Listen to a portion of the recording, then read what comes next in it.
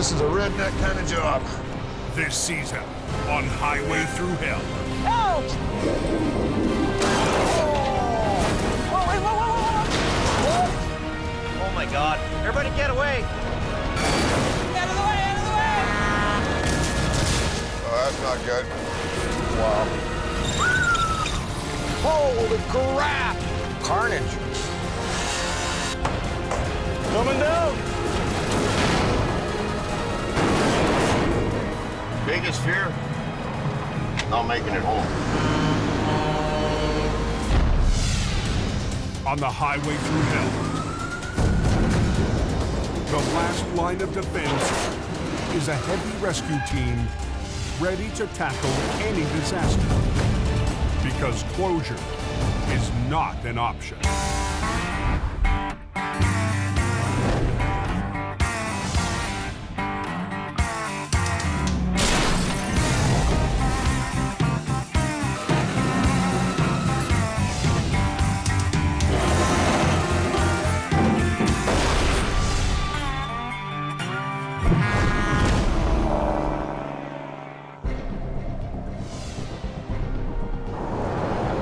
Welcome to BC.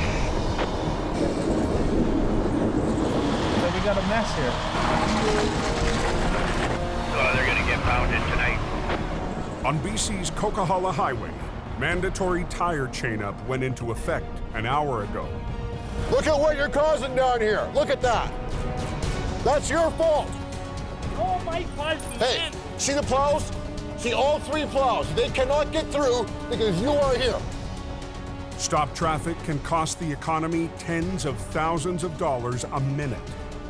Acquiring Towing's Gord Boyd is trying to keep traffic moving. You get the guys who run that road every single day, you never worry about them. You never see them because they know what to do.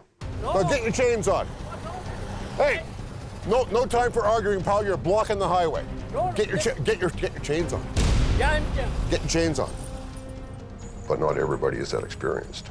And those are the guys who run into problems. Yeah, it's not normally this cold this time of year. You have some of the worst weather conditions to deal with here. Wet snow and ice, and it's brutal, brutal environment. It's going to be a tough, tough winter for these guys.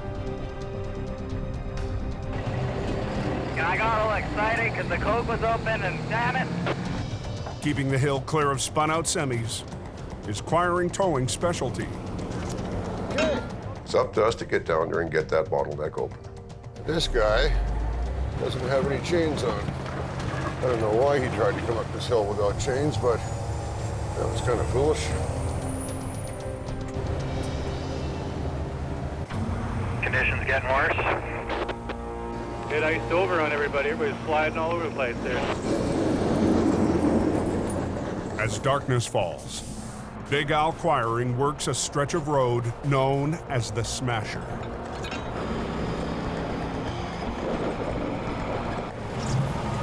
Oh, we're cooking with some gasoline. It's fun for about the first 3 hours, and then you realize that you've got 6 more months of it. As Al backs down the highway's steepest hill to retrieve another truck. Move that car off the road! You're in a bad spot! You're gonna get hit! He spots a car smashed into the median, its occupants trapped. On the most dangerous part of the hill.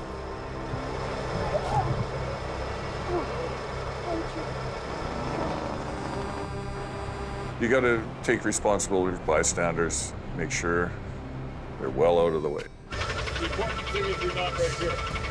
Because this is where all the trucks line up and they pile into you right here. Al knows if they leave the car where it is, it will get hit.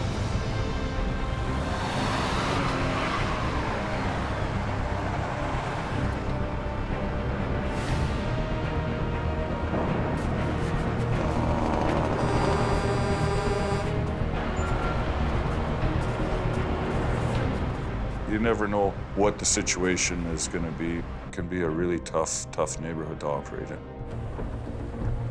Highway to Coldwater.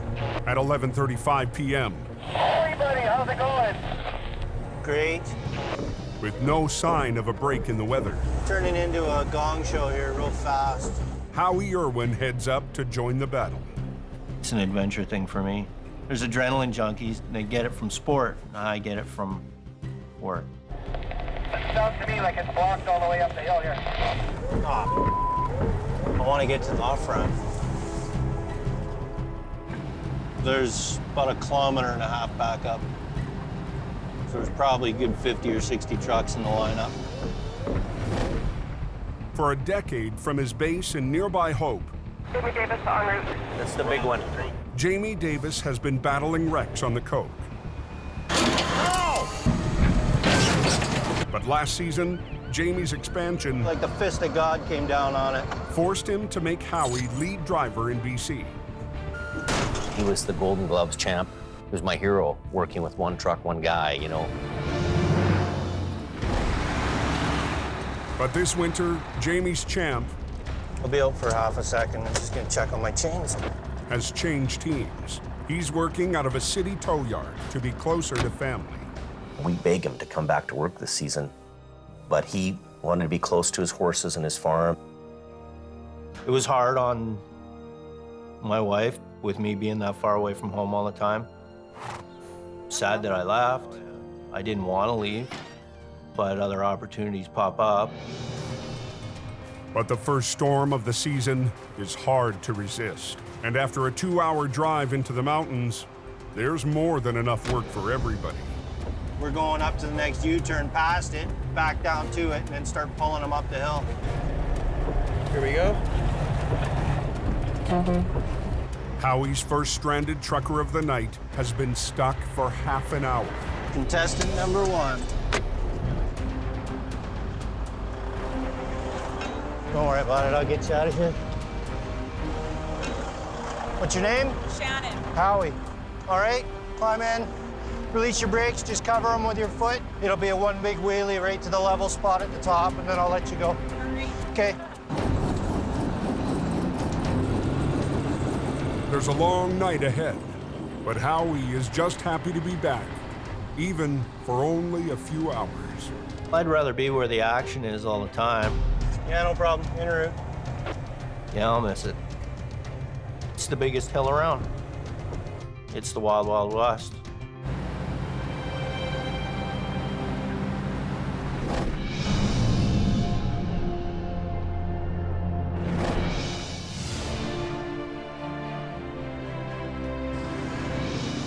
"750 miles north of the Coquihalla, snow arrived more than 2 weeks ago. There's more work in Alberta. You could use 10 trucks or 100 trucks. You know, it's so busy. Welcome to Siberia, boys. Just over a year ago, heavy rescue split the fleet, sending half of the trucks to the Alberta oil patch. And Jamie found more work than he could have imagined. Nice, decent, Jimmy. Decent. We're back. Jamie's gamble paid off so well that this year he expanded south of the oil fields. Edmonton's 1 million+ people, and it's also the gateway to the north. He's built a new yard and dispatch center. Jamie's betting big on Alberta. I think the biggest challenge has been change. We've changed a lot of staff. Some people left on good terms, some people didn't. After leading the charge into Alberta, Jamie's friend and lead driver Adam Gazzola is no longer part of the family. I think it finally got to the point where he just either couldn't do it anymore or didn't want to do it. And that drove Adam back to BC to work for a competitor. You know what? His dream was in Alberta. My dream was in Hope. It's strange to look in your mirror and see that different name on the door. It's definitely a weird feeling. With Adam gone, last year's rookie Colin Let's go wreck Jamie's rotator. has just been told that this season he's running the big show. With him jumping into the rotator and trying to fill those boots, I need him to step up his game. I need him to be the guy he can be. It's Monday morning when Colin heads out to his first call of the season. We're headed to the tractor van trailer that's rolled over in the ditch on Highway 831. Highway 831 feeds into the main highways to the oil fields. I'm definitely having to step into the shoes of the senior operator. Yeah, it makes me nervous.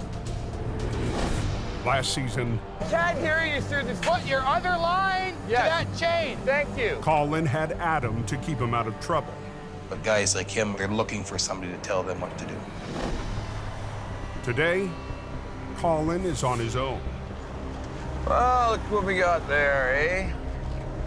Now, let's get it in the position here. The semi, hauling a load of pipeline parts, lost control, slid sideways. And when the rear wheels caught the ditch, it flipped. For the sake of a quick recovery, Colin wants to flip the truck and trailer at the same time. If they were attached, it'd be nice, because then I could bring the whole unit up together. But the odds of a quick cleanup are against him. This is the fifth wheel plate. This piece here, all of it is normally attached to the tractor unit. With the tractor and trailer ripped apart, Colin will need to tow each piece separately. Send McKeither in. Chop, chop, chop, please. In Edmonton, Jamie dispatches rookie driver Jason with a second record. Head out and make some money, buddy. Let's go. Love it, love it. With backup on the way, Colin races to have the tractor ready for the tow. It should be a routine job, but... The rotator's a little bit of a tricky piece of equipment. By no means am I an expert at operating the rotator. Unlike Jamie's other wreckers, the rotator has a revolving boom, making it a crane on wheels. Versatile, but more complicated to operate.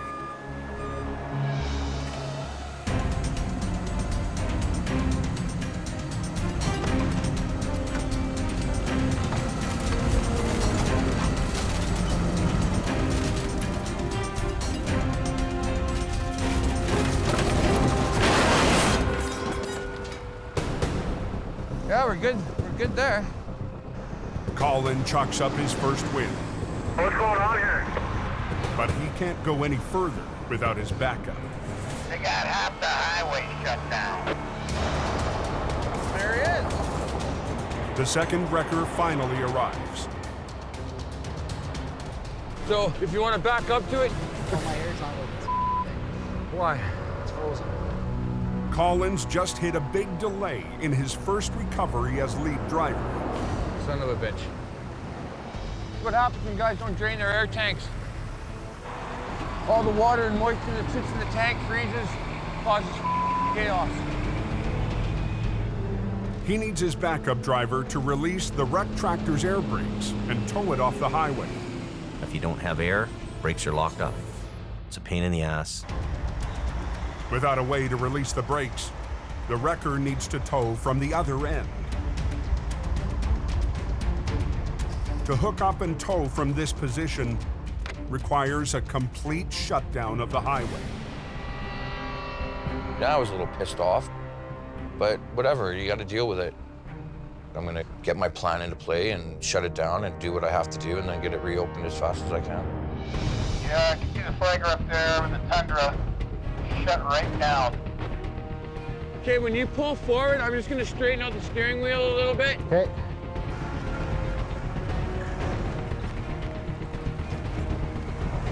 Once Jason's moved the tractor to a pullout,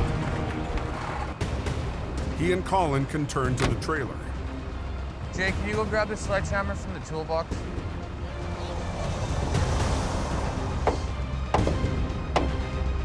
Punk. Oh.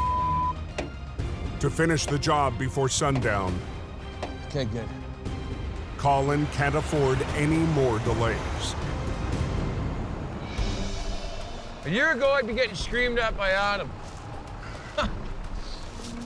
Today, I'm running the mighty rotator, all by my lonesome. With the help of my new trainee. Okay. Okay, that'll be good. Let's go to the back end. Just go put it by the rear drive tires right now, please. What we're gonna do is just the way that it's sitting, draw you a little map. We have the road. We have the trailer unit sitting here on its side. I'm already positioned here to run the 2 big lines to flip it over. We'll put you up in this area here, run your 2 lines down to it to pull it up the mountain. Okay. Okay? We're gonna need that. Oh, yeah, that. This is where things are gonna get a little technical and interesting for us.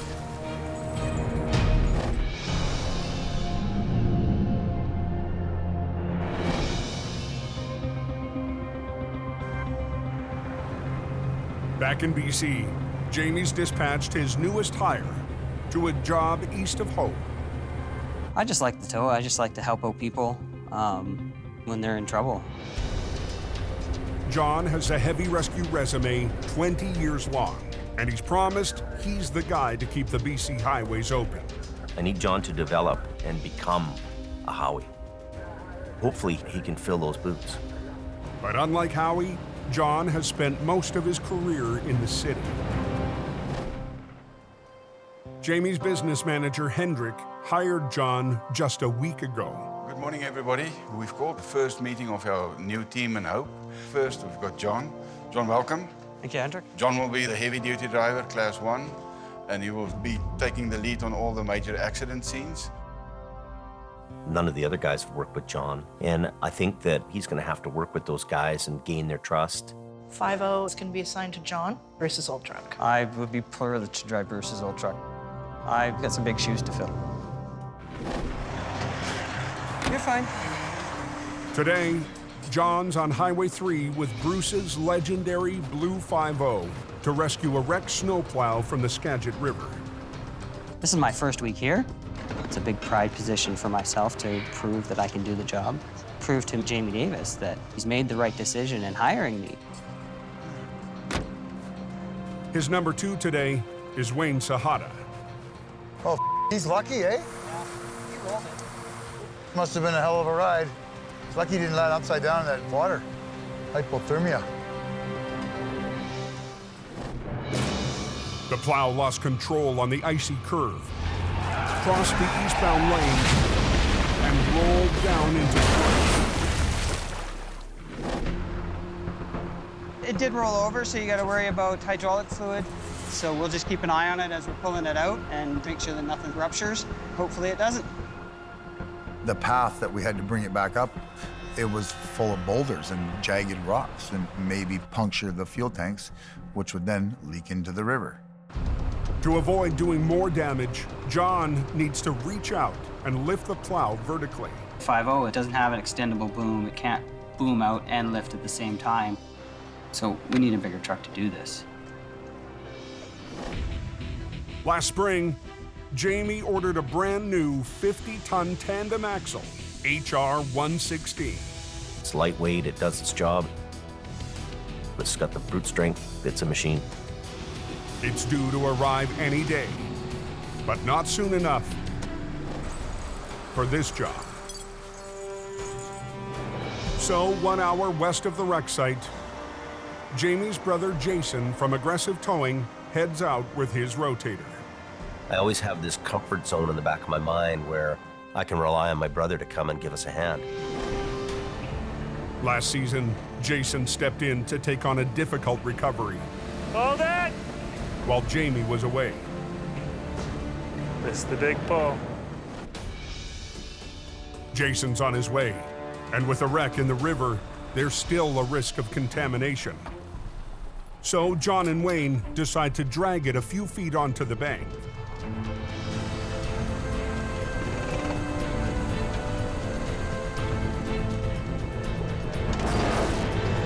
Hold it. Stop pulling. It's not on top of it. They're not even biting. They're not even touching the ground. See what I mean? The tire's got to be right at the top. I've been through this with this truck, man. Many times. No, that's good to know. I'm a bit cocky. I don't want to drive the big truck, but you will learn stuff from me. If you got too much pride to say, God, I've done it and been there, done it, then I don't that's have fine. that much pride. Right? No. I know he was hired to be the lead heavy driver, but that doesn't mean I can't do it. There might be a little bit of alpha male stuff going on. I mean, he's been here longer. I'm the new guy. I've kind of put myself in a higher role than he is.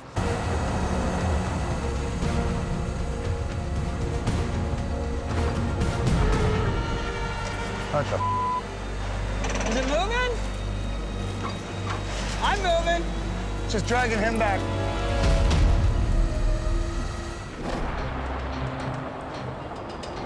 $750 miles northeast on Alberta's 831. We're gonna need that. Colin is rigging up for a big pull. Let's do the back end first. This goes up to that tire. Colin and his rookie That goes to there. have to wrap straps around both ends of the 20,000-pound trailer, loaded with pipeline valves. Okay, you got that? Get her up on top of the trailer. That's all you gotta do for now. Good. Okay. And now that you're the rookie, up you go, buds.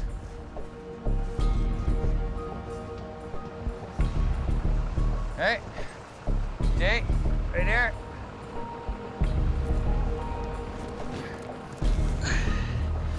Just get that into that gray strap. Yeah, hooked in. See, right now what we're doing is we're just testing our lines, looking for any kind of pinch points or anything. If the strap catches on the sharp edge of the trailer, it could snap. Get that thing out from under there. So Colin uses some scrap wood as a buffer. What line are we on here? Now, this is the one thing I don't like, is that corner. The trailer is so far off-road, Colin has had to max out his boom. You have to make sure you have the right guy on that rig. What do we got, blue and white? Because the consequences to not having a good guy on that truck can be disastrous. So this sort of has me a little bit intimidated, but whatever. What could go wrong? He's reaching way far out. The further you've got that boom out, the more you have a chance of flipping the big wrecker. I want you just to kind of go over and watch that back strap in that back corner, eh? Come on! Watch yourself. Watch yourself. In northern Alberta, Colin has his boom maxed out. Come on!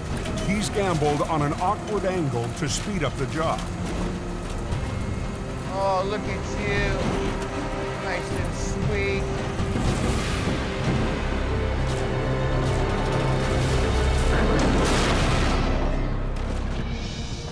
Doesn't get any sweeter than that. Okay, get the hooks off. Flip it. Flip it. Give it a lip. There you go. You see how that all came down? Good boy. Colin must now get the trailer back on the road. What we'll get you to do is we'll get you to winch it up, okay? Like you can see how the trailer is. So sort of get your truck in on the same angle. Jason gets HR-66 into position. Okay, let's grab some line here. A bit more. Okay, good. Okay, so give me lots of height. But he needs to lift it high enough so the landing gear doesn't dig into the ground. Can you get any more height? Lean on that thing. There's a problem with the hydraulics in Jason's boom. Come on, Howie made that truck sing. Don't make me call Howie. That's it. Just get disconnected. Winch that up, and then just get it up into the space. I was gonna get him to pull the front end and I would pull the back end and we'd have it done and he could hook up and away he'd go. But I basically had to pull the front end up myself. Just kind of pull it ahead enough and just keep in this lane, because when I pull it out, I'm gonna pull out of the way so that you can load it. Okay. I'm gonna pull this out with that. or that out with this. Colin moves the rotator down the highway.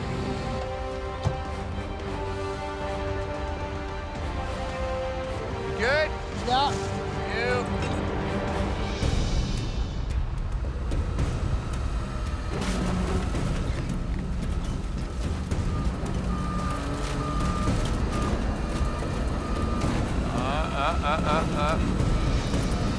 Colin quickly runs out of room.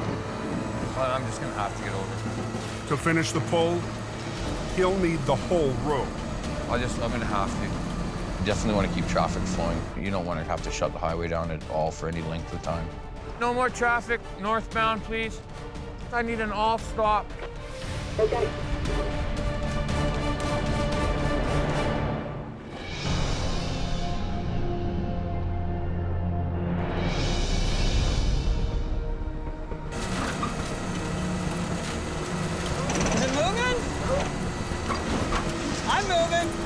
On an icy stretch of BC's Highway 3. Yeah, I'm not pulling that. It's just too big for this truck. A sanding truck has smashed down into the Skagit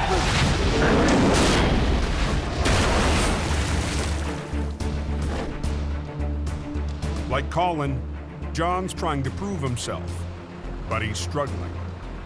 This is a job either for a rotator or for a heavier truck. I'm hearing there's a new wrecker coming in from the manufacturer. It'll be nice to see a brand new wrecker and see what it looks like. But for today, instead of a personal victory, John's been waiting for backup. Jason, you on here? Yeah. You can pull in right behind me. Jamie's youngest brother, Jason, and his rotator. Snowplow in the ditch, I guess. The rotator will pull the nose of the snowplow out of the river while John's truck pulls from the side. Then a second line from the rotator will help lift the plow up the slope.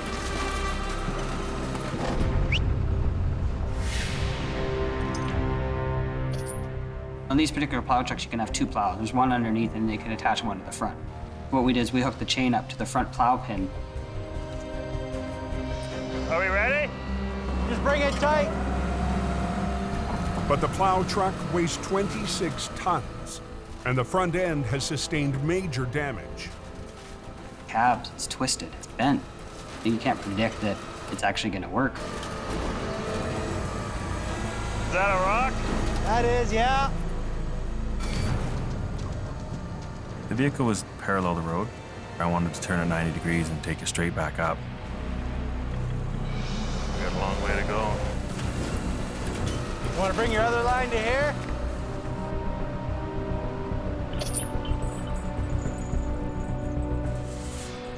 Now you got two winch lines hooking onto this truck. You're double your lifting capability and your power. But right now, we're going to stand her up really high and drag her up the bank. The good news is the truck has spilled its heavy load of sand. Brakes rolling? Brakes are off. Wow. The bad news, the plow blade was lowered when the truck crashed. Watch out, Merv. That belly plow's going to hit the edge. We know that this particular plow truck was plowing the road when he went in the ditch, so that plow underneath the belly is going to be down. They need to pull from a higher angle to clear the edge of the highway. For that, they need more room. I'll get the flagger to stop people. Tell them to hold all traffic for a second. We're going to pull this truck right across the road. Copy, Casey. Hold your traffic. Are we ready? Yep.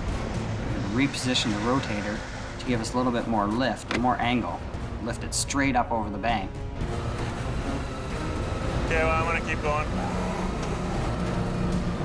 They have to hope the damaged sand truck's toe pin still has the strength to withstand the 26-ton pull. There's no way I would have done that. He pretty much dangled that truck away from the rocks and up, up, up, up, up. This is where it's gonna get hard.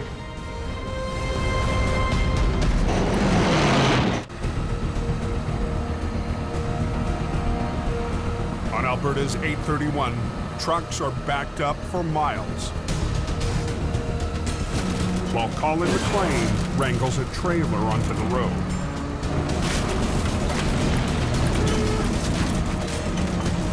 Jason, you want to lower the landing gear, please? Okay, good. Good. Jay, can you unhook that chain? He wasn't on the pavement, he was still in the ditch. And the trailer's still pretty heavy hanging over the end of the bank. With a trailer teetering, he needs to unhook and move to pull the back end. As soon as I get out of the way, you can send traffic. One last pull. And home free. That should be good. Come on, princess. Yeah.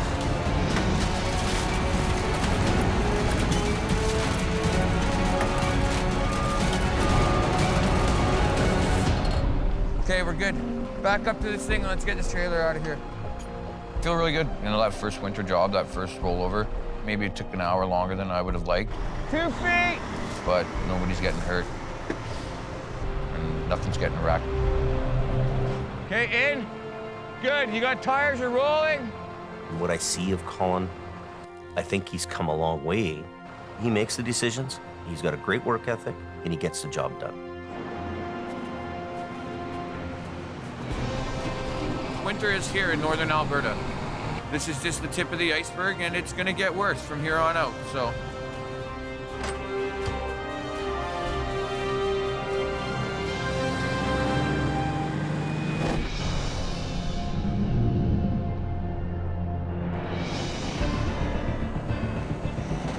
Back in BC, traffic is backing up in both lanes of Highway 3. This is where it's gonna get hard. As Jamie's brother Jason from Aggressive Towing lifts a mangled sand truck. But the truck's belly plow is digging into the edge of the road. Okay, start tightening up your lines for me. Tighten up the lines on HR50 to hold the vehicle in place, just in case something were to happen and maybe it were to roll over on us. It's coming in.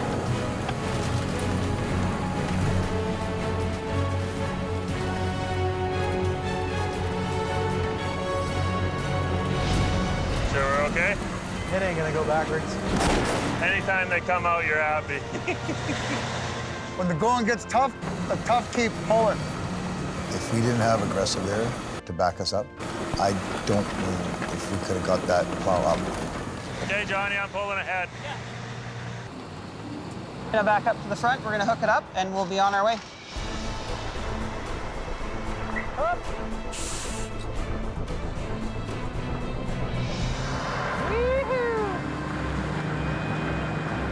Road's open. Looks like traffic's moving here. I think so, because I see lots of trucks and cars going by me.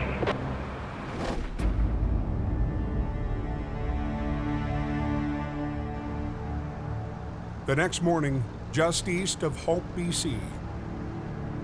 It's a long day. It's a 10-hour day to drive there. Jamie is on his way home from his new base in Edmonton, but it's not a happy homecoming. I'm heading back to Hope for an important mission that I can't miss, and that's to bury an old friend. After a tough fight, veteran driver Bruce Hardy lost his battle with cancer. Bruce had been sick for quite some time. It's a really tough day that it's actually come and it's happened. In the heart of town, towers from all over have gathered for a procession to pay their respects. Bruce meant the world to me, really. He was just a good old soul. I miss him every day. But he was a great guy, and I looked up to him. He was a legend. The last of that era, you know. He was really the spirit of what this industry is really about. These guys will leave their homes at any time any holiday and go do that job. Bruce represented the rough around the edges, tough as nails kind of guy to go out and do that work and help people.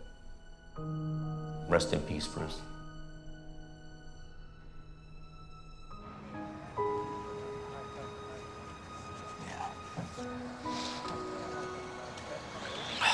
Thanks. We gave him the best send-off I think any guy's ever got in this industry. I hope we did that.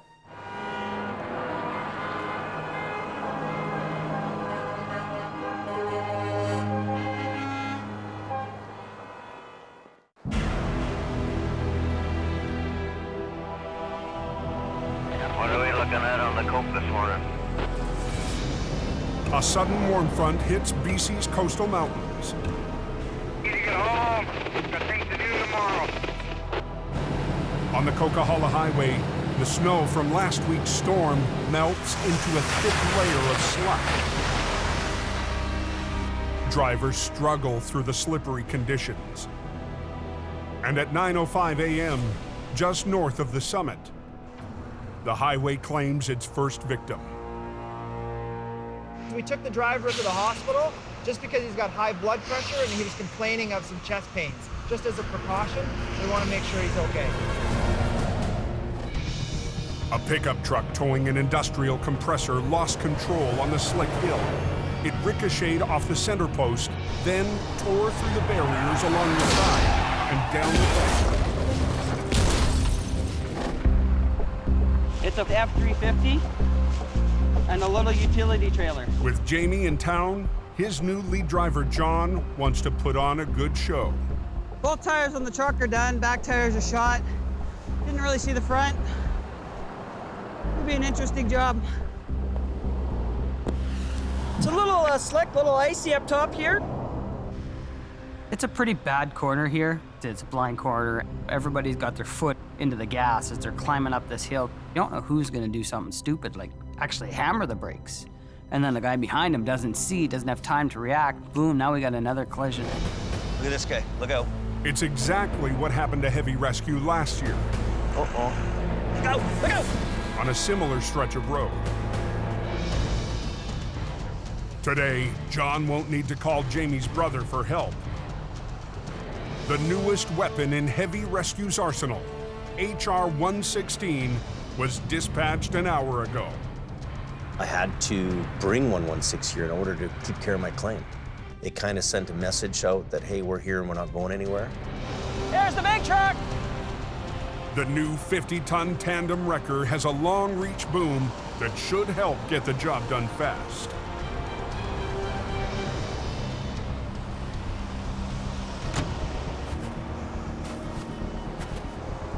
Buried in the trees, there's a big rock again. It's up against a big rock here. Just gonna try and find a good spot to, I guess, hook up. This thing's punched right into the ground. And I can't even get at the front end. You're not getting through there. So together we figure, okay, let's pull the trailer out first, and then we can worry about the truck after. John chains up to the compressor to pull it clear, so we can get at the trailer.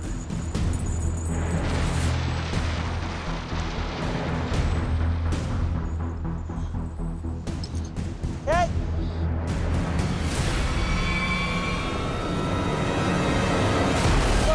Back it off. Just pulling the pipe out. Oh, it is hammered on. Hang on, hang on, hang on. It's attached to the trailer. It's actually bolted to the trailer. Well, now it becomes another problem we have to figure out. Got a chop saw? I don't know if we have any gas for it. I haven't checked to see how much gas is in it.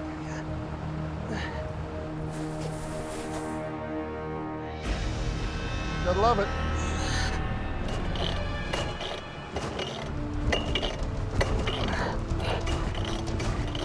If it's not going by now, there's no gas, John. Come on.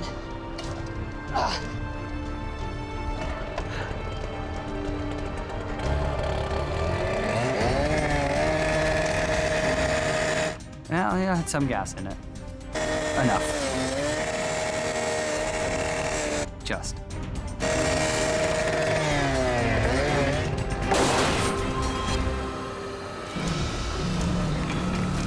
With the components separated, heavy rescue will have to haul the wreck out piece by piece. There's a couple hooks right here on the corners.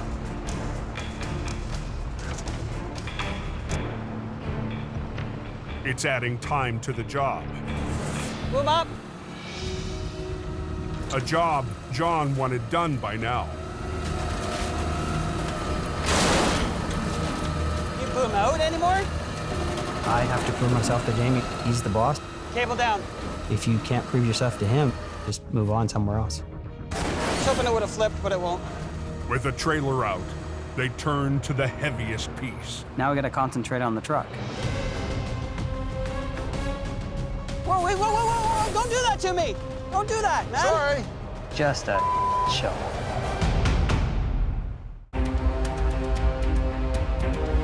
Jamie Davis's new BC lead, John, and driver Phil are racing to finish a recovery on a blind corner. Oh, we're gonna pull the truck out now. Whoa, wait, whoa, whoa, whoa, whoa, don't do that to me. Don't do that, man. Sorry. I had enough tension just to keep me slow. Sorry, John. I was trying to help you.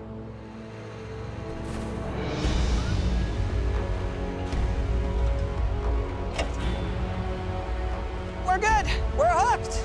Oh, okay. Yeah, pull.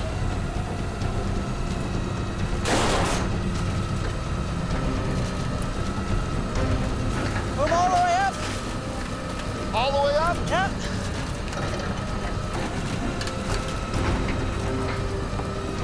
Keep going, keep going.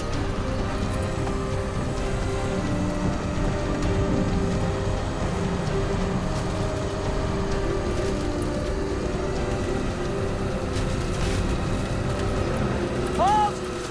Slow down. There you go.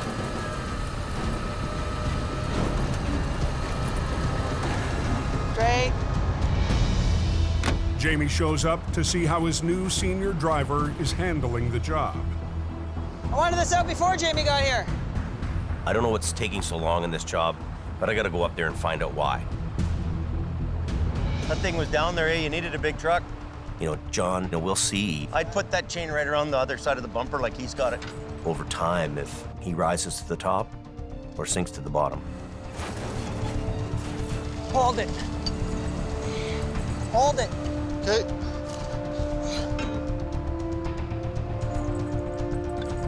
Let your white one down, then bring in your blue. Down on your white. Okay, so you can just drive ahead now. Yep. The past week has not been easy for heavy rescue. Jamie now has a crew full of newcomers. Everyone knows there are big boots to fill. With all the expansions and the growth and new people, new teams, Big mess, eh? Yeah. you're bound to have some kind of rough road to travel on. Well, suck that baby right on the top and chain it. Really, the biggest challenge for me this whole year is to find the guys that I can put out in these trucks. If we tilt that deck down, we might be able to suck that right on the back end somehow, eh? Yeah. And they can get the job done. Hey guys, cleared that wreck out of there. Jamie Davis saved the day again.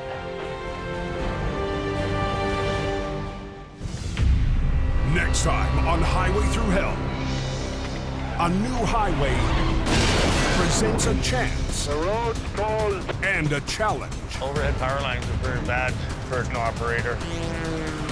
Jamie's newest hire The wall's taken right out of the side of the trailer. fights a trailer split in two. And Colin's mistake puts a rookie in charge of a major recovery.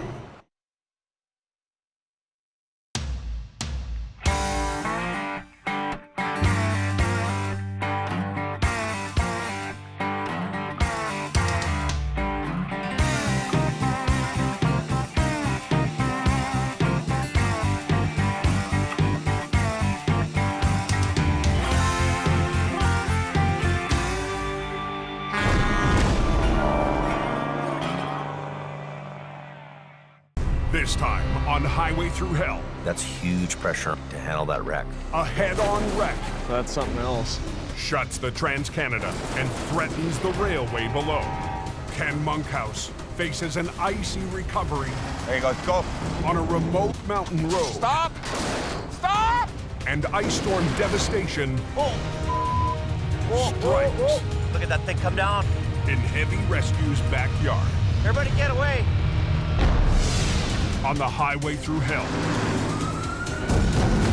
The last line of defense is a heavy rescue team ready to tackle any disaster. Because closure is not an option.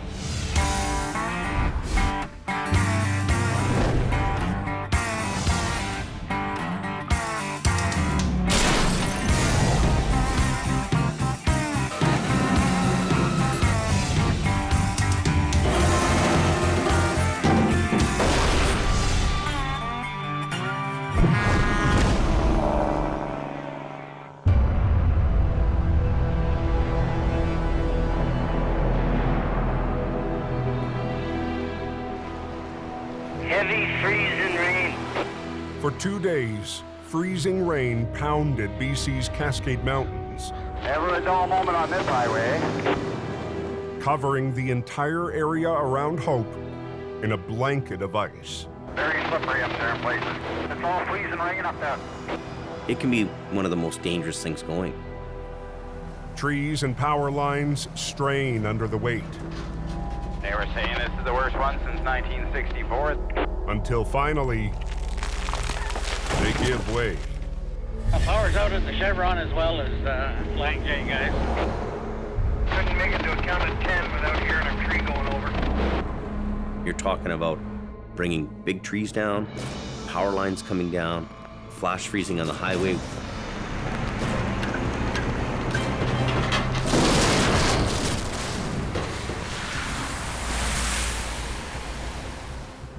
The ice is building up, and it's only going to get worse tonight.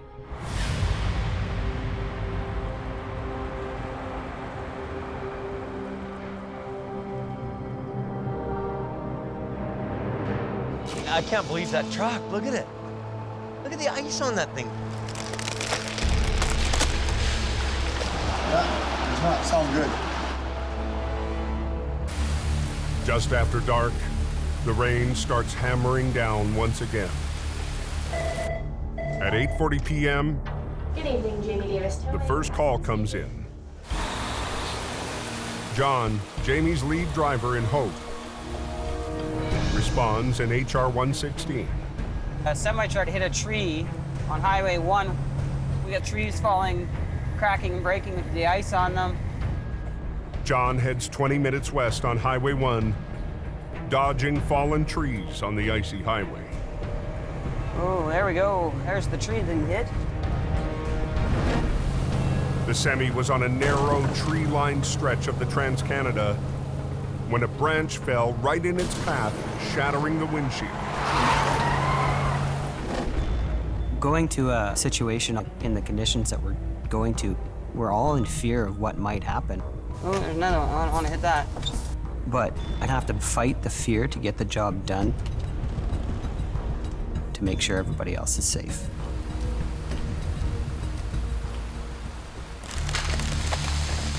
You can hear the trees cracking and breaking on either side of you.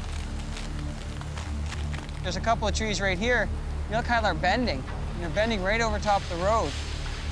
My instinct's telling me to get out, Watch the trees, people. but there's people that are in trouble. We need to be here. We need to help them. Just go slow, one. Keep your window open so you can hear if there's anything cracking. Just watch out. So, my name's John. I'm with Jamie Davis. Are you okay? The trucker can't safely drive his rig with a broken windshield. With more trees falling, he and John's crew are sitting ducks. We're just gonna pick it up and we're just gonna go. Get you off the highway, get you out of here. Okay, up and arrow board's on. But just as John's flagger gets into position, Out of the way, out of the way, out of the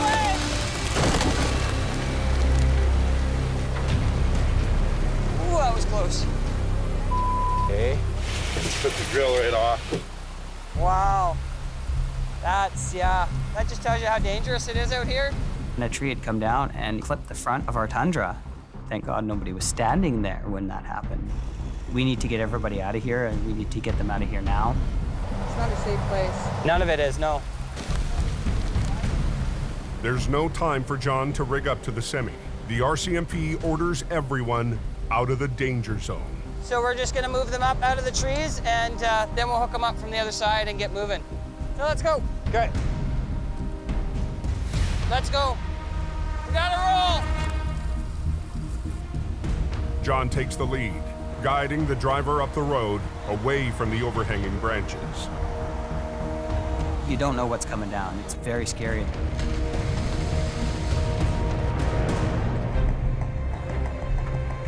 A few miles west, John reaches a stretch where the trees are farther back from the highway. Now that it's safe, he can hook up for the tow. My job is to serve the public.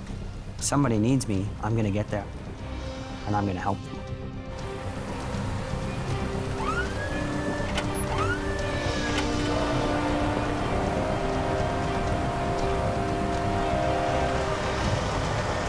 So far, so good.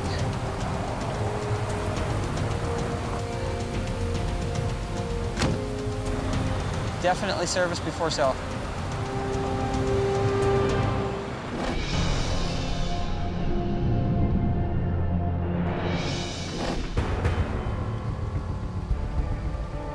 "12 miles to the southeast, I don't like this spot at all, actually.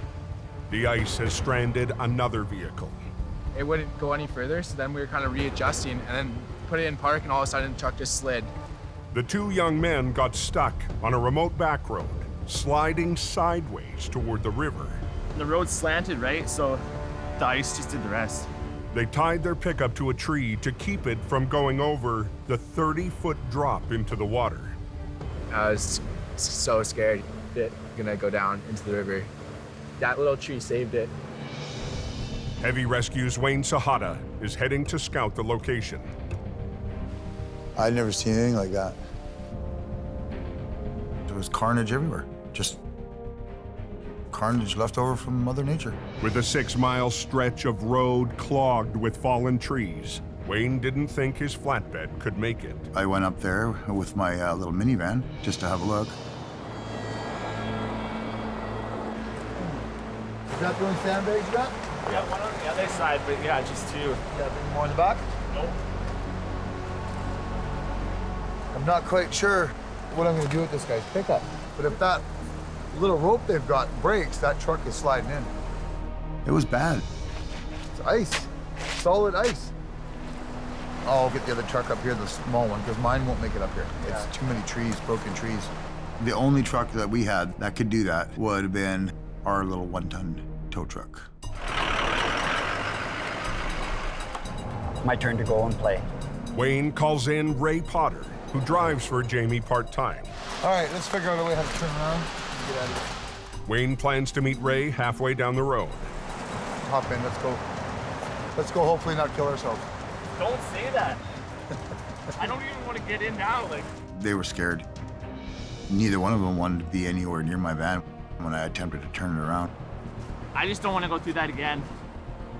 It was scary, and I don't want to go through it again. But when Wayne tries to turn around,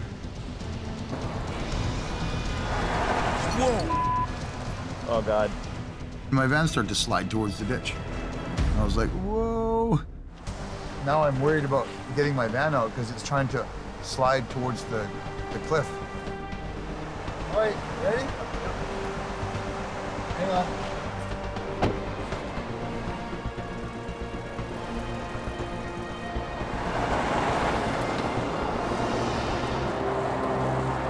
Well, that was a little tricky. Got my van turned around and got back down. it's a slow drive to the rendezvous with Ray. But Ray's truck's small, it's low to the ground. I'm sure he'll make it. This is solid ice you're driving on right now. Stay to your left if you can, because the road is on an angle and it'll just start sliding. Wayne guides Ray back to the pickup. There's a lot of treacherous cliffs up those back roads. You weren't wrong when you said it was an obstacle course. Stay to your left, Ray. Okay, stop right there. Whoa. It's being held by a rope. And that sandbag. And that sandbag. We're gonna try to slide the front end over, and hopefully it will not slide off the bank. Okay, they got a hook there. Whoa! Careful. You're gonna go flying. If it did start to move, it's only going one way. Hopefully they can drive it out of here. Okay. When the truck took off, it would pull Ray's truck with it. Okay, pull slowly. Just real slow. Oh! Hold it, Ray. She's sliding, man. Hopefully they can drive it out of here. On a remote back road south of Hope, BC. Okay, pull slowly. Just real slow. Jamie's drivers, Ray and Wayne, are battling sheer ice to recover a pickup truck on the edge of a 30-foot drop. The weight of that pickup is enough to pull that tow truck with it, especially on ice. Oh! Hold it, Ray. She's sliding, man. If the pickup slides too far, both trucks could go into the river. I think that rope's gonna snap.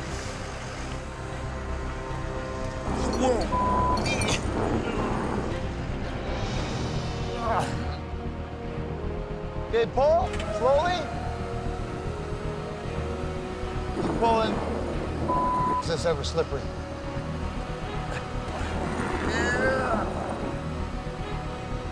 A little more, keep going. Okay, stop right there. They managed to get the front end back on the road. Unhook. Okay, they're disconnected. Want me to go up there and untie it? Yeah. You don't think it's just gonna slide? Sure you want me to do this? Take it off.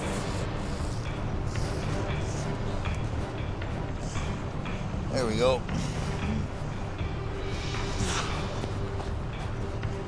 See if this works or...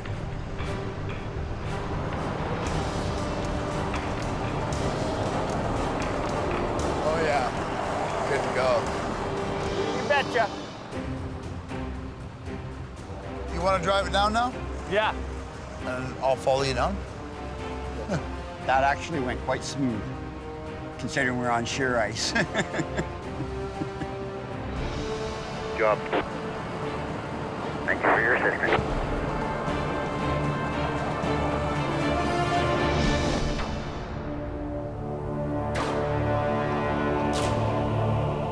The next morning, It looks like a world war came through here, eh? Just leveled everything. daylight reveals the full damage left by the storm. Stay in the fast lane, there's a bunch of debris in the slow lane. And at Jamie's yard, cleanup is just beginning. The wind's coming, so that's even gonna make it worse. We're not over with this yet. Holy smokes. This storm's really beating us up, and now it's moving through our place and through the rest of the province. Hey, how you doing, buddy? Not bad, you? Are you in Edmonton or in Hope? Jamie gives a heads up to his buddy Gary Leach. Gary, owner of United Towing, works 300 miles northeast on the Alberta border. I'm just looking at the radar. Yeah. I think you're going to be in for a big storm coming up. Wow. Okay, buddy. Let's talk to you. Bye. Bye. And Gary's already facing a tough recovery blocking Highway 1. There was some serious contact here between these two trucks. The wreck has shut down the main commercial route through the mountains for over 12 hours. A couple of rigs went head on. They're all bad, but this is exceptional. It's a nasty one. Can you get through that accident? They got the road closed. Highway 1 is closed. This is one of the worst commercial truck accidents our company's ever dealt with. pretty overwhelming to see the carnage and the wreckage. Neither driver Fatality up there they're dealing with. made it out alive. This incident is a very tragic event in that there's been a loss of life. Gary is all too aware of the dangers on the highway. He had a bad accident where a chain broke and the hook came back and got him right in the lower jaw. He almost died.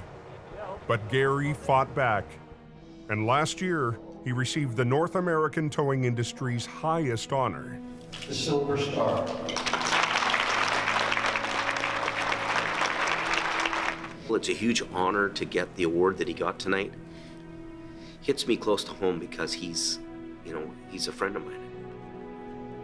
His inner strengths brought him back to the industry again. I'm proud to be in a circle of guys like that. Now he's facing his biggest wreck since returning to work. I want this done. So I'm ready whenever then. That's not a small little job.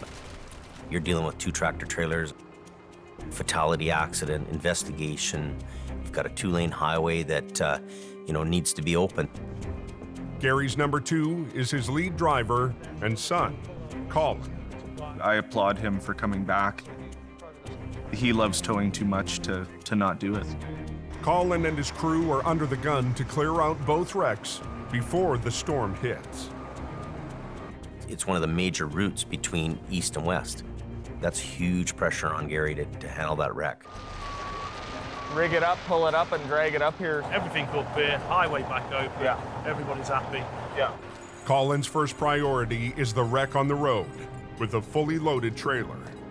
The wreckage is blocking the entire highway. I've never seen so many trucks stopped. It is a huge amount of pressure to get the traffic flowing. I think we're gonna have to use that one for the length, just to get it around the corner of the trailer. There's nothing on the front of the trailer to even hook to. The trailer is ruptured in the front, the roof, and the driver's side wall. There's cargo hanging out of it. What do we do with it all, though? It wasn't good. We sit here and pick up each piece, or do we open the highway? Unloading the trailer would take hours. Instead, Colin is gambling he can drag the trailer on its side to a nearby pullout. Hook onto the rear of the trailer, swing at 180 degrees, opening the eastbound lane, but also sweeping all the debris. That's the plan. I'm gonna go pretty much right at the center line, and all the load is just gonna go with it. Hopefully. Here we go. Watch your back. If the trailer ruptures further, Colin could spill the remaining load all over the highway. It may or may not work, but you gotta take the chance.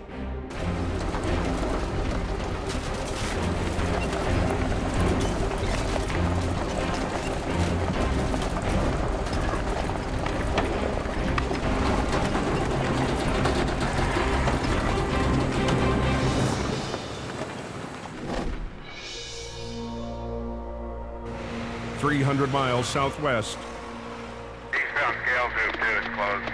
There's no power there. Hope is still reeling in the ice storm's aftermath. Oh, that's a lot of ice in there, eh? It's a mess. We're having a real infrastructure problem. At Jamie's yard, power and communications are cut off. The internet's down, so our branches can't connect to each other. Jamie's BC dispatch is paralyzed. There's not even words to describe how painful it is for me to have the phones down, to have the power out. Don't you reset these things? There should be a button, a round button that you press. Is there nothing on there? No reset? We're having a really day here. Unbelievable. Everything we do is done by computerized dispatch. Dispatches all our trucks, it does all our billing, it handles everything. We had a huge crisis on our hands. Holy unbelievable. Oh!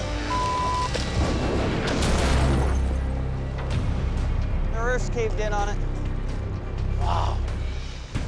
Holy. We're actually not in a good spot. Big, huge trees were tumbling down, you know, big trees.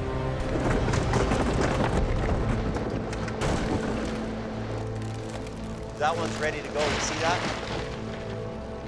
And I thought, okay, what's next?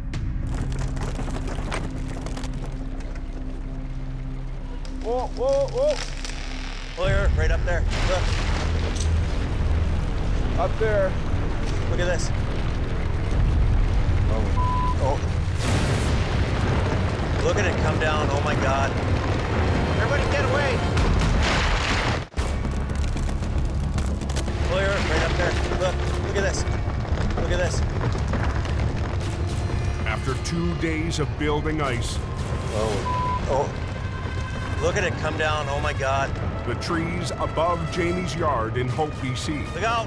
are giving way. Oh my God. Look at that thing come down.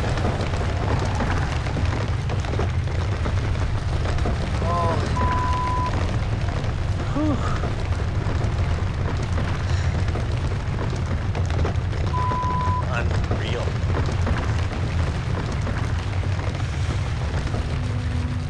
Trees that have been on that mountain forever are now coming down, and all you could do is just stand out in the yard and watch. That had to be the scariest thing for me. It's like, which one's gonna go next, really? The ice storm is playing havoc with Jamie's business. No phones, no calls in, no computer so I can dispatch calls out. It's been a hell of a day for me, I'll tell you that. Not one that I want to repeat very soon.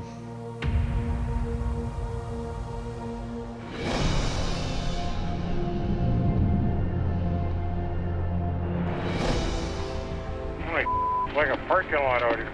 Over 300 miles to the northeast, I can't believe how much traffic there is. Jamie's friend Gary of United Towing is facing his own struggle. Traffic is backing up for miles down Highway 1. It's the major commercial route for east-west. There really is no other alternate route.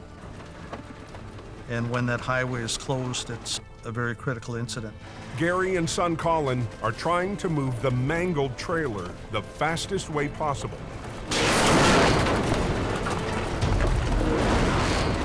That's something else. Falling out of the box. I guess everything came out, eh? No, there's one half loaded still. There's still cargo in the trailer. They've got the trailer out of the eastbound lane. Now they must drag it to a pullout Okay, I'm gonna drive ahead with it. and try not to leave a trail of cargo behind them. He's going to take a risk to do that. He's got to do it. If the trailer opens up or creates an even bigger mess, that's always going to hold you up and tie up the road even longer. I'm going to do my best to get it all there.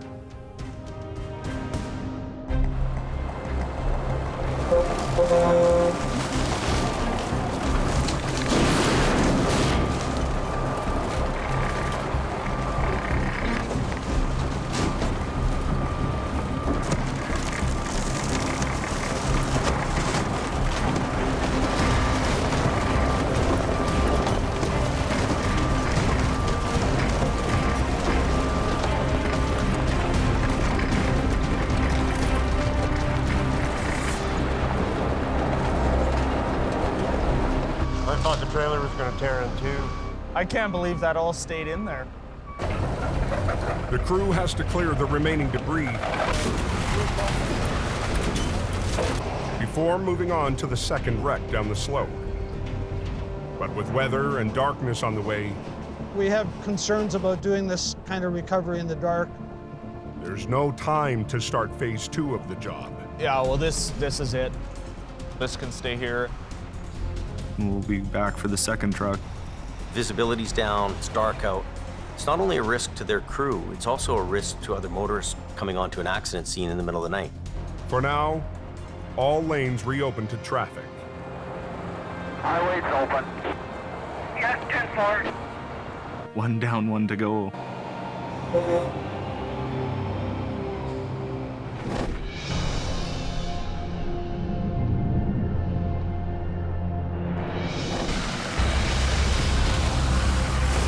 The next afternoon, 60 miles west of Hope.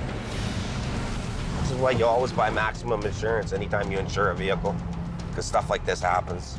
Ken Monkhouse, now working for Mission Towing, is heading up a remote logging road to make a recovery that resulted from the ice storm. It was blowing and it was icier than heck. It was like an old school, old style storm we used to get when we were kids. It was crazy. The ice and the terrain are a tough combination.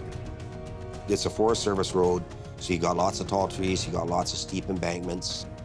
It was cold, slippery, just not much fun, not a good place to be. Last season, Take her in low and idle down. what I'm doing. A job on a very similar road went bad for Ken. Get out of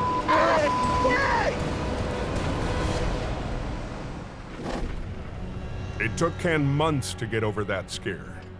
Ken's new boss, Jordy, is relying on him to pull off this job smoothly. I usually go to all backroad recoveries myself. Unfortunately, this particular one, I couldn't make it. Usually in the backwoods here, it gets dark at about 3:30 this time of year. I don't want to be up here when it gets dark because it's a whole different animal. So we got to get up there and get her done. We got to have our A game happening today, or we could get into trouble real quick, real fast, and it could be really, really bad. Unreal. Well, I told you it was a steep bank. Yeah. My brother was towing this trailer and just dragged him down. The only thing that was holding him was these two trees here. The driver managed to get his pickup out, but the trailer is stuck. That's a crazy close call, eh? Anyway, he's lucky to walk away from it. So we'll put you'll go under there, Richie. Okay. I'll go onto here. Ken's number 2 for this job is Richie Hawkins. Lucky those trees stopped them. Ken will rig a line from his truck straight to the front of the trailer. Richie will rig 2 lines from a side angle. Ken will pull the trailer up to the road while Richie's lines hold it upright. If we move that trailer in the wrong way, the trailer can go sideways and we're all gonna go down into the creek. It's just gonna be frickin' nasty. Tighten that line up. Keep your line tight, Richie. I'm providing the horizontal lift, whereas Richie is providing vertical stability. Take it up.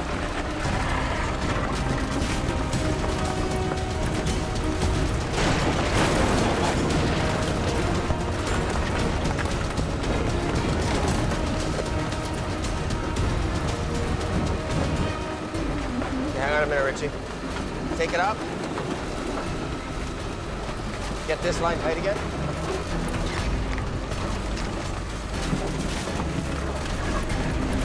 That's good.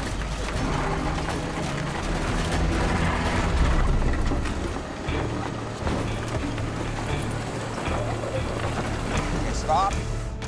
I need Richie to hold the trailer so that I can move my truck ahead and finish pulling it up onto the road. I've got it. You want to pull ahead more? Okay. I said, move your truck ahead. You know, you'll tighten the lines up and then I can move ahead. But Richie can't get traction on the icy road. Turn your wheels a bit to the left and maybe back up a little bit. There you go, go. Stop! Stop! I've got it. You want to pull ahead more? Okay. On an icy mountain road west of Hope, BC. Turn your wheels a bit to the left and maybe back up a little bit. Ken Monkhouse directs driver Richie to reposition his truck. There you go, go. But after revving up and finally getting traction on the ice. Stop! Stop! Richie goes too far. Those completely come out. He's run out his winch lines. I thought I had more line left. I got to move in and I didn't want to stop. They both came out. We can't put those back on, can we? They're both. Now, Ken's down a truck. the truck he needed to secure the teetering camper while he repositioned. The second truck I so desperately need is now, a 6-ton, piece of Play-Doh. And we're at the make or break point here, so. I only got to move ahead 5 feet to get this thing up. This might as well be 500 miles because we've got no way to restrain this trailer.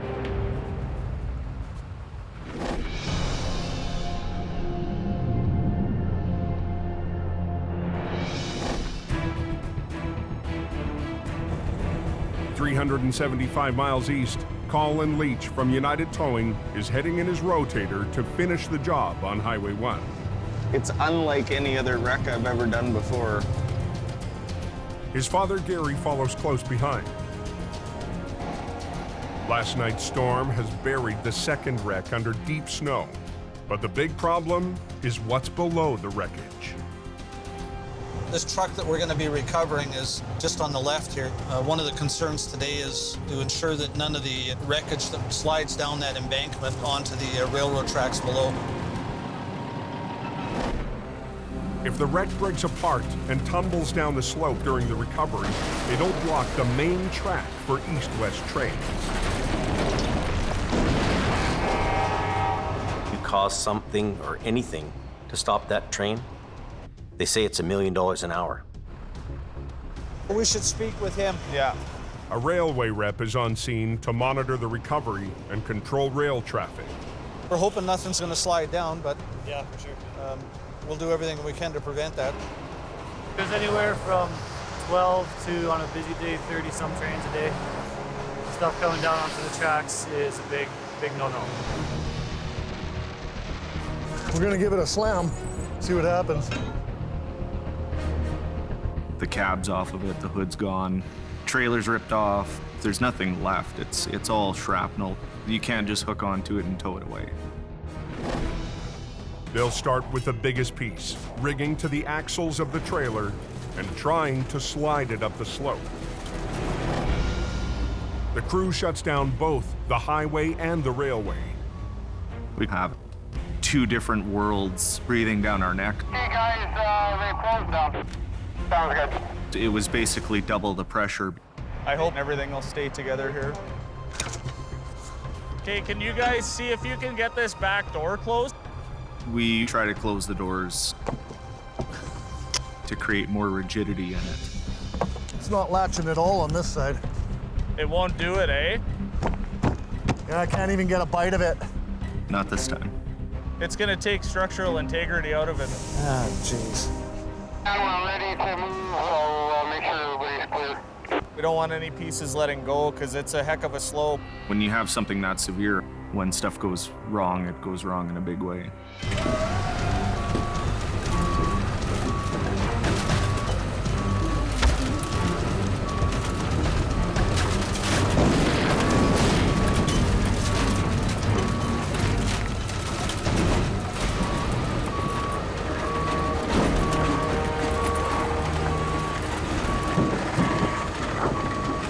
The biggest thing with that truck was the train tracks. Nothing can go down that hillside.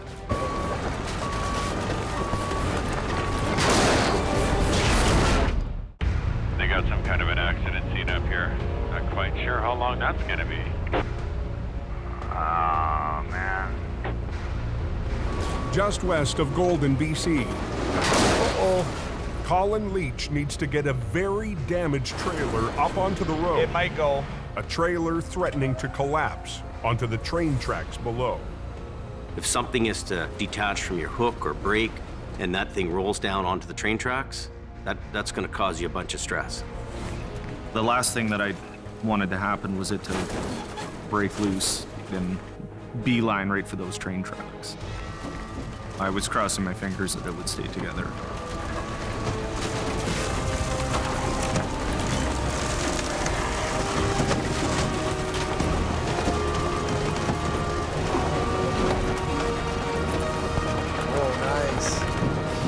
Perfect. They've got the trailer on the road in one piece. Okay, here we go. Now Colin needs it to hold together long enough to make it to a pullout of the road.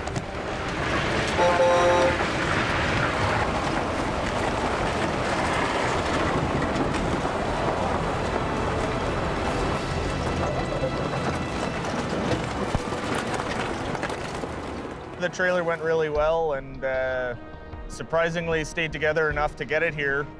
But the hardest part We're gonna go get the truck, go for round 2. is still ahead. Just try not to jostle that thing. Yeah, careful in there, eh? It's like a big toboggan, eh?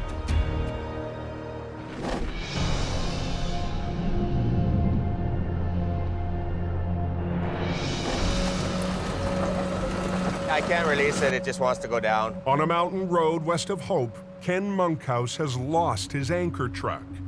Our primary goal is to get this travel trailer out and get back down to the bottom of the road before the sun goes down.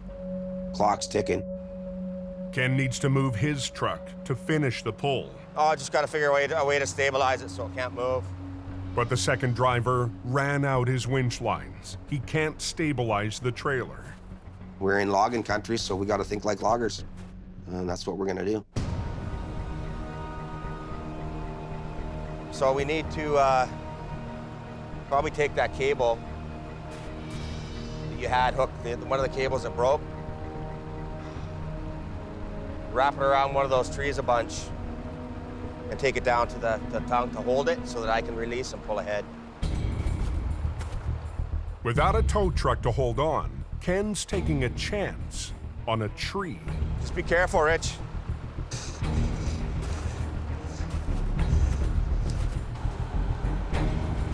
Just wrap it right around until it's tight. Daylight is our friend, darkness is our enemy in this situation. So we want to get things done here.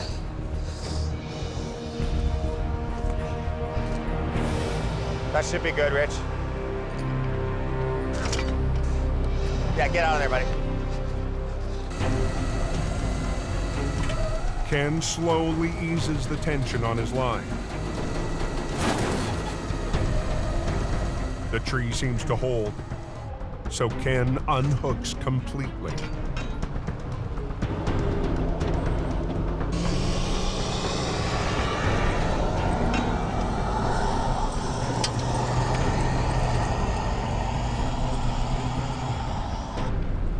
Ken re-rigs. Now he must pull 5,000 pounds, working on a road covered in ice. And that trailer can pull me down the embankment. This is big pressure, big risk. Just have to be careful.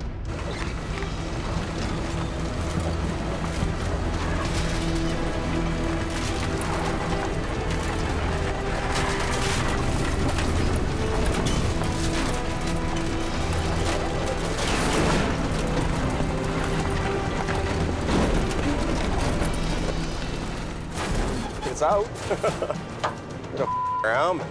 Unbelievable. I thought it was going back down the hill again.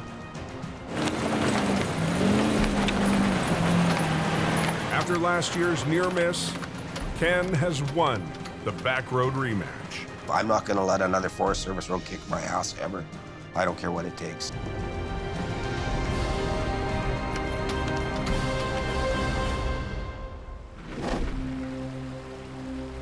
"375 miles up Highway 1, Gary and Colin get ready to tackle the destroyed cab. We want to make sure we got a good grab on it. Perched on the slope, right above the rail tracks. Just try not to jostle that thing. Yeah, careful in there, eh? It's one of the worst cabs I've seen. Do you think it'd be easier for you to grab it from the other side and then hand it over? It was a huge mess. Whatever you can get it through. Be very careful. The damage and the cab's position pose the biggest threat yet to the rail line. So it was imperative that not even a bolt go rolling down that hill towards the tracks. Okay. Colin will use his rotator to reach out and lift the cab up and off the hill. The rotator lifting it was a much better chance at getting it out of there rather than dragging it. Even with the rotator, whatever way you're picking this thing up, the basic fact is that the cab is not very structurally sound. You have to remember that this cab's been in a head-on. We're gonna start where you guys clear. Copy that, Colin. You're good to go.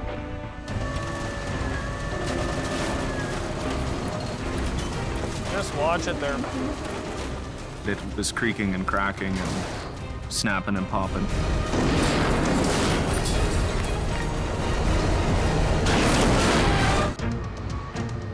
We want to make sure we got a good grab on it. Near the Alberta border on Highway 1, Just watch it there. Jamie's friends Gary and Colin Leach need to lift a shattered cab up a steep slope without dropping any debris on the railway tracks below. It was creaking and cracking and snapping and popping. Okay, I'm gonna swing it.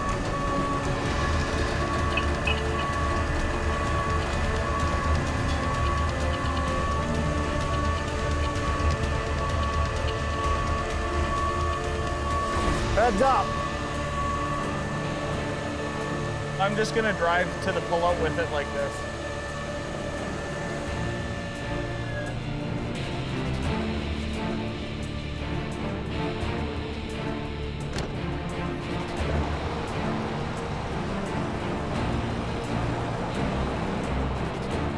It was the last piece of the puzzle.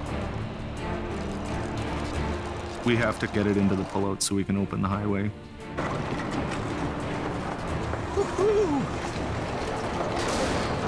Oh yeah, he's the man.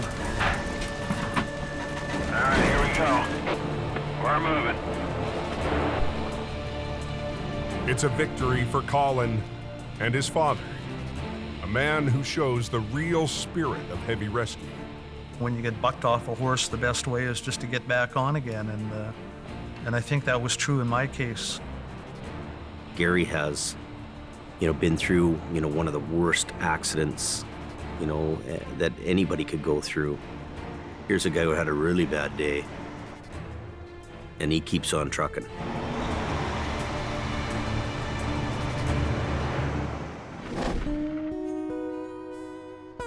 .375 miles southwest in Mission, BC. What's happening, guys? What's going on, big guy? Ken's boss, Jordy DePerrin, wants a report on Ken's unconventional recovery. What happened? I was providing the vertical lift. Yeah. He's providing the horizontal stability. We had it almost up at the top. I'm holding it. Rich pulls his truck ahead, pulled ahead a little bit too far. The wire rope came out of the drums. I understand Jordy being a little bit concerned. It's a family business, and he doesn't want to be reflected upon poorly by two guys going out and making a mess of things. And you were chained up? I was chained up. Were you chained up? No. Didn't put tire chains on the truck when he should have put tire chains on the truck. So next time. Yep. These roads are not plowed, they're not maintained. It's winter driving. Tire chains are a #1 rule. Like, never go without tire chains on your truck going up there. But the customer's happy. Totally happy. Sent me a nice text thanking me. Okay, buddy? Hopefully I did you good. Richie? All right. All right, guys.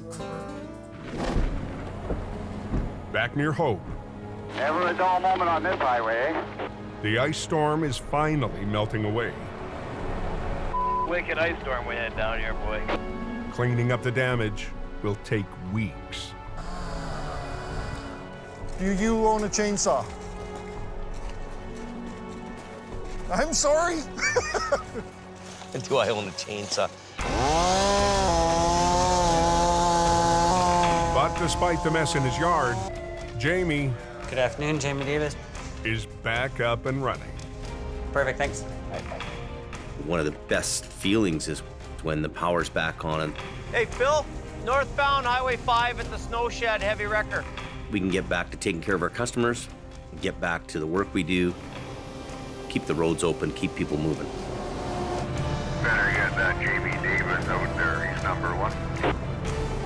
I just passed the tow truck, Jamie Davis, heading up. Big red machine going up the hill. Next time on Highway Through Hell. Serious crash. Ice storm aftermath reigns chaos on Highway 1. Completely mashed. A remote recovery It's not a road to be messing around on. takes Colin up a dangerous road. Come on, get on your side. And a semi, Gonna be tricky. teetering over a 300-foot drop, Easy, easy, easy. pulls Alan Gord I don't like that. right to the edge. He wants to go over. Whoa, whoa, whoa.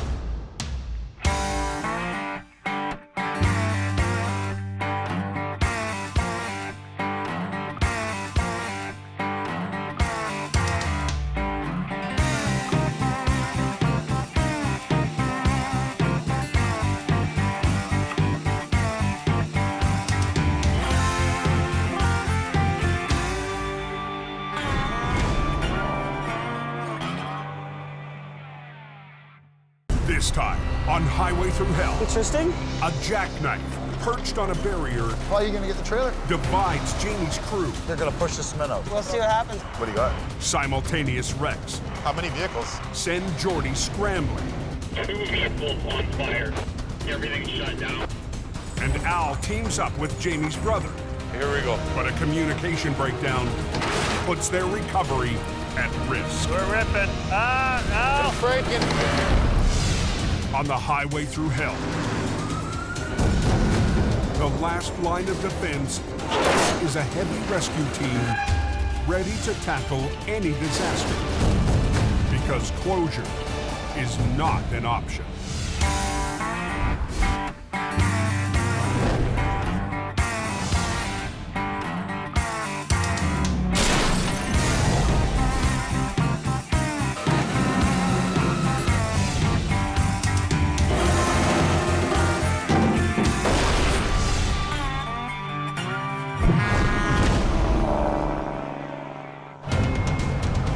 Not capturing by the coke. It's snowing. On BC's Coquihalla Highway, an unpredicted and relentless storm Going downhill quick. has truckers fighting to make their way up the mountain. I heard they're spinning out on the big hill there now. Gordon, are you there? Yeah, go ahead. Where are you at? I'm just backing down the hill now. Oh, you got a couple of trucks spun out on the hill. Just after 4 p.m., Choir and Towing's Gord Boyd punches in. That truck and me are always ready to go at a moment's notice. Scoot down here and see if I can rectify the problem. Okay, there's 2 trucks full of pipe, and there's one kind of stuck up against the side of them. That's the one I want to know. Let's go find out what's going on here. Well, he's a little close to this guy. I've got 3 or 4 trucks that have to go up the hill. The first one I got to get out of the way is the one that's in the middle of the highway. I don't know about this, but we're going to give her a try. Let me get in position here. They're holding traffic down at the bottom anyways. Highway maintenance has shut down all northbound traffic to give Gord room to work. And there's a bunch of guys parked at Box Canyon where they have everybody shut down for now. They're holding traffic down at the bottom. So there's pressure on Gord to work quickly. I'm going to winch you forward a little bit to get you away from that guy. And then I'll pull you up.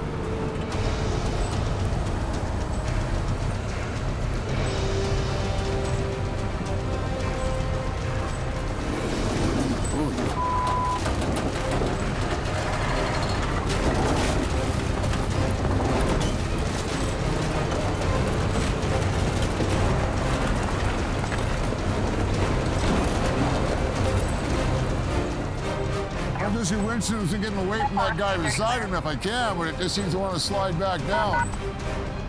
The slope of the icy highway is pulling the semi back towards the pipe truck.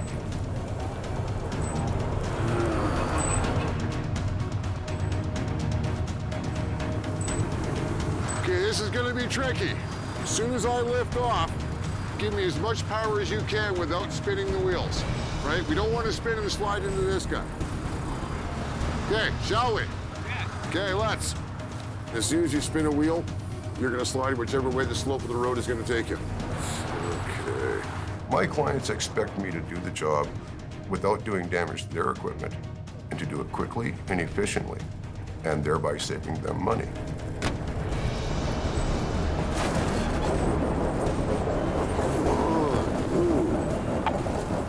We can go right up behind them.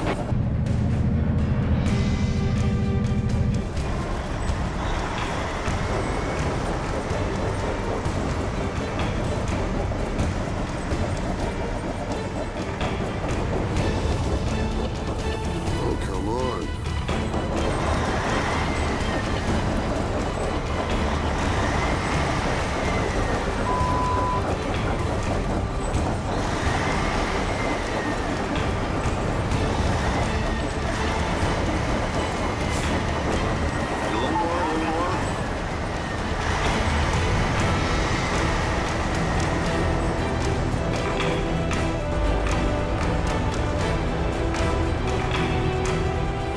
Okay, we'll be good here. All right, mission accomplished. Big relief. That was a heel dragger. That took a little finesse.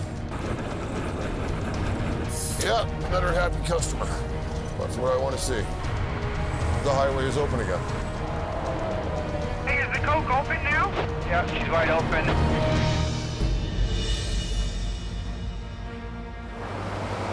As night falls on the mountain, 60 miles west, down in the Fraser Valley, We're gonna be pulling out of here in a minute. Gord's partner Al Quiring heads to work with his green record. It's a tricky little spot. The black dog ran out in front of the trucker and he went off the road and crashed. Al's heading back to a call on a busy stretch of Highway 1. So we've got to come back now at 9 o'clock at night and recover the trailer. He was able to pull out the semi's tractor early this morning. Pretty risky area here. But the daytime traffic prevented him from recovering the heavy trailer until now. So what do you think? With 40,000 pounds of groceries inside,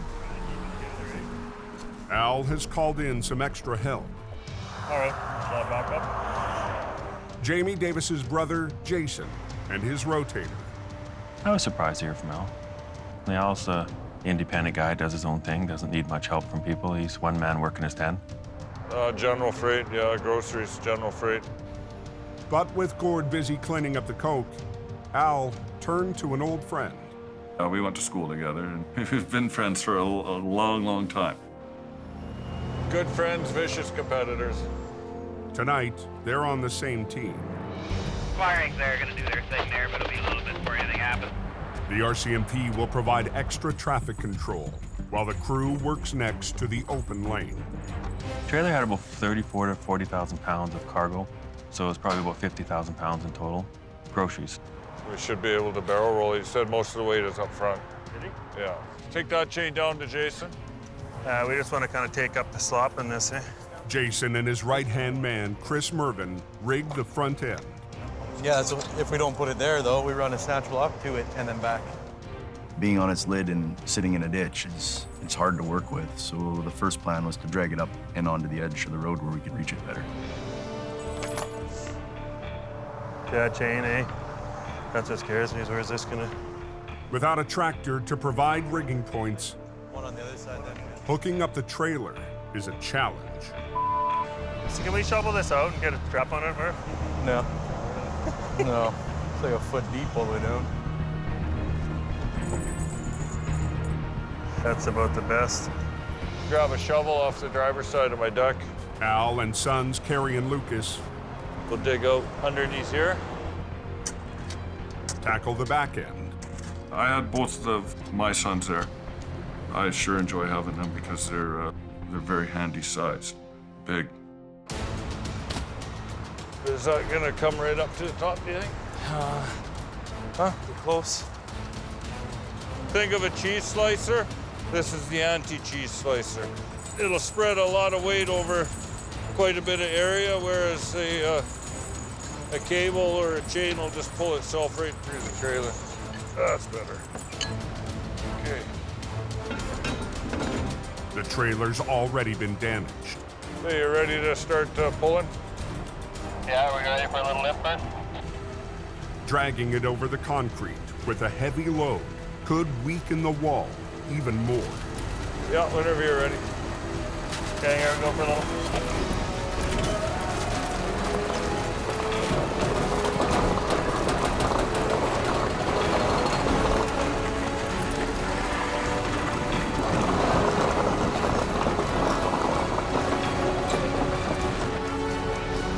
Okay, I'm stopped. What do you think, Al?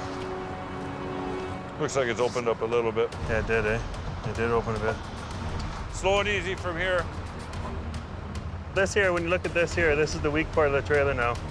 Now this, once it starts, if we don't do this coordinatedly properly, this is gonna zipper, open up, and it'll zipper the whole side of the trailer, thus putting the cargo all over. Ripping open is bad. And this kind of job is all new to Merv and Jason. The unique part of this recovery was Al had already pulled the tractor away. And in my experience in doing wrecks, we've never actually had the tractor separated from the trailer, which provides its own challenges. The tractor's wheels provide support for the front end of the trailer when it's flipped.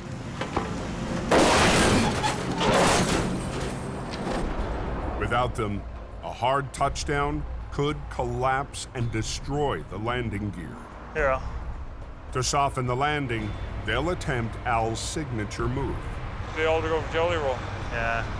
We don't do this Aldergrove jelly roll too often. We usually roll it over with a truck attached to it. With Jason's rotator at the heavier front end and Al's 50-ton at the back, they'll lift the trailer and roll it upright. But just rotate it in the air and don't, just keep it high enough. A little more.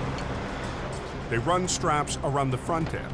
We got a point here on the landing gear and a point there, which will support the wall of the trailer where I'm lifting it. And then it'll come to one point on the top. Just run a chain to your strap and your short red strap over that way to this line. To catch it. Yeah. So once we pick it up and we go to turn it, we can hold on to it on this side as well. What do you think? I don't know what to think yet, Al. Moments before disaster. This isn't gonna work. You don't think so? No. I think it's gonna rip right in the center there, eh? Stand back, please. Here we go. When you go ahead and pick it up. It's a spot where there's a rupture, and when you're picking it up, it could start, it sounds like a drive-by shooting. You hear all those little pop rivets going pop, pop, pop, pop, pop, pop, pop, all the way around. That is the sound of doom when you're doing a recovery. Watch that, my buckle.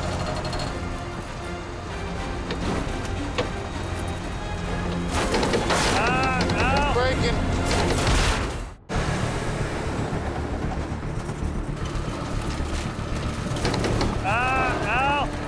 On BC's Highway 1, Breaking. Hold it, buddy, we're ripping. Al Quiring and Jason Davis have joined forces to lift and roll a damaged trailer onto the road We're ripping. without tearing it apart. You can hear the creaking and the groaning and the moaning of the trailer. You can hear it even as we sit here right now.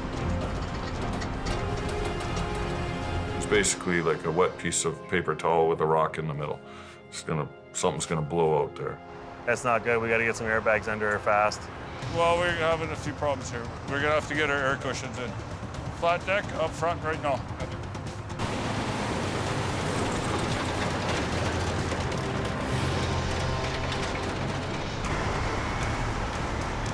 Grab a corner. With the wall too weakened to hold the weight of the load, they'll use airbags to push the trailer from below. There we go. Heavy? No. Jason Stuttertia also helps out. He's gonna have to give you one right there. And at least one right there. Oh, we're just worried about this tear in the bottom getting even worse. We don't want it to split open in the middle of the highway and have to empty everything out in this one whole lane. It'd be hours and hours of lane closure. Right about here, buddy. The air cushions will provide support as they lift the trailer. Are we only worried about the zipper part now? Yeah, right in where all the weight is. The inflating bags will slowly ease the trailer upward. They're very efficient. Anytime you can put 9 pounds of air into a 70-inch bag and it lifts up the whole side of the trailer, 20,000 pounds each bag, they're very handy to have. Inflate.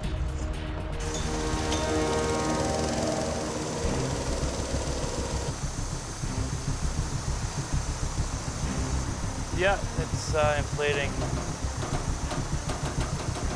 We'll go up a little. Is that raising in here at all? Smidgen. That's what we're looking for, lifting in there. So we'll go up a little more. As the airbags expand, Jason will gradually take on more of the weight with his rotator. Is that what you want, Mark? Yeah, a little more. Oh, that doesn't sound good. Okay, stop. We're supporting the weight on it, so every time he loads the bags up with air, we take a little pressure off. And as we take pressure off, and as the van body starts coming higher up, the weight will start transferring to the bottom floor instead of the wall. Push it in so the bellows go in. Like all the way around, son. From the inside. Carry.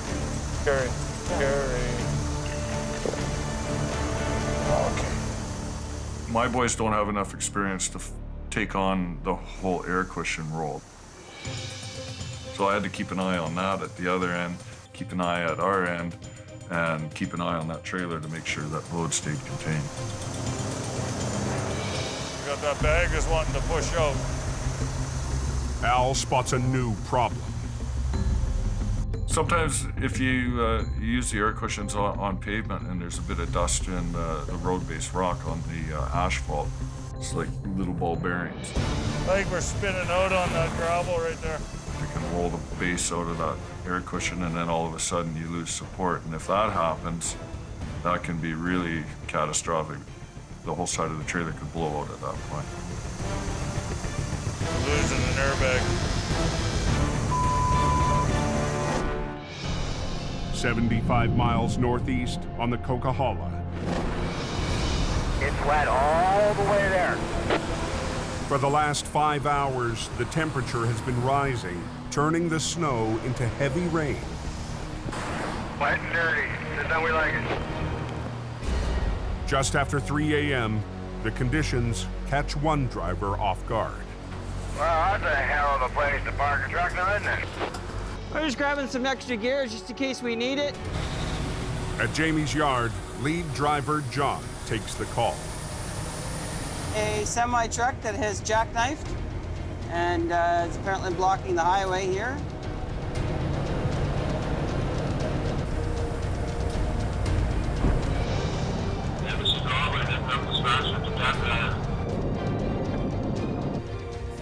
Interesting.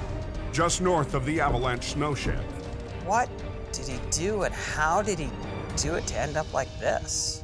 I've never seen a wreck in this position. The tractor trailer lost control and slammed into the center median, snapping into a jackknife that forced the trailer end up onto the barrier. You're gonna have quite a time getting him out of there. Both westbound lanes of the Coke are closed, cutting off the main route from BC's interior to the coast. We're gonna have a lot of trucks leaving Kamloops. We are under tremendous pressure to get this open. With backup on the way, John gets right to work. Gonna hook up to the axle right now and hopefully the trailer will just come right over these rails and we'll be good to go. Gambling on the fastest possible recovery. Pulling the rig forward and straight over the concrete no-post. Give it a little bit of a tug and see what happens. But when he starts to pull, You can hear the fiberglass windbreakers underneath the trailer. It's starting to drag or grind on the no-post, so I'm like, okay, I gotta stop. So how did he pull this one off? I don't know, skateboarded it though. it's 4:15 a.m. when Phil Renault arrives on scene. Do you really want to take the time to undo that?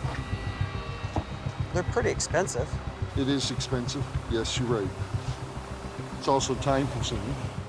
There's a balancing act here: do damage or get the road open. And that decision's up to him. We want to limit as much damage coming out as we can. So if we can take this off, then let's attempt to take it off. If we take it off, then we don't have to worry about breaking it. Just like so. I'm hoping the tires will grip and then bring the trailer up and onto the no-post and it won't just slide along the no-post as I'm pulling. How the hell did he end up there? Driver Wayne Sahada shows up to join the crew. Let me go talk to John first before he starts pulling. John, how about I back up and pull those 3 no posts that are in front of the wheels of the trailer? They don't want us to do that. Well, how are you going to get the trailer? You're going to yank, they're going to start coming We'll see out. what happens. I'll get it out partway. If I got to lift it afterward, then I will. Here's the whole thing about leadership. It's about responsibility. You make a decision, good, bad, or indifferent. You'll always have somebody second-guessing you in any situation. A lot of times, you make mistakes because you second-guess yourself. They're not gonna come over top. As soon as the wheels hit that cement, they're gonna push the cement out. How much you wanna bet? As soon as those wheels touch that concrete, it's gonna start pushing the concrete out.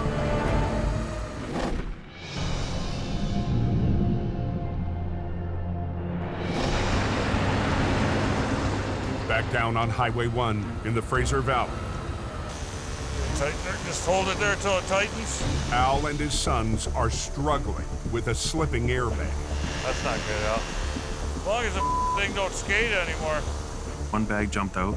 We deflated it, shoved it a little bit further under, and re-aired it up. The higher the bags lift the trailer, the more weight Jason takes on his winch lines. Let's go up a little bit. They have to work slowly or risk tearing open the wall. I think we got it on the run here now. Oh, yeah. Just chasing the tear, eh? Chasing the tear. Chasing the zipper. Yeah. It's hard to keep up with you. You're all over the place. Okay, just hold it. They've done all they can with the airbags. Hey, Jace, I think we're gonna lift her. Al and Jason will use their 2 wreckers together to finish the rotation. I think we better get going on it, Jason. We got that one air cushion that's popped out.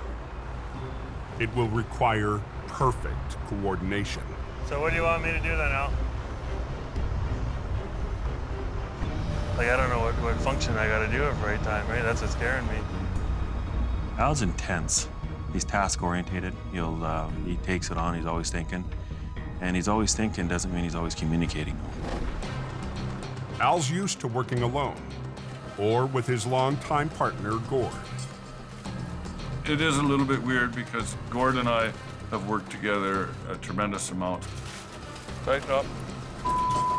Easy, easy, easy. We know what to expect out of each other, but when you're working with a different company, they don't always have the same communication and stuff. Whenever you're ready. I'm just worried about controlling the same functions as you. That's my concern. Our whole deal is to cable up and support the load with this. Once we start into it, don't stop. Well, stop what? Unless you hear a lot of yelling. Yeah. I don't know what happened. All of a sudden, we just slowed right down. Yeah. Just keep this one slack a bit. I don't know. Just boom her up. On Highway 1, west of Hope, BC, Al Quiring and Jamie's brother Jason Boom up now and let down on the right cable. need to work in perfect sync to upright a loaded trailer. I don't want it to slide, right? Just a little more. Gonna be good. I wanted to know specifically what he wanted me to do. How far off the landing gear did he want me to keep it? How much weight did he want me to support? How fast are we gonna do it? I got the one sling there, so I'm gonna have to fight that a little bit. So you're okay, right? Well, yeah. You're making me worry now. Well, I am a little worried. Okay. Just straight cable up, keep this one slack, all the way down. We're gonna be fine. Oh my God. Chances are that if one truck went more than the other one, it could actually split the trailer, send one half one way, the other half the other way. Jason's never flipped a trailer without its tractor, but he must execute a soft landing. We're at the front and we don't have any wheels to drop onto. And knowing the trailer was compromised already and with a crack in the subframe, made it a little more leery. You ready? As ready as I'm gonna be. Next gap. Up. The RCMP shuts down the second lane. You ready, Jace? Okay. Going easy. Don't stop till it's done.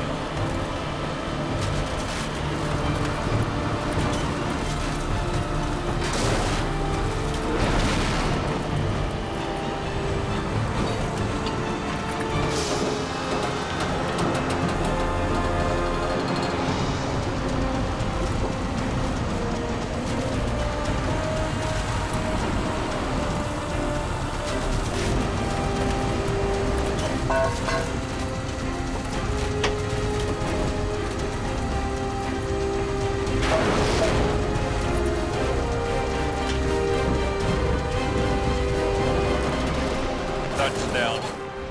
That's an Aldergrove jelly roll.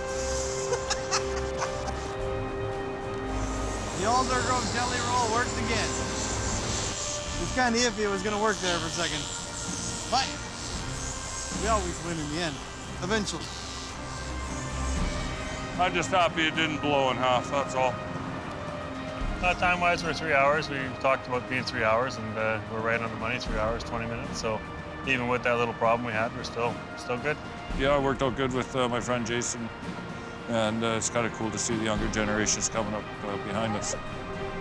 Working together, we got the job done, and now it's hot tub time. We're out here.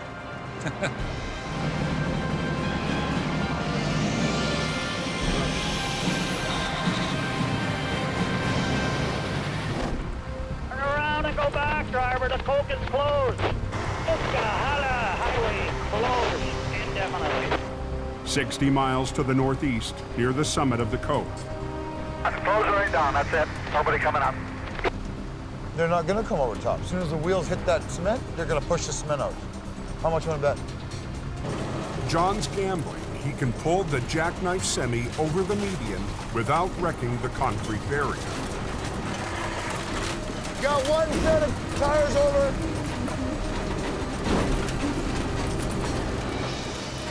You should have bet me. It's not moving. I'm surprised it's not pushing the concrete out. Oh, keep going.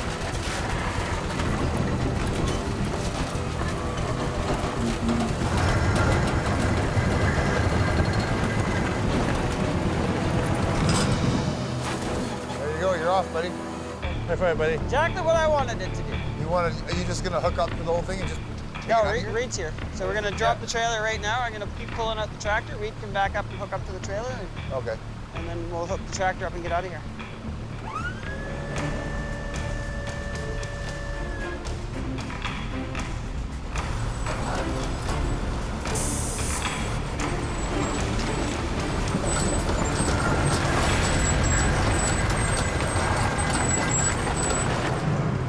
Yeah, the tranny dropped. That's what we were dragging a little bit. Son of a bitch. The tranny fell out of the truck because of the damage, so we got to figure a way of getting that tranny out from underneath, disconnecting lines, securing lines after we disconnect them. Dealing with the transmission means the highway stays closed. Oh. At this point, I'm frustrated. I'm not happy. And it's getting earlier in the morning. There's going to be more traffic. We got to get this out of here. Phil works to pop out the drive shaft, still connected to the transmission. You son of a bitch. Get off of there. Hold it. It's off, buddy. It's off? It's off. Now how are we gonna get this tranny out from underneath it?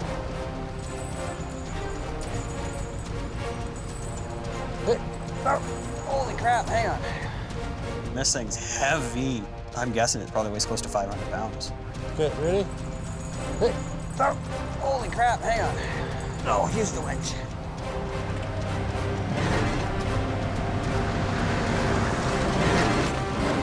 There we go. Now he's thinking. Okay, let's get her done. All right.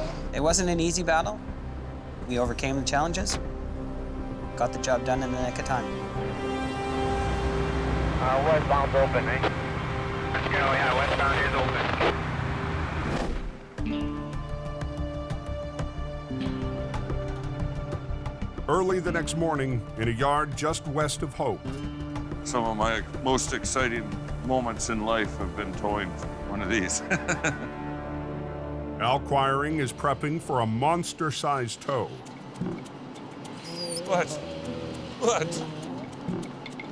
If the guard dog will let him get rigged up. Is he helping?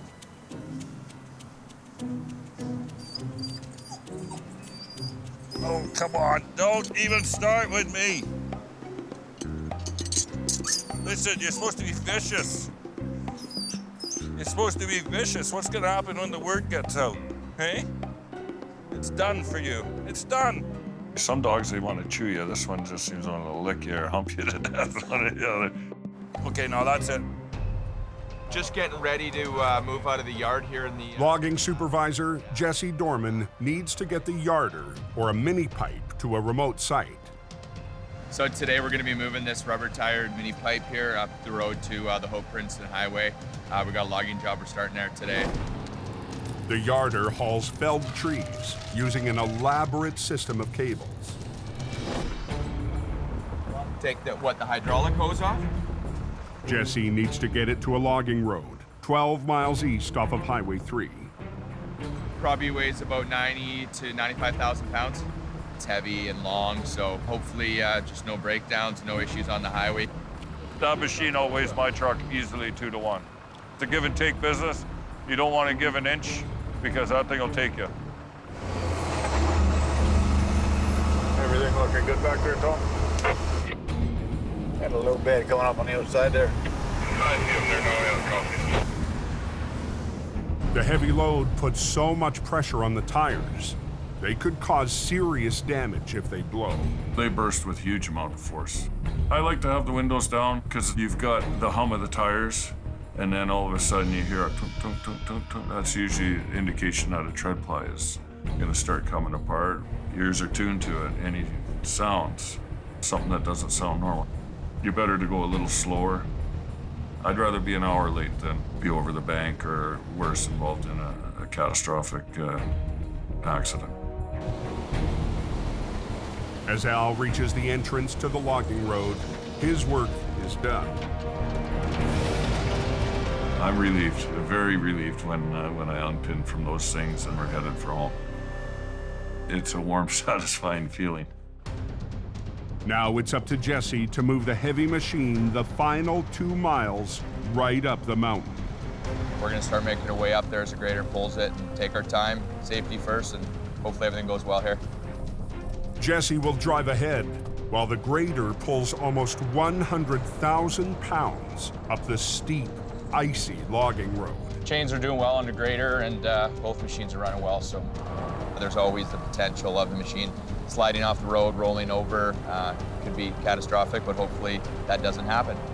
This definitely is a little bit steeper of a grade, probably around 18, 19%. Yeah, a little bit tight here.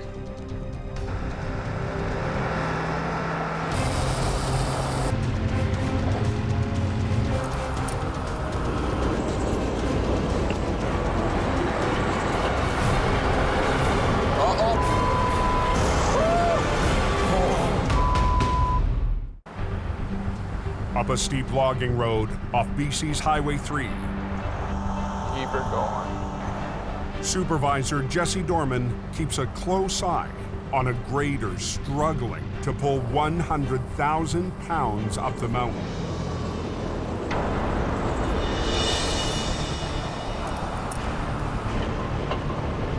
Uh-oh. Okay.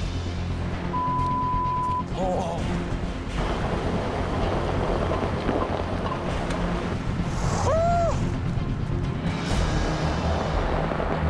Finally, the grader regains traction. Hey! Just stop, just stop.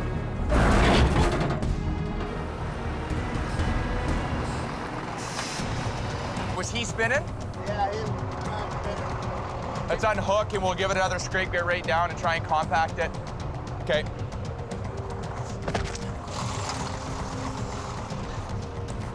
Holy, I didn't know he was still hooked up. I thought something broke. When it took off backwards, I didn't know that the cat was still hooked up. All I could see was the top of the pipe. So I thought it was freewheeling and it was gonna cartwheel down in the timber. Got the old ticker going pretty good.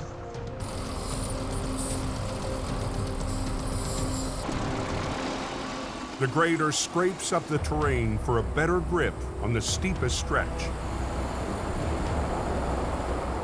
The grader and yarder can now make their way up the slope. It was a close call, but no one got hurt. None of the equipment got damaged. So it's just another day in the logging industry.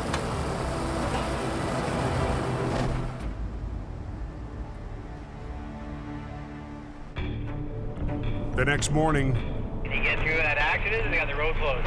Closed a couple minutes ago. hours before dawn on BC's Highway 1, Mission Towing's Jordy DePerrin Morning. is called to the scene of a big job. So this one is bad, the other one is questionable. It's torn to... An eastbound tractor pulling 2 trailers has flipped in the slow lane. This wall's just done. It was a very complex scene. And looking at the load, looking at the highways closed, there was a lot to take on for a first kind of look at everything and go, oh, this is real, like this is a serious scene.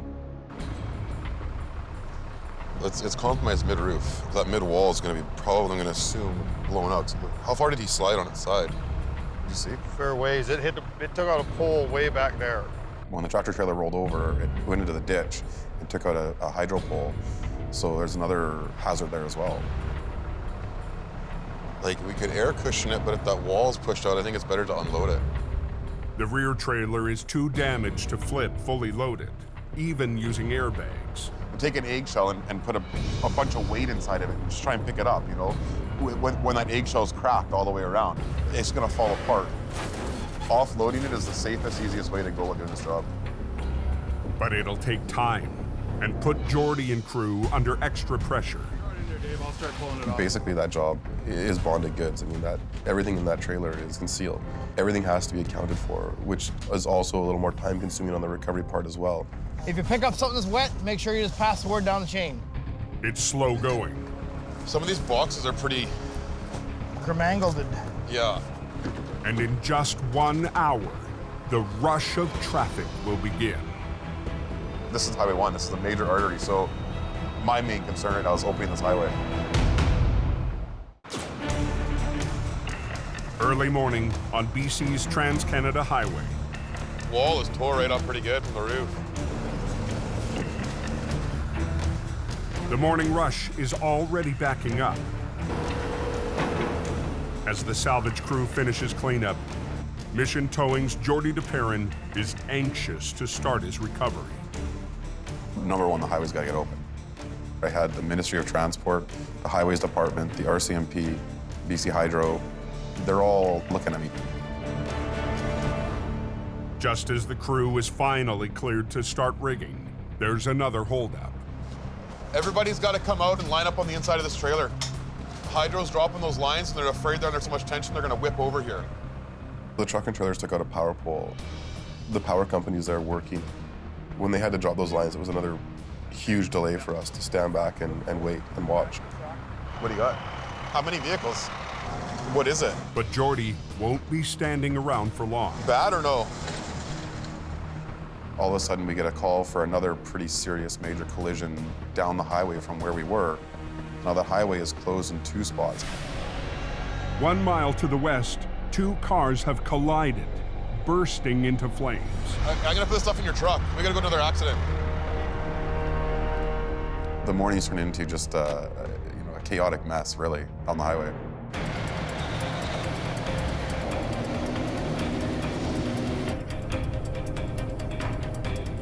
All we know is 2 vehicles have somehow collided here at the freeway, and we're not sure. Hang on a second. Yeah, go ahead. We have 2 vehicles on fire. 2 vehicles on fire. In your head, you're just thinking, oh, I hope everybody's okay. I hope everybody's okay. That it's not an accident that people usually walk away from. Everything's shut down. The drivers escaped uninjured, but the accident is blocking both eastbound lanes. What we can do here, we'll get the firemen to move their line over. Yeah. We'll get it the hell over. Go get that one, get it out of the way. Vehicle the hell out of here, okay. And we can open up this highway. Absolutely. And get everybody over. Holy man. It's very rare you see vehicles catch on fire like this together. And here we are. It's not exactly my favorite kind of job. It's still smoldering. We get going down the road and get a good wind in there, this thing lights up again, and it's not completely burnt, so I have my doubts. But there's no time to let the wreck cool down. A second driver rigs up the other car. In 15 minutes, Jordy's on his way back to the first scene. This is a busy day. 1 mile up the road. When I got back to our original accident, it was ready to go. I'm looking at it thinking that we're probably going to end up having to use 2 large-sized tow trucks on this one. Our 50-ton and one of our 35 tons. Low lines from both of the wreckers to the front and rear axles will roll the first trailer over, while a set of high lines will catch it. Not good having highway closed. Even after all the delays, Jordy will keep both lanes closed while his crew is at work. I mean, worst case scenario, we could open one lane, but you know, and I don't like, if we can keep it closed, it's just safer. I'm dealing with people on the highway that are panicking to get the highway back open again. As they prepare to flip the first trailer, the pressure is on. I don't think you're gonna be able to lift it. You're gonna go a lot higher with your boom, too. It'll require precise coordination to flip and then catch the trailer. I think you're too low to be able to hold that. We get it part way and then we can just pull out. You're ready to catch that. Or pull down. No. Neil, you got the wrong line going. Neil. No.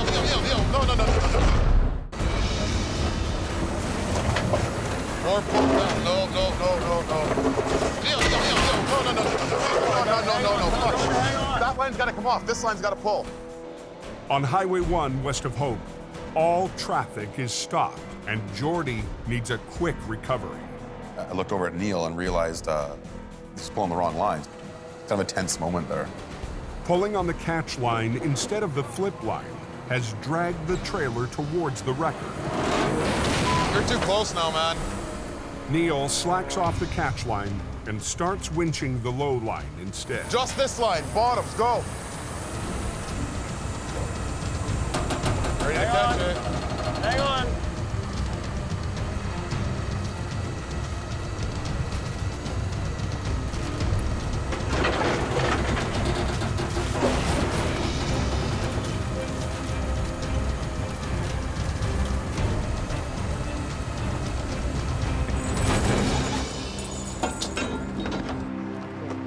One down, here to go. Yeah. Now they turn to the lead trailer, still connected to the tractor. Right through the middle, yeah.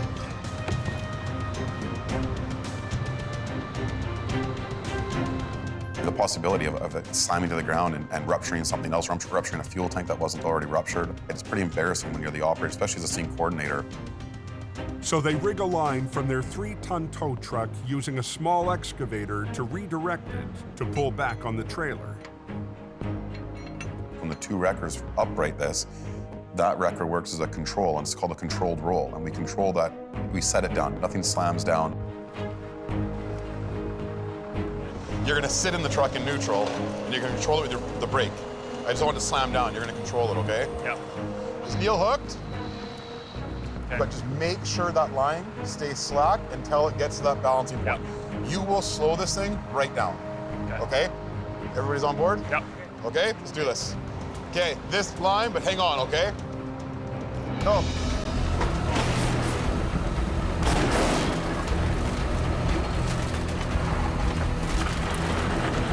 Okay. Front end. Run.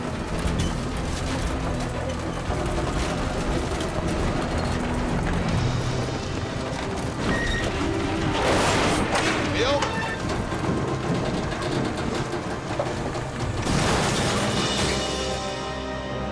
Voila! Beautiful. You're done. Good job. Hey! That's where it's at. Where's Trevor?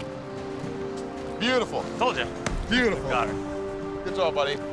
All right, brother. I love that, man. That was just beautiful job. I'm feeling proud of what we just did today. The pressure is off your shoulders right away when the highways department looks at you and they're shaking your hand. And the RCMP are smiling. I mean, it's a great feeling. We're good to go. On and through, going home. Going home. It's been a busy few days for the crews that keep the BC highways moving.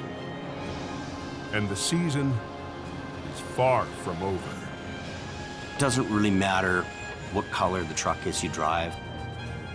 Each and every guy in this business, they do the job. And they're there for you.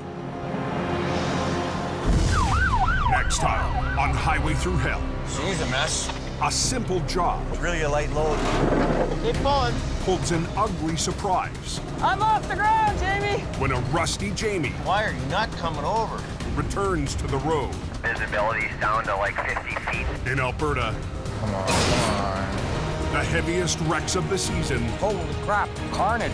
Strain the records. What the and the new team.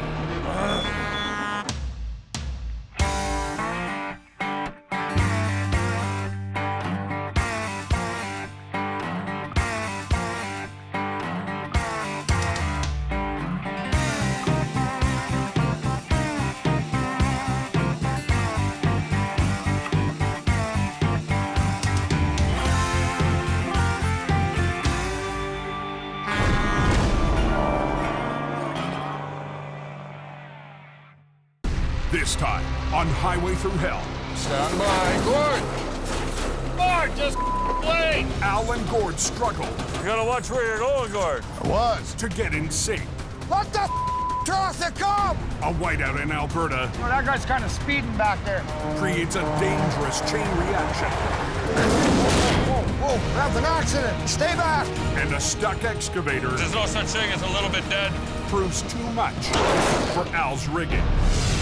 On the Highway Through Hell. The last line of defense is a heavy rescue team ready to tackle any disaster. Because closure is not an option.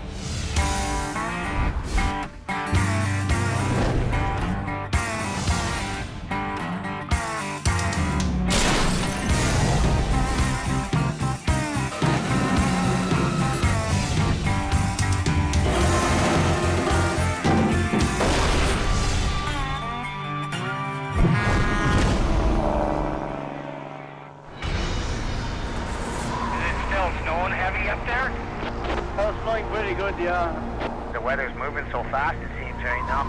Who knows what's going to happen? Daybreak on Highway 881 south of Fort McMurray, Alberta. Southbound is completely closed. Strong Arctic winds are whipping up heavy snow, blasting the highway with the worst blizzard of the year. It's so real heavy, you just can't see the road. Blinded truckers struggle to stay on the road, but it's a losing battle. Chances are forecast it says winter time. Hoorah! At Jamie Davis's shop in Lac La Biche, we have a 15-ton wrecker, and across the road we have a smaller car, also in that area in the ditch. temp operator Randy Jackknife answers the call. Don't look like there's been any sand trucks on this highway, so we really have to be careful. 881 is like the Wild West. I mean, guys are passing. It's a narrow two-lane highway. There's a really reckless cowboy mentality on that highway. It's just before noon when Randy arrives on scene, 90 miles north. It's like he got snow blinded or something and took the ditch. A crane truck lost control and plowed off the highway into deep, heavy snow. Let me look at it. Dispatch told me it was a 15-ton crane. He was no 15-ton crane. That was a 31-ton beast. Yeah, I'll run my sling around there, and I'll run my cables out to you. There'll be a sling pull. It's not gonna be just a solid chain or a cable pull. As you can kind of see, 2.5 feet right here in the front. There's gonna be a pull because I'm gonna be pulling the snow as I go. So it's gonna be a kind of a challenge. A challenge that Randy needs to tackle fast. The crane is due at an urgent repair job. Dad, stop him! Randy will have to shut down the northbound lane so we can work safely. We'll get you out, buddy. Get you to hold on to that. Just hang on there 1 sec. I'm only a 25-ton wrecker. That truck was 31-ton. So do the math. But Randy is hoping the math might just add up if the crane truck driver can supply some power. Here we go.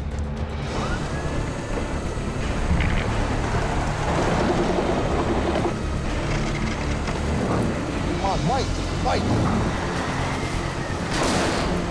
Work for Daddy. Do a good girl. Come on.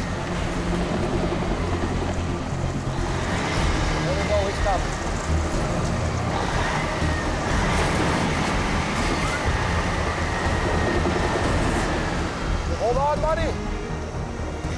reposition my truck, get a better straight out of pull out of.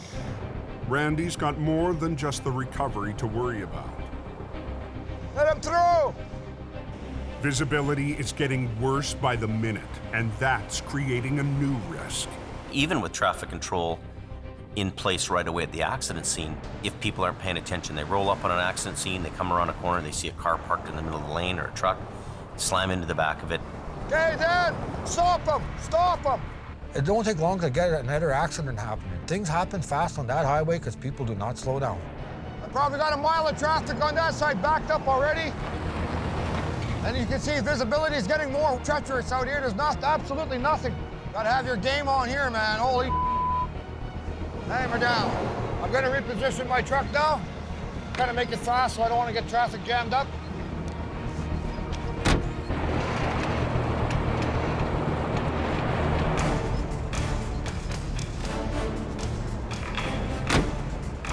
Okay, you ready?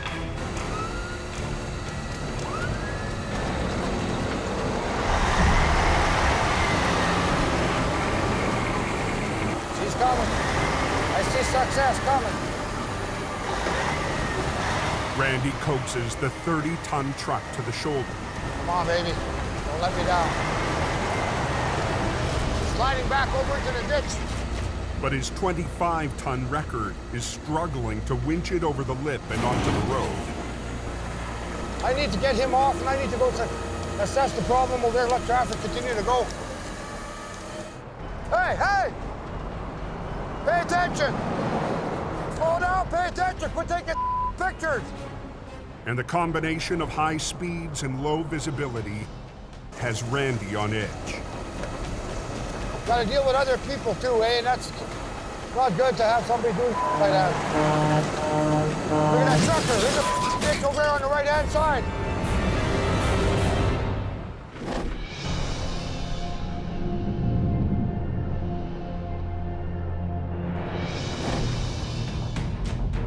"900 miles southwest. That's a bit of a temperature change.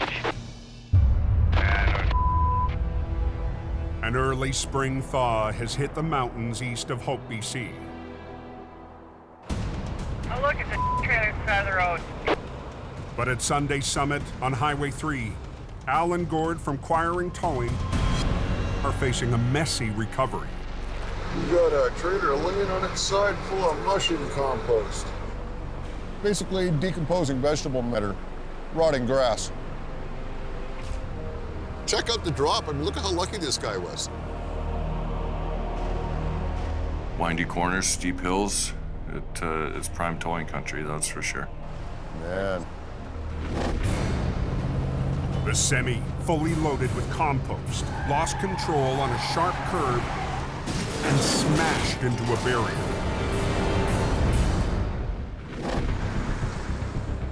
The warning sign for that corner says 50K. And I can tell you he was not doing 50K. He's lucky he didn't go over the cliff. This highway has claimed a lot of truckers. I mean, look at that. The whole cab's crushed right down. He is so lucky. Gord and Al have already hauled the crushed tractor to a nearby pullout. This is what happens when you get overconfident on Highway 3.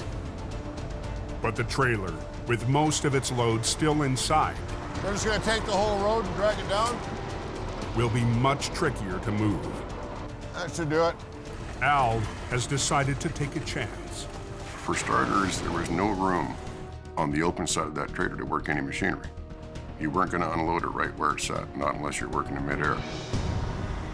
They'll rig both wreckers to the trailer, and together, they'll drag it away on its side. Luckily, we had the wide spot right there.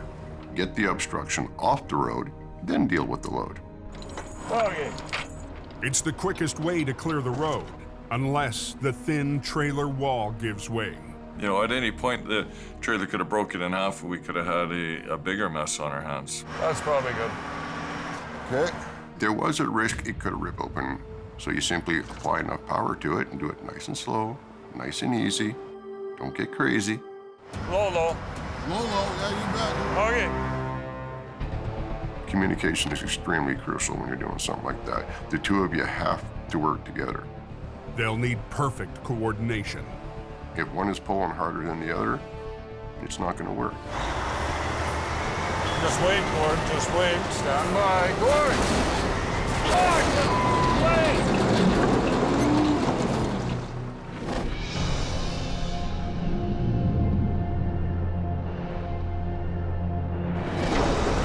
Sliding back over into the ditch. On Alberta's Highway 881. Look at that trucker in the ditch over there on the right-hand side. Right in the middle of his recovery, Randy's just witnessed a second accident. I don't know what's going on over there. This is snowmageddon, man. This is bad. With the snow getting worse and traffic backing up, This guy's coming up slowly. Randy needs to clear the scene fast. Yeah, she keeps sliding on me. I was pulling him, and he kept sliding over. I moved my truck ahead. He'd slide over. Come on, truck, pull. I think I pulled him, I bet you, probably 150 feet I pulled him, and he kept sliding. Come on, baby, work for Daddy today. Just before 2 p.m., help arrives. Jamie's local driver, Keith Milkey. I need traffic stopped on that side. He's working on that right now. My guy's right there, then I gotta go get it. Yeah. Keith has been dispatched to recover an SUV in the ditch, just on the other side of the crane truck. Hey, bud, whereabouts are you from? Houston. Houston, Texas, eh? Unfortunately, I gotta wait until the heavy's done, and then I'll be able to get you, okay? Keith's only driving a 1-ton, but it might be the difference Randy needs. We're gonna anchor my truck to him to prevent him from sliding sideways, and hopefully be able to get him out a lot easier. Here you go. But we'll go double it. Double it, yeah. You're gonna be pulling heavy weight. Get! Yeah, just give me a sec to tighten cable.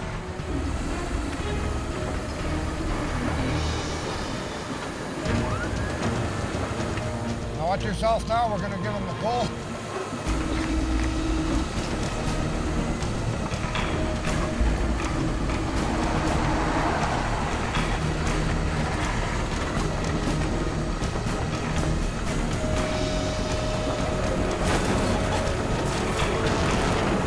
Easy up.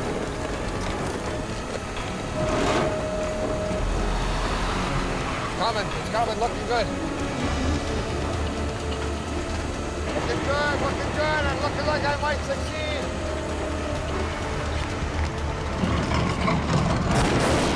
Yeah! That worked out better than I thought we would, bud. Clear the bomb. It's all about team effort. Really needed just another anchor point, and that's what I was. Until that sand truck, he can start sanding. With the road no longer blocked, Keith can get to work on the SUV.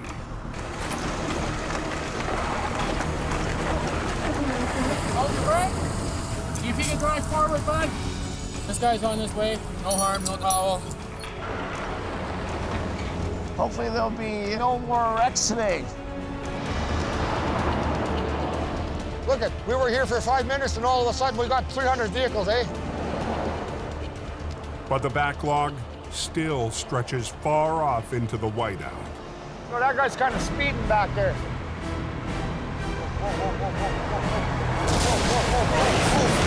Oh, look at that. We have an accident. You guys stay back. Now look at the trailer side of the road. They're just gonna take the whole road and drag it down? On Highway 3 in BC, That should do it. Al and Gord need to be in perfect sync to drag the damaged trailer off the road. Low, low. Low, yeah, you bet. Okay. But their big gamble Just wait, Gord, just wait. Stand by. Gord, just wait. is off to a rocky start. Are you not on company channel? Okay, turn your volume up. I had the volume turned down. When you're distracted, little steps get left out, and whether it was just a mistake of not double checking, it worked out. Funny thing about radios, they work better when they're turned up. I'll get to it. With radio contact restored, Al and Gord Try again, hoping the trailer stays on the road. With the general slope of the road as we're pulling, we would have tobogganed down off the side of the road. Gord was actually pulling it, and I was actually holding the trailer.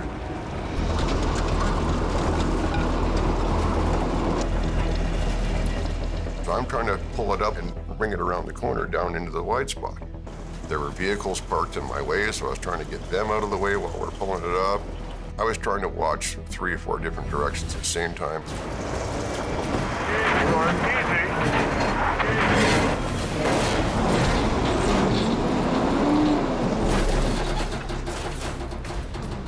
I took my eyes off my left mirror.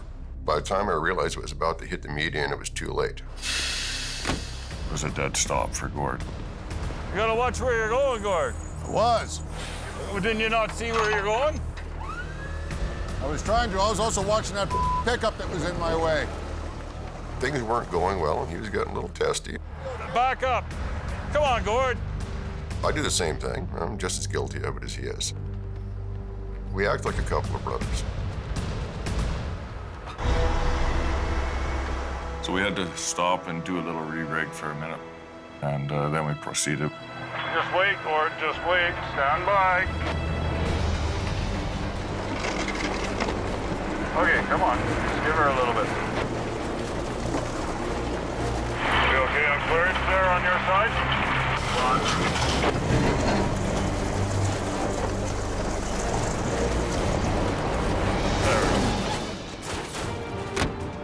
Okay, highway's open. Now that we got it off the road, we simply get the small machines in here and get it unloaded, and then we'll flip it over onto its wheels and take it back. We're just gonna pick it up to oscillate the trailer. It's a big word for a tow truck guy. The trailer was kind of a U shape. It had some sweet stuff in the middle. Taco roll seemed to be suitable for it. We're gonna do a taco roll. It's a little bit different than the old jelly roll. 2 wreckers, 1 wrecker at the back end, 1 wrecker at the front end, picked the trailer straight off the ground and rotated in the air. See if you can let the other side down.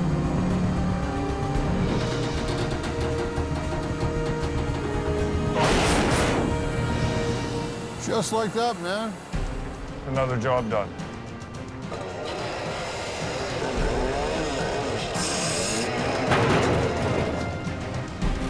We came, we conquered, we cleaned up, and we're taking home trophies. From the time we were there to the time we actually had the road open, I think was less than an hour. The RCMP was ecstatic that the road was cleared and opened again in record time.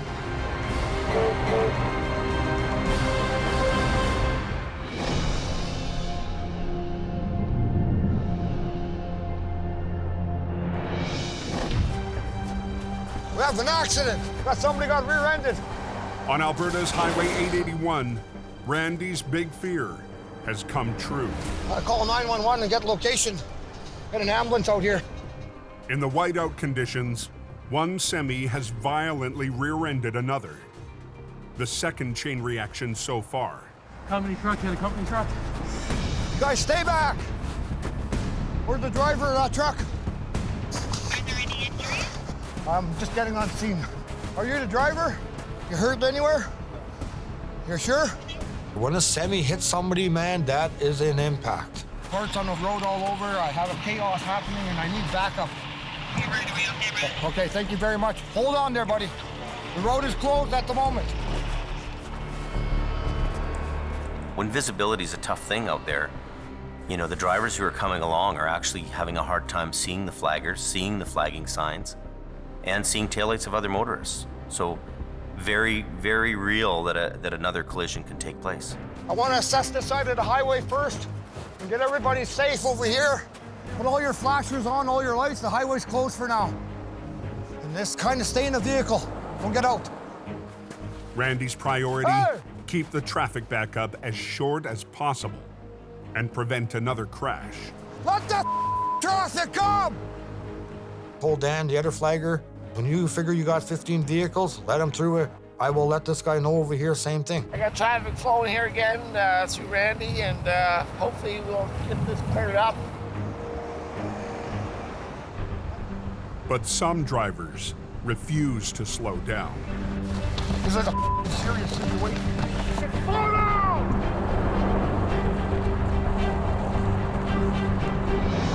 Oh, my stress level was to the max.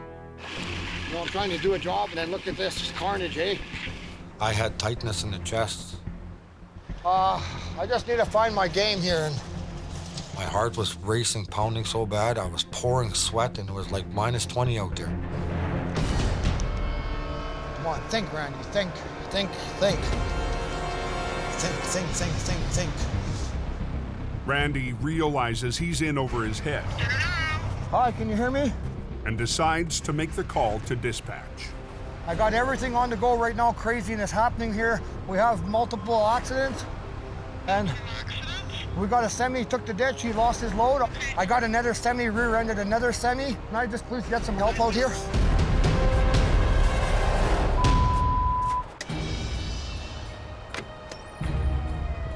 Here come the cops. On northern Alberta's Highway 881, How are you doing, sir? Randy's call for help has been answered. I'm glad you're here on scene with me now. We can kind of work together. Minutes later, Johnny Tipton, Jamie's Fort McMurray driver, arrives in HR 68. Is there a guy at that end? Yeah, he's got a flagger. Okay. And I got a flagger here. Well, we'll put the flagger on my end of the truck there, on both sides there, so we got both sides covered there, and we'll just let traffic go in and around there. Okay, sounds good. After the additional accidents, and with weather getting worse, Randy needs all the help he can get. There was 4 cars across the whole road and left me no place to go. Johnny gets to work on the heaviest job. What do you call this thing? Planetary gear. Planetary gear. For a big heavy hauler. The planetary gear is part of the drivetrain on a heavy hauler, the biggest dump truck in the world, and the engine of the oil patch. Apparently that thing weighs like 25,000 pounds, so got a bit of weight to her. Johnny's first step is to pull the semi back on the road. Holy, that ever a lot of traffic. I got it hooked up. I need to run some air to the truck now. Just up the highway, Randy is trying to clear the semi from the rear-end collision. Stop them!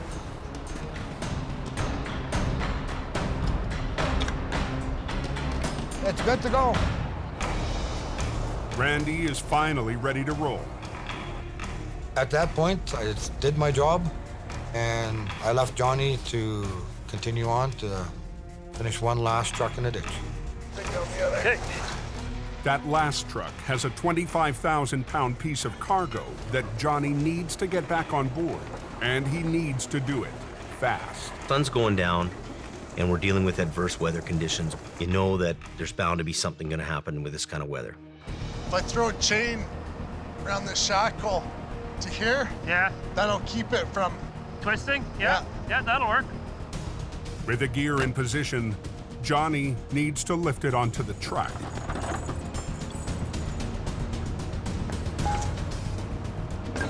Now, hopefully we lift it up. It'll stay like this, and I can just back under it. So close.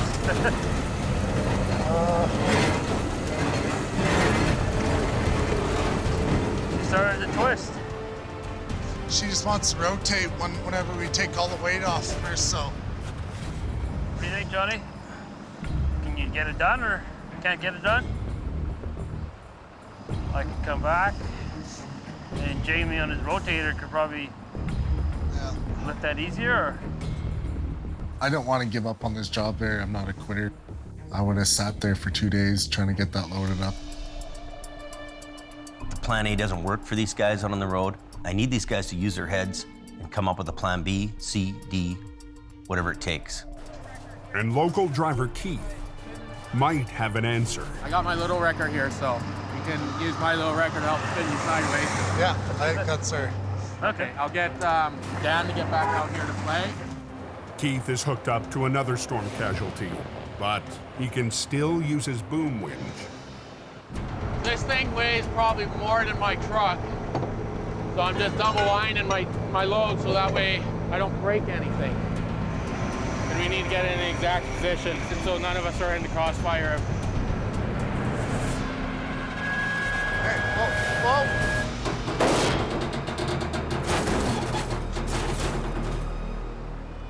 The small wrecker holds the gear straight. All right, you want me to start backing up, or? Yeah.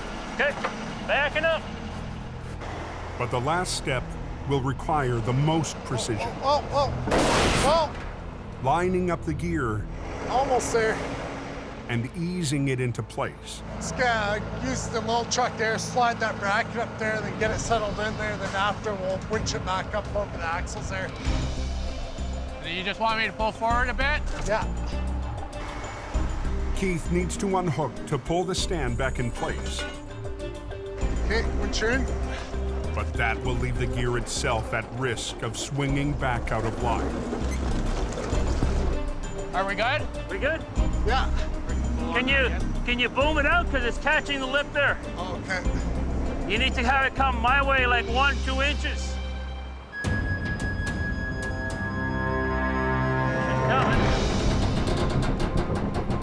I want to go home real bad.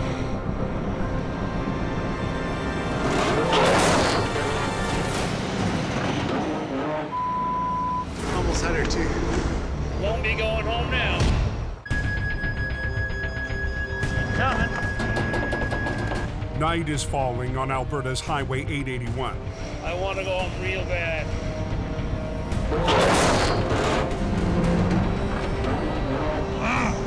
Almost had her too. Won't be going home now for a while. Jamie's driver, Johnny, is still fighting to get a 25,000-pound part back in place. So close. Like, real close. That's good. Traffic has been bottlenecked on this stretch of highway all day, and patience is running out. There's huge pressure to open 881 when it's only one of 2 highways servicing the north. It'd be nice if we had Colin here at the Rotator there. He would have this done in no time there. But the Rotator isn't coming.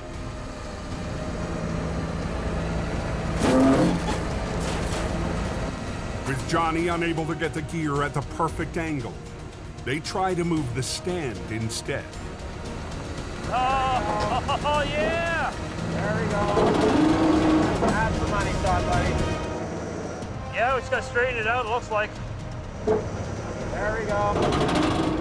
A long day of chaos is finally coming to an end. Johnny is my warrior. Come hell or high water, he gets her done. Okay. She's a bitch, but we got her. Randy, John, and Keith really do a great job. They work their butts off to get this highway open. Everything is brutal out there in those conditions. And for them to, soldier on and get that work done, is really a huge deal for us. John, you don't want to leave, do you? Hey? Don't you want to stay? Let's just push her off the deck again. Let's do it again. Let's get more practice at it. Yeah. Yeah. All right, bye. See you later. Have fun. Southbound starting to roll yet? Southbound rolling!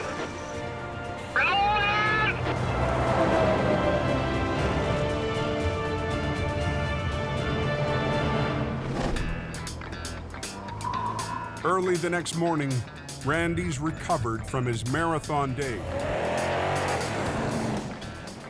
And he's heading out for some well-earned fun. You can come out here and hunt for prairie chicken. Don't have to worry about shooting somebody. Look at that guy, just caught a fish. See? Hopefully we can catch something. And then here's our hole here. Just kind of clear the snow away. Dan! Flagger Dan Spencer is taking his first crack at ice fishing under Randy's wing. Show you a trick, eh? See the line is going, look, it's still spooling out, stopped, right? That means you're on the bottom. Now you give her a little, just a touch more, and then now you jig. Oh, I had a nibble there. No fish yet.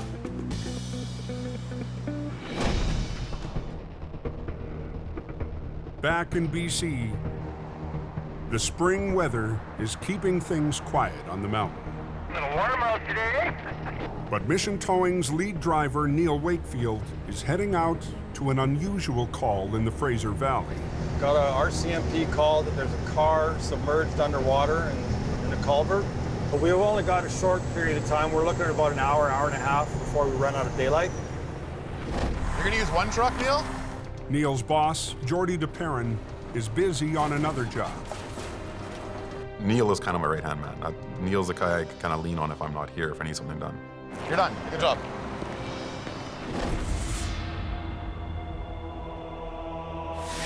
And this is one job Jordy might be lucky to miss. One of the big concerns was that there was a body inside the car. We walked up and down the bank. There was no disturbed rocks, no trail. Couldn't even see where the car went in. So it was a weird one. This one here supposedly has already got plastic on one of the windows. So it makes it sound like it was probably a stolen car. Let's hope it's nothing else. Neil has called in another truck to help with this job, hauling a special piece of recovery equipment. Yep. One guy to run the tow truck. We're gonna put 2 guys in a boat. We're gonna go out there and fish this thing out of the water. Okay. Almost like watching a horror movie. You know, you're kind of expecting something to be there. There we go. Okay. It could have been a suicide. You know, there could be a body down on the floor in that car that nobody could really see. You try to be as calm as possible. You sort of take the focus away from what you might see. The best rigging option is through the sunroof. There, that's enough. Feed it right through, yeah. Okay? Yep.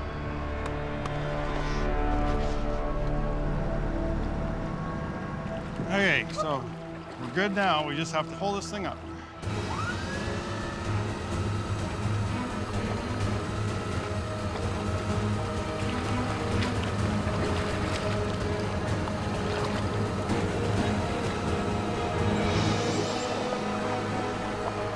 As the car hits the bank, the crew gets their first real look. You see in there okay? It's all clear. I want to roll it. We have to bring it out without doing damage. We need the police to be able to do their investigation without us have tampered with too much stuff. We're gonna have to rehook, Leo. This thing's heavy now.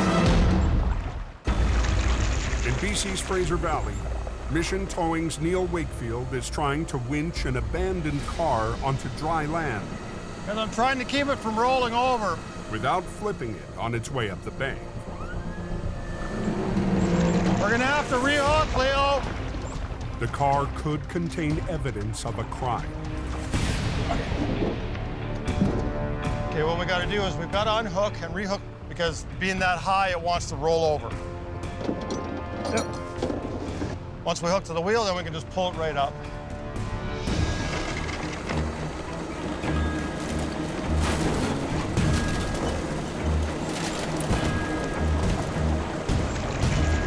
Can you let the water out of it? What they've done is they've run the chain through the strongest point on the car, and now we just pull it up on its own wheels. Steering is still free moving, so that tells me there's either a key in it or the ignition has been broken. We had no idea until we got this car right up onto the ground by my truck that there could have been a bloated body in that trunk. Keys are in the ignition. Once we got the car secured up on the road, the officer went through the car and gave the police officer the keys. Okay.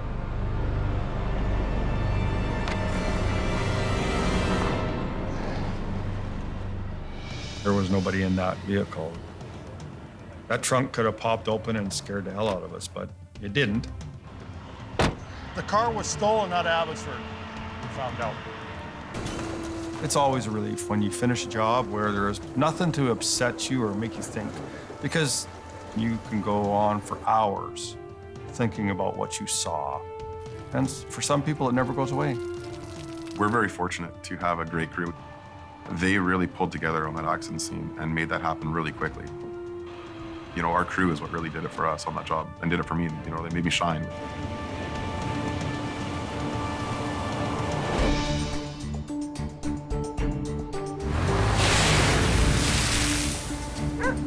So I guess we got that new winch on, eh? Yeah, it is. The next day at Jamie's yard in Hope, school is in session. Okay, so it's an 8,000-pound winch, right? 8,000 pounds, yeah. Robert, Jamie's new head of traffic control, has been busy patrolling the Coke for wrecks. Oh, it was the first one to go up at the ton wreck. It's a good truck, and seems like I always find them first.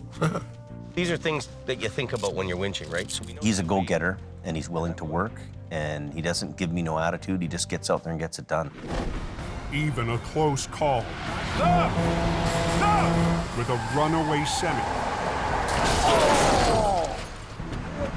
Couldn't stop Robert from doing his job. Yeah, it kind of looks shaken up, but that's not going to stop me.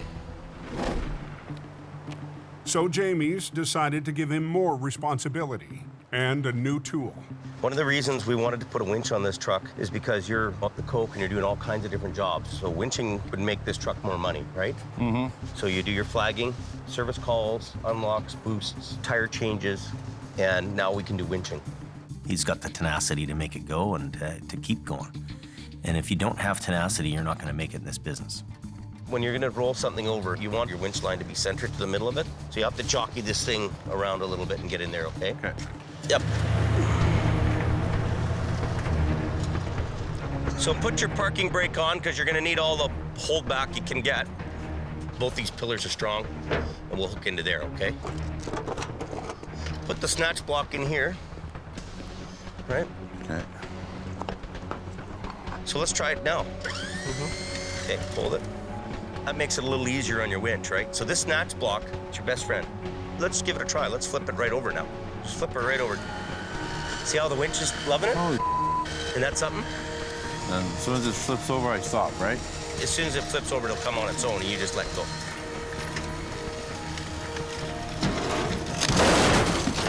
Right? Wow, you can do that. Yeah. We don't need to use these big, expensive tow trucks for all these little jobs. You could be doing it, right? And you didn't think this truck would do that. No. Right? These little pickups are going to be the biggest revenue sources we have. Look after her. She's a brand new winch. Okay then, my friend. Okay. See you, thanks, boss. Yep.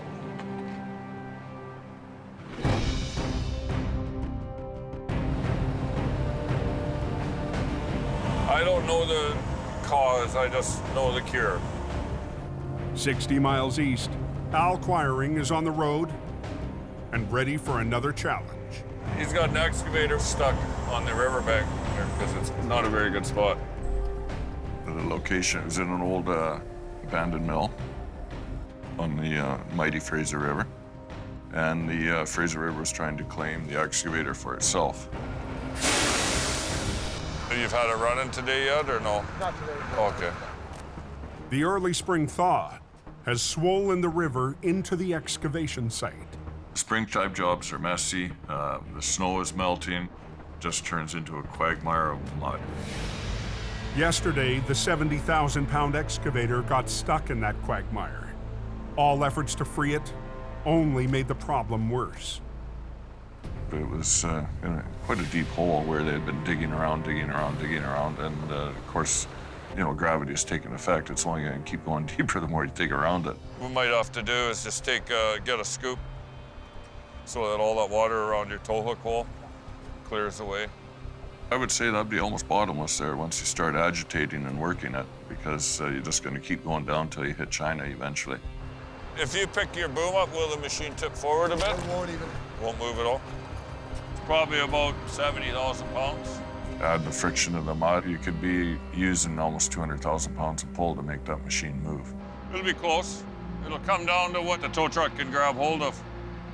Luckily, they had somewhat stopped while they were ahead. We were still able to get down to the tow hook. And the crew has already started rigging with their own gear. What size of a shackle you guys got in there? 1.125 inches? 1 inch. It should be all right. The shackle that I happened to see looked adequate in size, and we hooked my rigging on there. Put this in your shackle, the pin through the loop.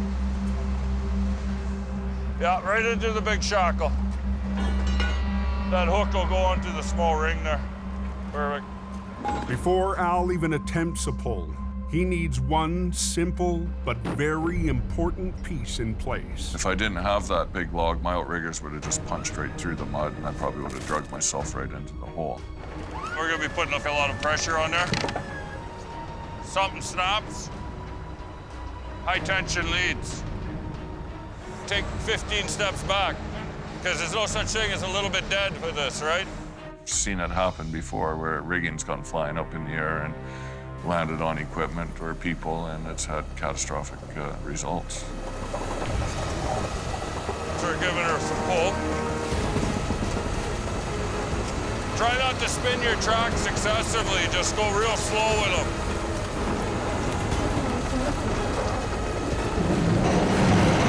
That doesn't sound good.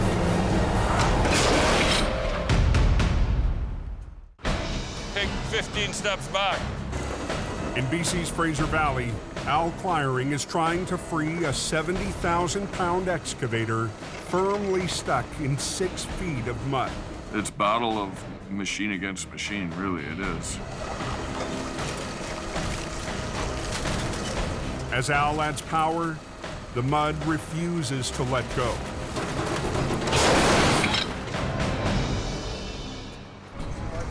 Not the little one, just dig down and we'll get rid of the little. The excavation crew's shackle wasn't up to the job. So that's why I don't like using other people's rigging. You know, it could be, say, a 25-ton shackle, but in its lifetime, it's had forces upwards of 150 tons maybe put against it. If it didn't break, it surely could break. Al re-rigs, and this time, he's using his own equipment. I'll go get 2 more shackles. You can come out of there, we're done in there now. There's suction there, and of course, you know, your feet sink in. You can be up to your knee, and then you're fighting because there's nothing else to lift yourself up with, so it can turn into a hog wrestle. Rigging his line through a snatch block will double the pulling power, but Al's not stopping there. Flip the blocker on. The work crew's second excavator will back him up. First, they've got to jar the excavator loose from the grip of the mud. Because the tow truck is working, vibrating, that vibration transcends down the cable, and it'll start, you know, basically kind of shaking the machine. You might not see that harmonics. And with the force, it's going to slowly release the suction, and once you break free of that suction, now you can start pulling. Al still has to get 70,000 pounds up a steep slope. Sometimes you have to get the front tires of the tow truck up in the air and give it 5 or 10 minutes, and you'll see it slowly start coming down, and just pull on her some more.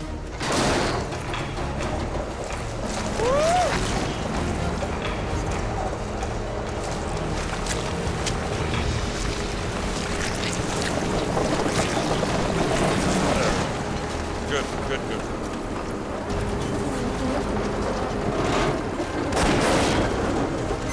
Slow on the tracks, slow.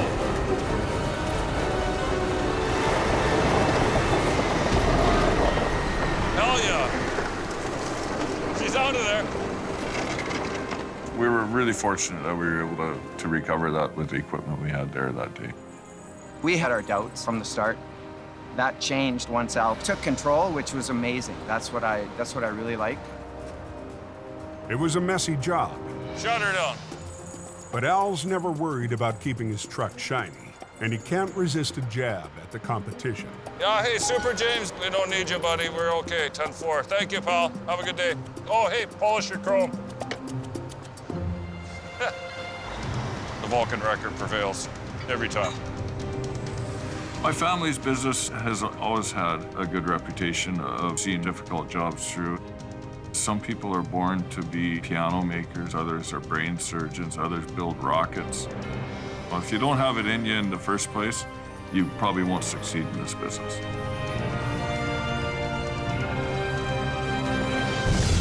Next time on Highway Through Hell. Go, go, go! It's its own little world up there. 4 seasons of heavy rescue. Basically, we're all fighting them out. Looking back at the twists and turns. Stop, Don! Look out! Look out! We all get scared. Wow. And what's next for Jamie? I miss driving trucks.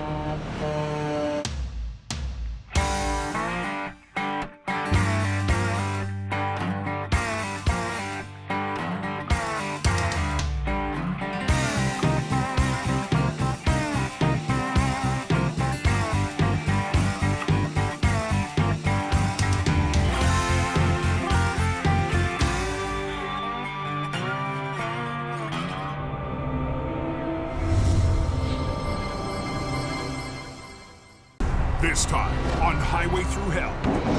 Go, go, go! It's its own little world up there. 4 seasons of heavy rescue. Basically, we're all fighting them out. Looking back at the twists and turns. Look out, Don! Look out! Look out! We all get scared. Wow. And what's next for Jamie? I miss driving trucks. On the Highway Through Hell. The last line of defense is a heavy rescue team ready to tackle any disaster. Because closure is not an option.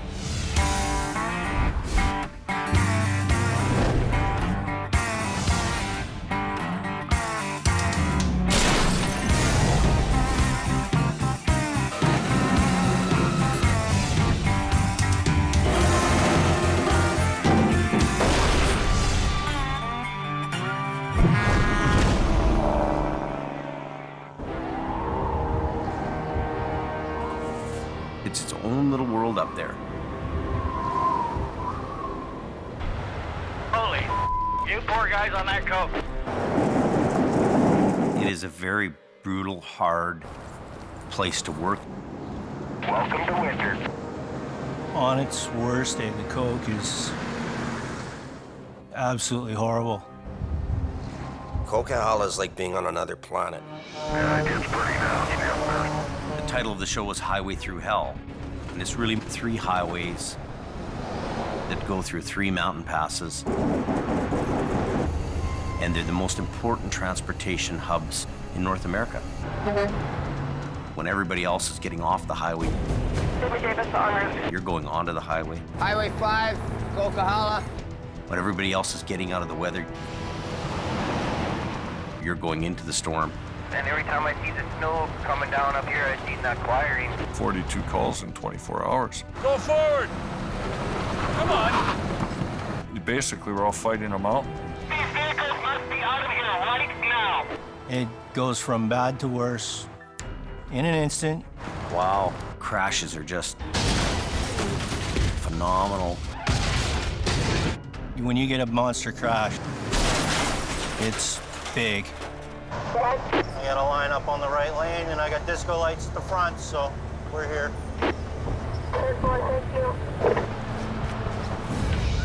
Like the fist of God came down on it. Hold it. Wow. You have to be here to make sure that those roads are going to be open for people. Grab it in the middle, grab it in the back of the tractor, and pull the thing over. It's go, go, go. It's adrenaline through the roof. Hey, what is going on here? You got 15 minutes to get the road open because the highway guy is bitching. Closure is not an option. And it's really more than just one location. Northern Alberta is definitely its own brand of hell. Yeah, let's go. You get in let's here. go. Stop all traffic. Flat and windy, cold. It's cold out today. Minus 53. It's pretty white out up there. It's not for the faint of heart.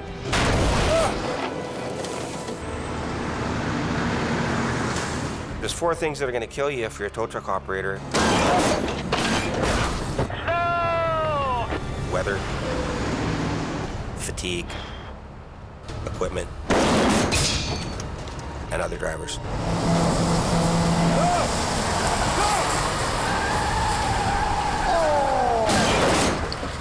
The danger is real. You don't know if anything else is going to come down and get you.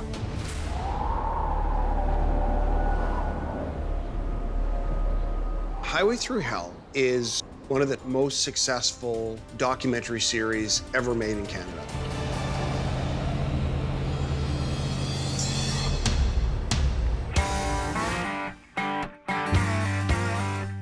Highest rated premiere of any show on Discovery Channel ever. Seen in 170 countries. It's one of the top ranked TV shows just about everywhere it's played. Oh, that thing's broken right in half. People are rubberneckers. Unbelievable, man.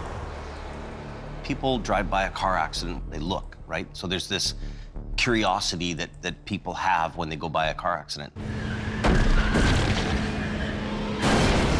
And they can't believe how a truck goes over 1,000 feet or 3 semis pile up. I don't think there's any flipping this thing over. And you never get to see the world of heavy wreckers and rotators. If we try to lift this trailer up right now, it's gonna be a mess. We come in the middle of the night, we clean up that highway. Let's go, they got the highway shut down. Yeah, rock and roll.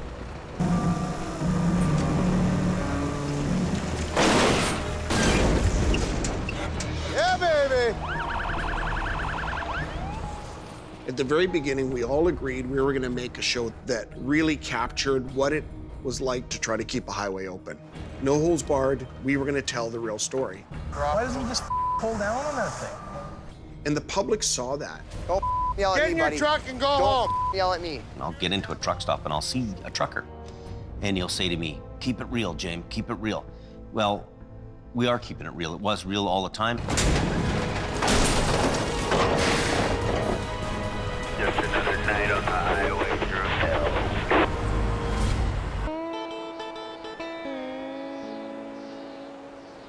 There's been a lot of changes since the beginning. The one thing that's constant is change. So happy when this place is not a mud pit anymore. In Season 1, we have one location, a couple of big wreckers. We have a small, tight little crew. Pull, come on. 5, 6 guys. You've got Sammy here. Big done for. Kevin. Somebody's gonna tag somebody today. Bruce. Come on. Adam. There's neck and neck right now. I don't know. Ken. Nice, yeah, I like keep doing that, yep. Beautiful. We had a pretty good crew. That went pretty quick, eh? As a team, we were unstoppable. Highway 1 is now open, boys.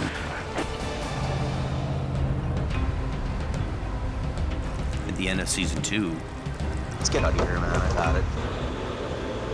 This is stupid. competition was in. They're like dogs chewing on a piece of meat. The wrecks are down. We really are faced with the reality of financial stress. Bills every day. Some of the guys at the barn that we deal with all the time. And you don't feel you can... Well, we can't survive. Survive. Really, we can't survive. They say to us, look, go to Fort Mac. There's lots of work up there. There's money in the oil fields. Go to the oil fields. Go to Alberta. The oil boom's on at that time. The work's everywhere. And we either get on the ride or stay back and die. We really don't have any options. So we go up there. Look at that. Just like money, money, money all up and down this road all morning, eh? Yep. Hey, go ahead, Colin. Get over! Decent, Jimmy. Decent.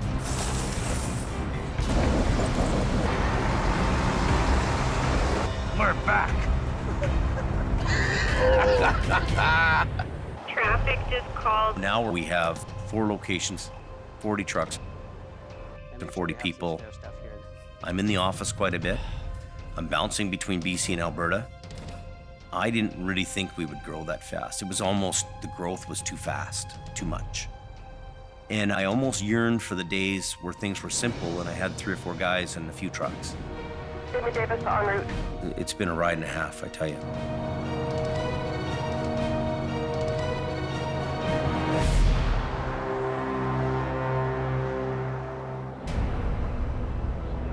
Looking back over these 4 years, That's the big one.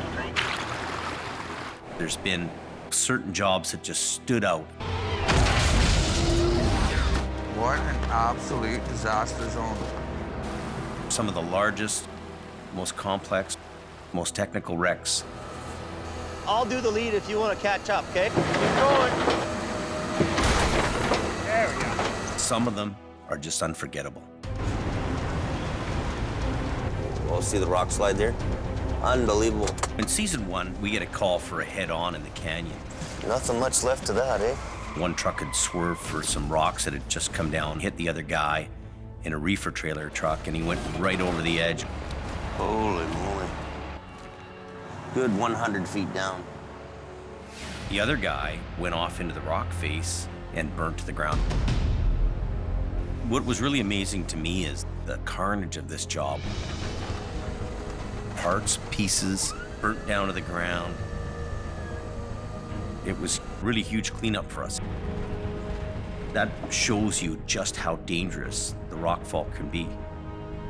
A big rock can come down and crush a semi-truck like it's nothing.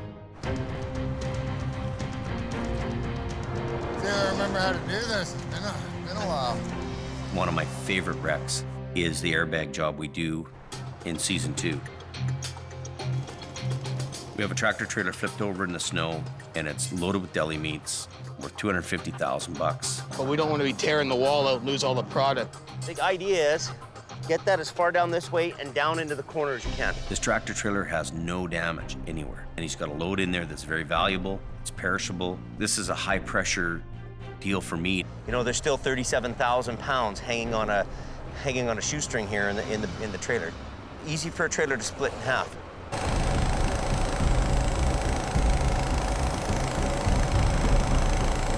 You can push up too hard on one bag or not enough on another, and you can push the wall in. Now it's do or die right now. Almost there. Go a little more at him. He's ready. Top one. Top one, top one. Okay, good. We airbag this truck up, boom, and there's no damage to the truck or trailer, and he drives away. Couldn't have done it without you, buddy. Hey, let's go have some Chinese food. But there was really one wreck that was the most amazing. That's where we're going, is our accident. It's the one. This is a hard job.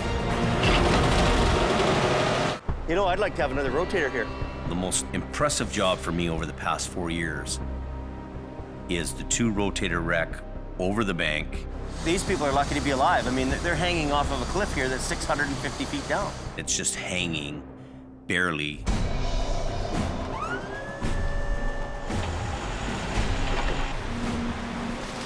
That was a tough wreck. As long as I break it up and just poke through on that end, we'll be good. We had to get Jamie's brother, Jason, out there with his rotator. We had to get Jamie with his rotator. The biggest challenge for me and Jason is to bring this wreck out of the canyon, fully loaded. I'm gonna boom in a bit, okay? Don't flip our big rotators over the bank. It's like having a big hand and just picking that tractor trailer up and putting it on the road. Pulling against each other a little bit. This is a huge job for us. Hold on, hold on. Stop! That is what you live to do. We've got 80,000 pounds hanging in the air there, and let's get this thing back on its wheels. Just get it in here and on the road. All right, Jen.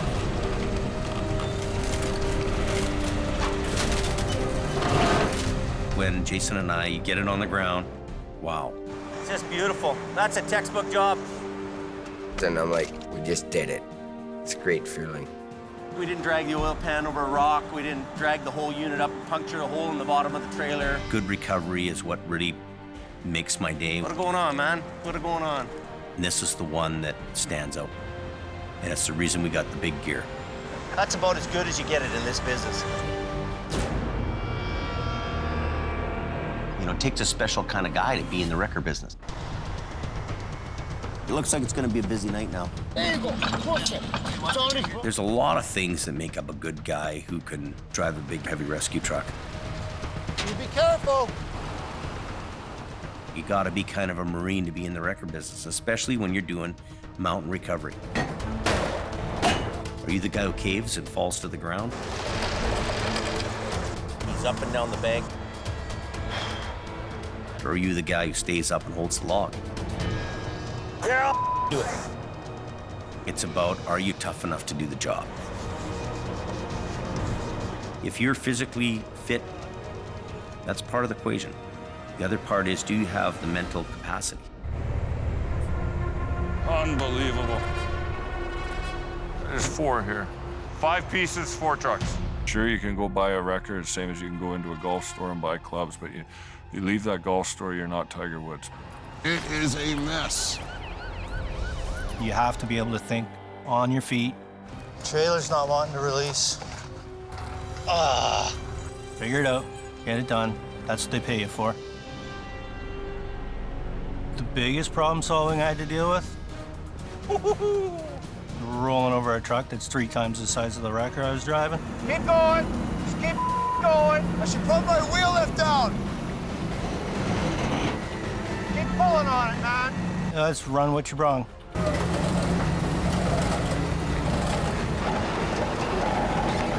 Here it comes. Slaughter Goliath.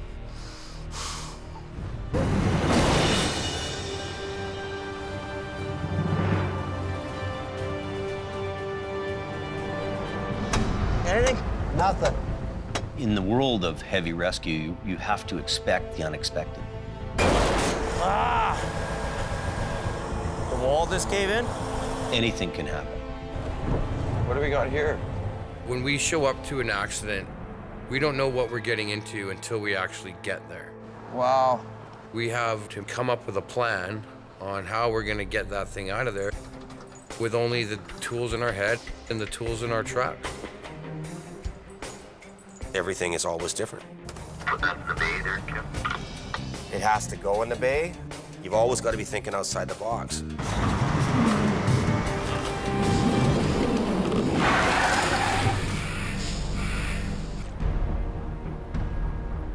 In season 1, a prime example of expect the unexpected is an SUV. I can't believe it. These guys live. It's gone over the bank. It's 1,000 feet down, and it's upside down in a river. It'll get dangerous quick. Belly, belly, bula, bula. Bula, bula, bula. It's got Jamie written all over it, this job. It's like, come get me. You ready to start going down? Yeah. It was decided that me and Sammy would go down and get this thing.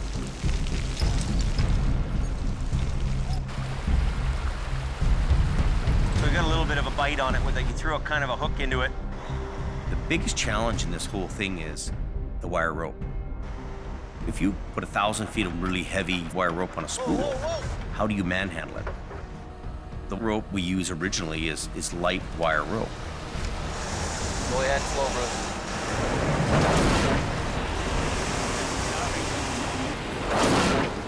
The line snaps.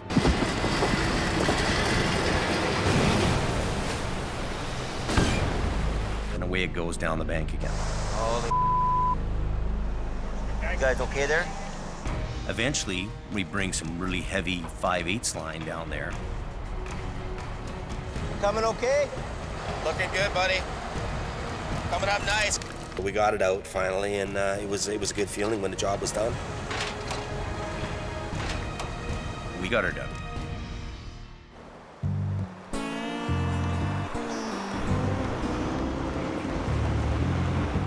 We get 100 job applicants a day. So, we're gonna put this chain on. Some guys come here, they think they know what they're doing. You're already putting it on wrong. Can you get it? Reaching back. The first time they'd have to pull a drive shaft or cage some brakes, Have you ever caged a brake before, Rob? Yeah! that's when most guys are done. Oh, around, man. Some people are cut out to do the job. How are you supposed to lock it? I don't know. You're the tow truck guys, man. And other people aren't. Sometimes they ring the bell and they chime out. It happens. A bit of a mess. We're gonna get there, take a look, see what's going on. But Colin has really stepped up to the plate. Let's put a couple of snatch blocks down. Well, yeah, one for that. Yeah, at least to pull that down. A year into the towing industry, I was hooked. I'm gonna go ahead if you can grab the cable. Did something I love doing. It's definitely in my blood now. Get over!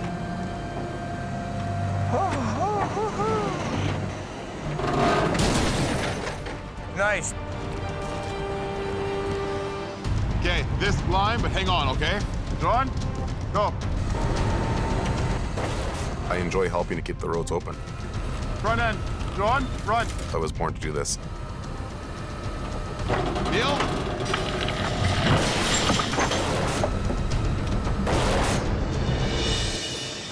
Voila! Beautiful. Come on, get over! You got the right gear, We're getting there. you get the right guys. There's none, watch out! This is what we live for in the recovery world.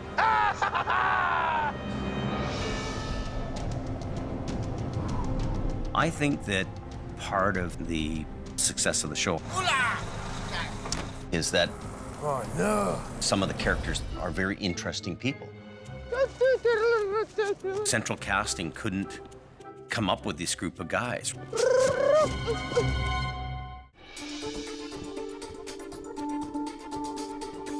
When you're watching Highway Through Hell, it's got such a diverse makeup of people and characters, I even gave you peanuts. I'm not a bad guy.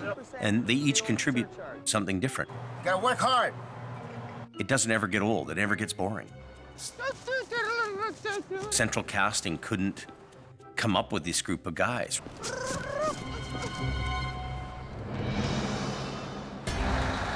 call a tow truck here or what? In season 1, we were a smaller, tight-knit group of guys. Kevin and Adam came as a package. Those two were a package deal. We were his competition. These two guys are the biggest thorn in my side, scooping our jobs, so I had to hire them. I'm already en route, just so you know, Jimmy. Adam was Jamie's lead guy. Every company's got like a lead guy. Tired? Did you have a good sleep last night? Yeah, no, I'm just Waking up? Yeah. Then you had old Kevin Ritchie. I'm going for a ride. Kevin is Best part of the whole truck is that horn. one of a kind, I guess is what I'm trying to say. It's my baby. You don't got this truck washed yet? You can Walk the other way around, buddy. Sammy came to Jamie as a laborer. We get a wreck tonight, well, then it'll be dirtier for tomorrow. That's right. And as my swamper. He was always a hard worker, and he was always happy-go-lucky. If I scratch the side of my truck, I'm gonna kick your ass. Well, no, just learn how to drive. Bula, bula, bula. Bula, bula. Happy every time. Whereabouts on the Coquihalla are you going? When Ken first came to us, he came from the city. 5-4's on location. I met Jamie in 1985 when we were both driving little trucks. Okay, job well done. He recruited me for 10 years, and I finally said, well, what the heck, I got nothing else to lose, and I came up. You sure you can handle this big city guy? Problem, buddy. You sure you're gonna do her? I was born in a ditch. And it was like, okay, well, let's see if this city guy makes it. Keep me going, keep me rocking. I'll work for 3 days straight if I have to. Ken works at a competitor company now, but we're still good friends and talk all the time. The company's called Mission Towing, long-established company. Shorty's the boss. I love his personality. He's fit well into our organization. It's been really good so far. When I arrived in Hope, Bruce worked for me first. I can go 36, 52 hours without sleep. Doesn't bother me. Bruce was one of the original guys in season 1.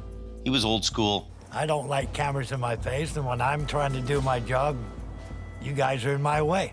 He's what I grew up around. Bitch, come on! He was definitely a hard ass, and a couple words or less tell you how it is. And if you don't like it, get the hell out of here. When we learned that Bruce had cancer, it was really a tough blow to everybody. When Bruce passed away, I felt sad for him, but on the other hand, I was happy he was not having to deal with it anymore.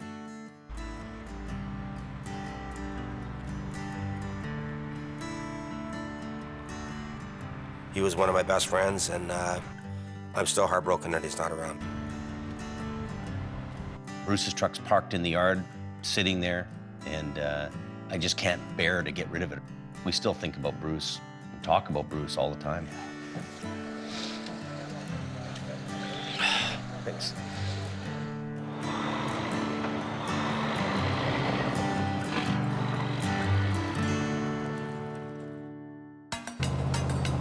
Tractor trailer flipped over on its side, blocking both lanes of traffic.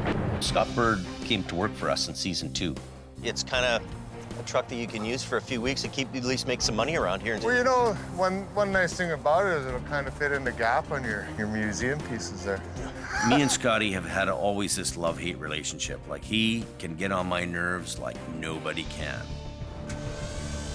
Like, you throw him in a truck and he's got a decent truck to work with, he'll make it happen.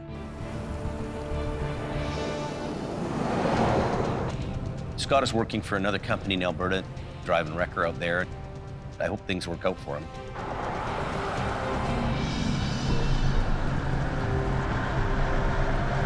Hope for the best, expect the worst. Howie came out to work for us during season 3. I call him like the MacGyver of towing. Any problem comes, he knows how to fix it. As long as it's got some work lights on it and 2 winches of work, I'll figure it out. He doesn't talk much. He doesn't make a big fuss about it. He just makes it happen. I don't worry about proving myself to anybody. I just do the job I know I can do. Holy.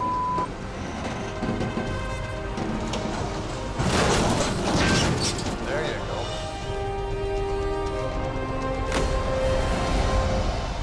go. Howie and his wife had a horse farm closer to the city. This is Dodge. And it was becoming hard on him and his relationship to keep coming out to Hope. He ended up working back in the city where he was closer to his house, which I can understand. I work for Clover Towing. Mostly do city driving now. I always miss going up on the Coke. That's the place to be. He did a great job while he was here. I wish he was back.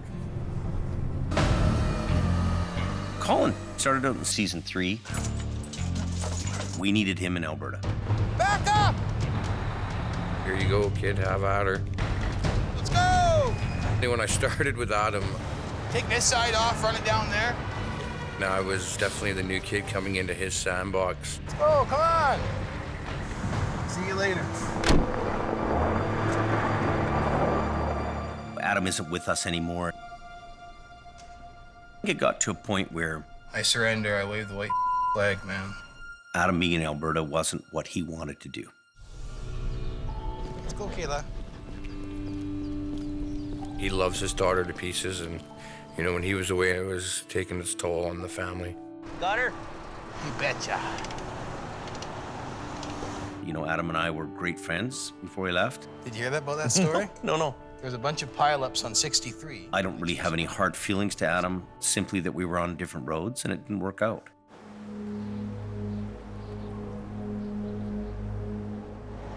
It took a long time to get the right people and the right crew in here. It takes a special breed of guy to want to do it. Unfortunately, one of the most popular guys on the show doesn't drive a red truck. How about that? Take that, James. A non-stop towing machine. Me, my big old Vulcan wrecker, and my snap-on tools. What else could a guy want? Al and I go way back. The season's here. It's finally here. Al is a hardworking, get-her-done kind of guy. They got Query towing there working. He's making some large up there. The average winter for us is 35 to 45,000 kilometers on tire chains. Al Quaring is the king of the snow shed. Now we're cooking with some gasoline. Up and down, in and out of the truck, sub-zero weather. The cops called us to go up there to do that job, and then I hear you're doing it. It's like, oh, I'm turning around. I got this place sewing up, James. We've been competing for years and years and years. $400 in fuel to come here to get scooped by Al. I got a lot of respect for Jamie. You got rust on your chrome, James. With a little hint of competition between us, definitely. Al drives a green truck, and he doesn't like chrome. I don't waste money on chrome. All that money in chrome, who pays for that? I drive a red truck, and I love chrome. I think he always wanted to be a fireman. I'm sure of it. Cable's all rusty. They're still good friends, but it's competitive. It's hyper-competitive. Big Green always wins. If I can go another 10 years of hard towing, I'll be happy. I enjoy it too much to say that I'm going to quit anytime soon. Gord, are you there? Yeah, go ahead. Where are you at? I'm just backing down the hill now. Gord Boyd, he's my right-hand fella. Oh, we got a couple of trucks spun out on the hill. When Al can't be there, he sends Gord. He doesn't have to tell him what to do. He just goes and does it. What do you mean he doesn't want to be pulled? Gord reminds me of a guy who just came off a Clint Eastwood movie. Stop! Stop! It's not working, buddy! You know, spaghetti western. Look at what you're causing down here. Look at that. That's your fault. Hey, see the plows? See all three plows. They cannot get through because you are here. He's a little rough around the edges. I'm gonna teach him a lesson.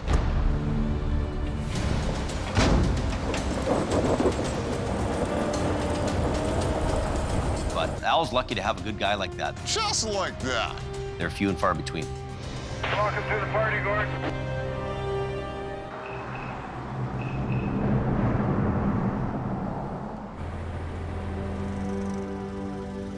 Generation after generation, mom and pa operations are what dominate the towing industry. We grow up in the business. My dad owns a towing company. Al and I are competitors from birth, just about. Originally, it was my grandfather's business. My dad and myself, and now my sons are getting involved in it. The Davis family and my family and the Quine family, we're all longtime family businesses. My grandfather and my great-grandfather started this business in 1954. I haven't got big shoes, and they're not that big to fill. Just do the job right. Best operator that I know is my grandfather. That's who I've looked up to for all these years. At a young age, my grandma would send out pillows for the truck, and I'd ride in the truck with pillows, see over the dashboard. But he's still someone I look up to every day. Makes me proud to carry on in my grandpa's footsteps and my dad's footsteps, and to see my kids coming up behind me. It's a terrific, fantastic feeling. First real MPA with my dad. My boys are 21 and 18, Carrie and Lucas, and they're the fourth generation in my family's business. He operated this when he was my age. Here we are today with me behind the wheel. I've always kind of shied him away from the trucks, tried to impress upon him, stick in school, stay away from these trucks. None of these headaches that I have and my dad has, but it doesn't seem to be working. He's my guy. Prince of the Coquihalla, right here. Right there. He's the king. We get the other truck in here. You're passing on those lessons. You're passing on your experience. I need 2 snatch blocks, James. Kids get caught up in the business. Come here, I'm gonna show you something right now, okay? So you're watching, right? You watch your lines. I'm 100% certain that James will take it on. Easy as baking a pie. Really? He's got the makeup, he's got the genes. He's got it in the blood, I'm sure. Whenever I head up to a wreck, I'm always kind of a bit worried because I've had so many close calls with getting hit. In Brandon's case, he's decided he doesn't want to be part of it, he doesn't want to do it. He just doesn't want to be out there. It's too dangerous. He's got other goals. Brandon's not a bad kid, but tow trucking or truck driving, it's not in him. Watch yourself, Dan. You carry on your family traditions, you carry on your family name. This is who we are, this is what we are. Straighten your wheel out. Kelly's the middle brother.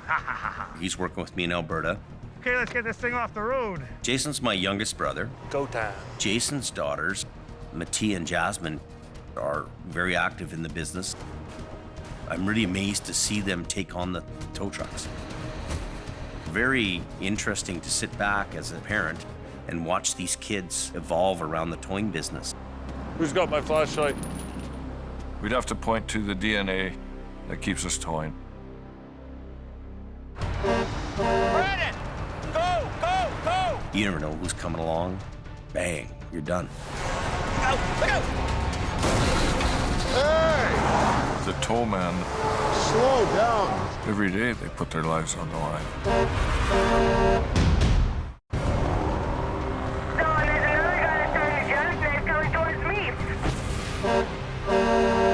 Sometimes there's stories that come along in the show This guy's jackknifing right now.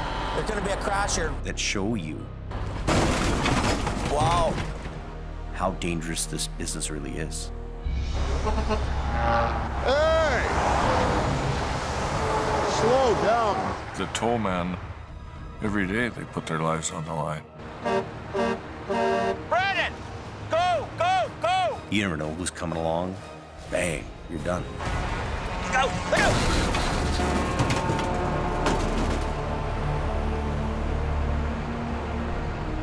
Even getting to a wreck. Got a guy there in the ditch. You're heading to some of them in a blinding snowstorm. I'll just follow you with lights on. I always try and place myself in my truck so that I'm not gonna get hurt. Okay, let's go. Let's try this. That's my biggest fear, right? Slow down. Sometimes that shadow in the road is not a shadow. You try not to think about the fact that you could get killed doing this job. Everyone wants to go home at the end of the night. I understand that you got to make a living and everything else, but at what cost? I seen this guy starting a jackknife, and then the plow came and smashed in the back of the back guy. We all get scared. We all get scared. I get called to pull a truck and a trailer that's gone down an embankment up off a Forest Service road. Right at that real snotty part. I wasn't prepared enough, and I ended up going down a hill backwards. Get out, Don! Get out, get out, get out! Open the door. I don't want to die in a tow truck. I'm probably gonna sooner or later, but I didn't feel like dying that day. Get out! Look out! Get out of the...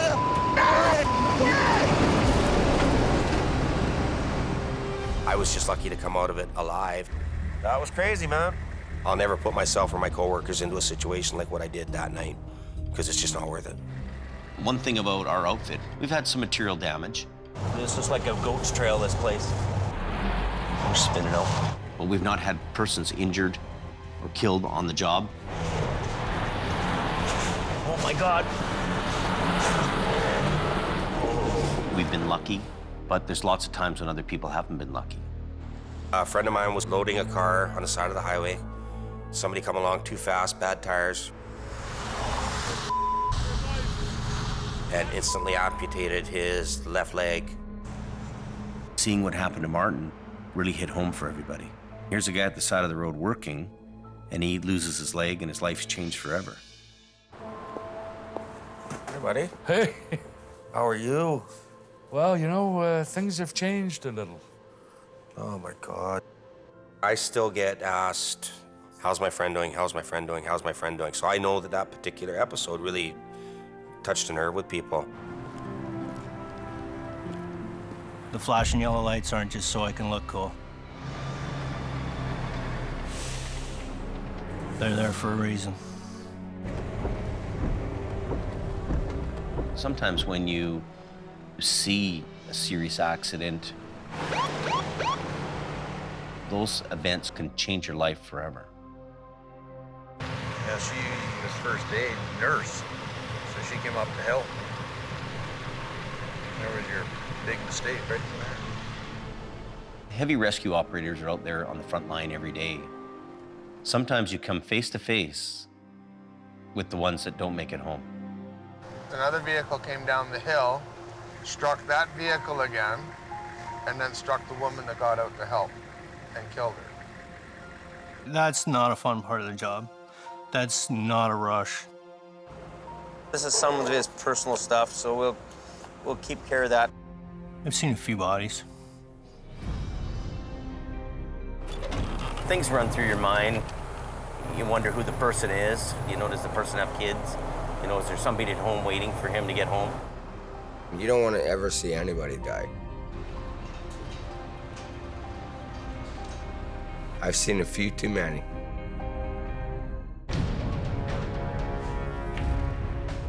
In season 1, Brandon comes along with me to a wreck.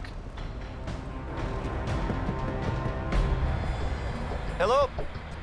Anybody home? Oh my God. He's on the wheel. And he comes across the driver who's deceased. Guys underneath the wheel. Guys underneath the wheel. Is he really? Guys underneath the wheel. Oh my God. Hey, no, get that out of here. Don't even look at it. And Brandon's only 16 years old. I could see the hollowness in his eyes. This is a big shock for him. I don't want to see that ever again. That's... Oh. That day will stay with him and the rest of us for a long, long time. There's one fatality. And then there was the one up the canyon with the formaldehyde tanker, which took a young kid's life. Somebody makes a poor choice. It's never good. I try not to take it home with me. It's not... It happens. You take the ghost home with you, definitely. I'd be lying if I said it didn't.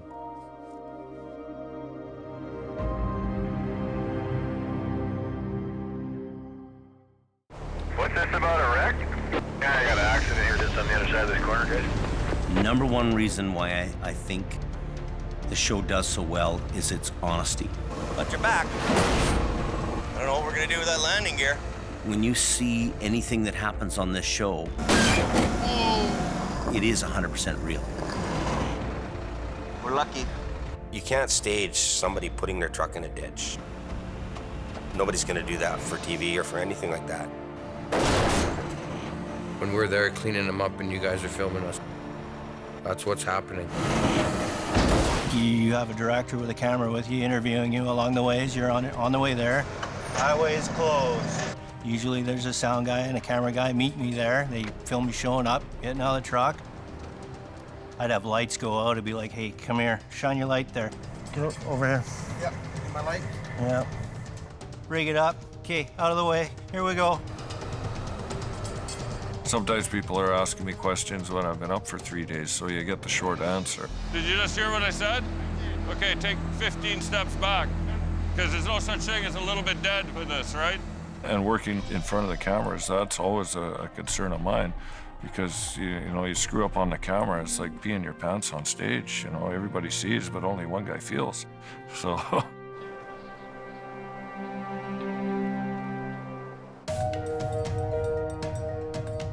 One thing I'm very proud of is the fact that the show has actually helped reduce accidents. Westbound, Highway 1. We need you guys to slow down. It's almost putting me out of business, believe it or not. We got snow squalls in with that wind. It's opened a lot of eyes to what really can happen up there, which is a very good thing. I hope the image of the towing industry has been brought up in people's eyes around the world. Take it easy in the westbound lane. There's a truck in the ditch. And it wasn't that long ago, we would be working on the side of the highway, and people would drive by and roll down their windows and yell dirty names at us, throw their garbage at us. Now when people see us working on the side of the road, they pull over, they come up, they shake our hands. They want to take their pictures with us. They want to buy us a drink if they've seen us at a bar. They want to buy us dinner if they've seen us in a restaurant. So that's been the most beautiful part of the show for me. Looking back on where we started and where we are now, is this really where I want to be? I don't own the company, it owns me. The problem with growing so fast is you always have growing pains. He suffers from the same problem that I do, that there's only one of us. Can't be everywhere at once. Al and I have grown up in this business together. They've taken a direction that's been very conservative. I'm finding myself wishing to be the size of Al's company again.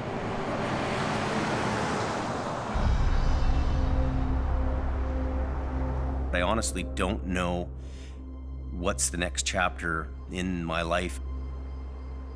I miss the smaller family environment.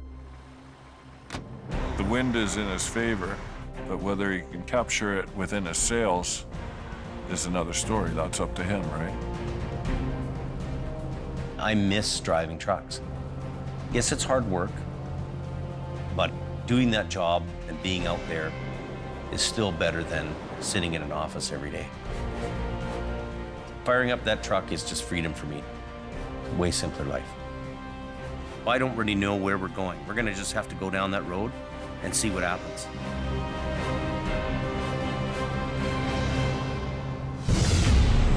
Next time on Highway Through Hell. Another one. Spun out.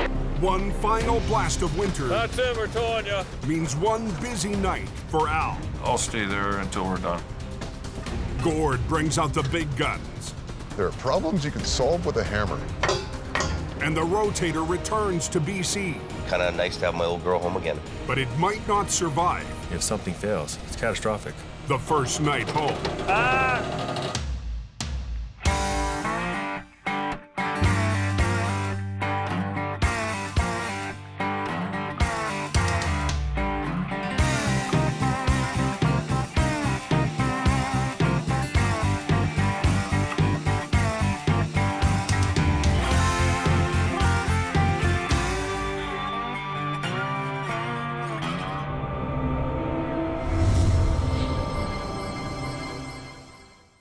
This time on Highway Through Hell. Serious crash. Ice storm aftermath reigns chaos on Highway 1. Completely mashed. A remote recovery It's not a road to be messing around on. takes Colin up a dangerous road. Come on, get on your side. And a semi Gonna be tricky. teetering over a 300-foot drop Easy, easy, easy. pulls Alan Gord I don't like that. right to the edge. He wants to go over. Whoa, whoa, whoa. On the Highway Through Hell. The last line of defense is a heavy rescue team ready to tackle any disaster. Because closure is not an option.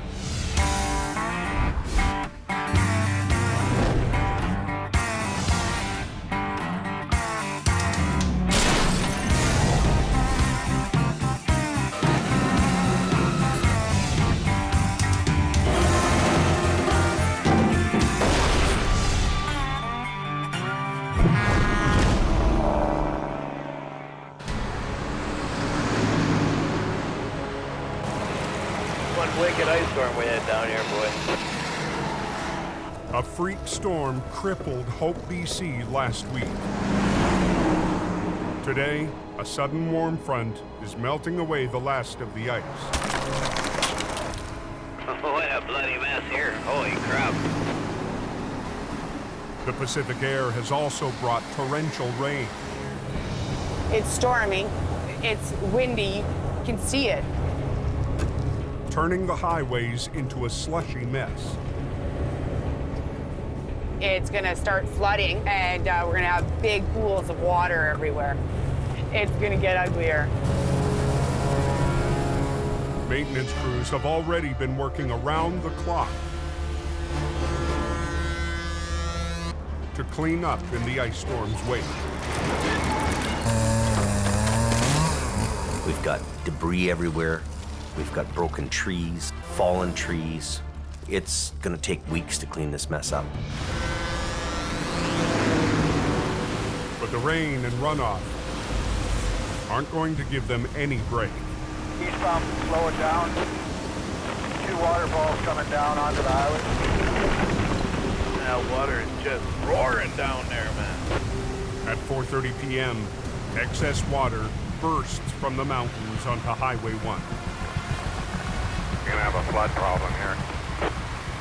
So in conditions like this, people should just slow down because anything can happen. We have a lake here in the median. What are you doing? 100 yards down the road, Mountain is coming down. the hillside gives way. Floodwaters send a rock slide spilling across the highway into the path of a pickup. We've had a lot of rain, which has caused a lot of water going into the cracks and loosening the boulders, and then next thing you know, it comes down all of a sudden. I do have another wrecker coming, but I think I can get it done first, so. John, Jamie's lead driver and Hope, was driving past the scene just minutes after the impact. The rock slide caused this particular accident. I'm guessing the guy probably swerved to miss it as he saw it coming down and ended up flipping himself over and into the ditch. As the driver heads to the hospital, It is closed eastbound. traffic is already backing up on the Trans-Canada. The Ministry of Transportation has put a lane closure in from a long way back. But John wasn't driving his wrecker or even a tow truck. All he's got to work with is a flat deck. A flatbed sometimes can have limited recovery capability. I'm gonna try and hook up to it, flip it onto its wheels, and pull it out of the ditch at the same time. So they want us out of here as quick as possible. He hooks up high on the rear axle, hoping to roll the truck onto its wheels with one quick pull. I'm ready, let's go. Lift up, there you go. 3, 2, 1. Are we looking on that end? But if you get a really good guy on a deck, he can do as much recovery work as I can with a boom truck. In this case, John does a hell of a job. He makes it happen. And that right there, ladies and gentlemen, is how you do a one-truck rollover recovery with a deck. And I'll turn around and we're out of here.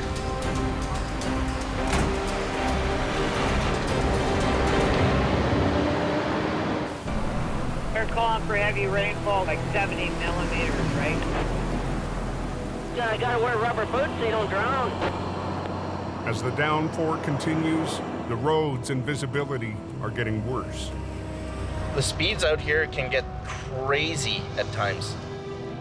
Farther east on Highway 1, RCMP Constable Jim Halliday is looking for drivers who aren't compensating for the conditions. And that's why I'm glad I have this job, because I get to meet those people. Just before 7 p.m., a passing driver gets too close for comfort. I'm pretty sure he was within about 6 inches of my mirror.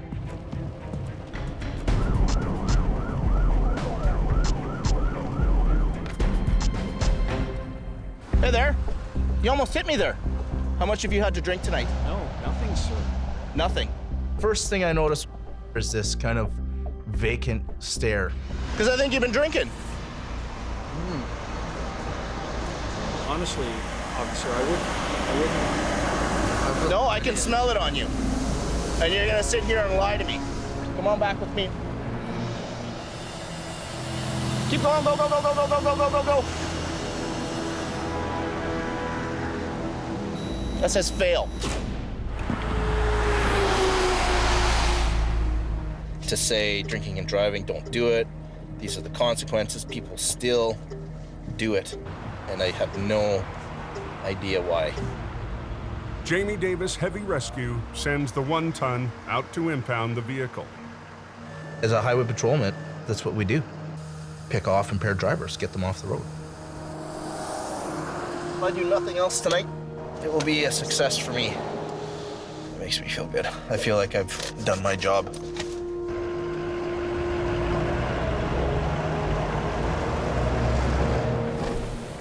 30 miles up the mountain, the downpour turns into a blizzard, hammering the Coquihalla. The old butt cheeks were grabbing the seat pretty good there. Well, go clean your shirts out. When a storm hits, there's usually acquiring patrolling the coast. But tonight, it's not Big Al. This is where the magic happens. When Al's son Kerry isn't working in the family business, he's working for highway maintenance. We're doing the Coquihalla Summit here, Coquihalla Highway. He's part of the army of plows, fighting to keep the highway open. Yeah, we're just plowing the snow off, putting some sand out, and nothing really that we can't handle.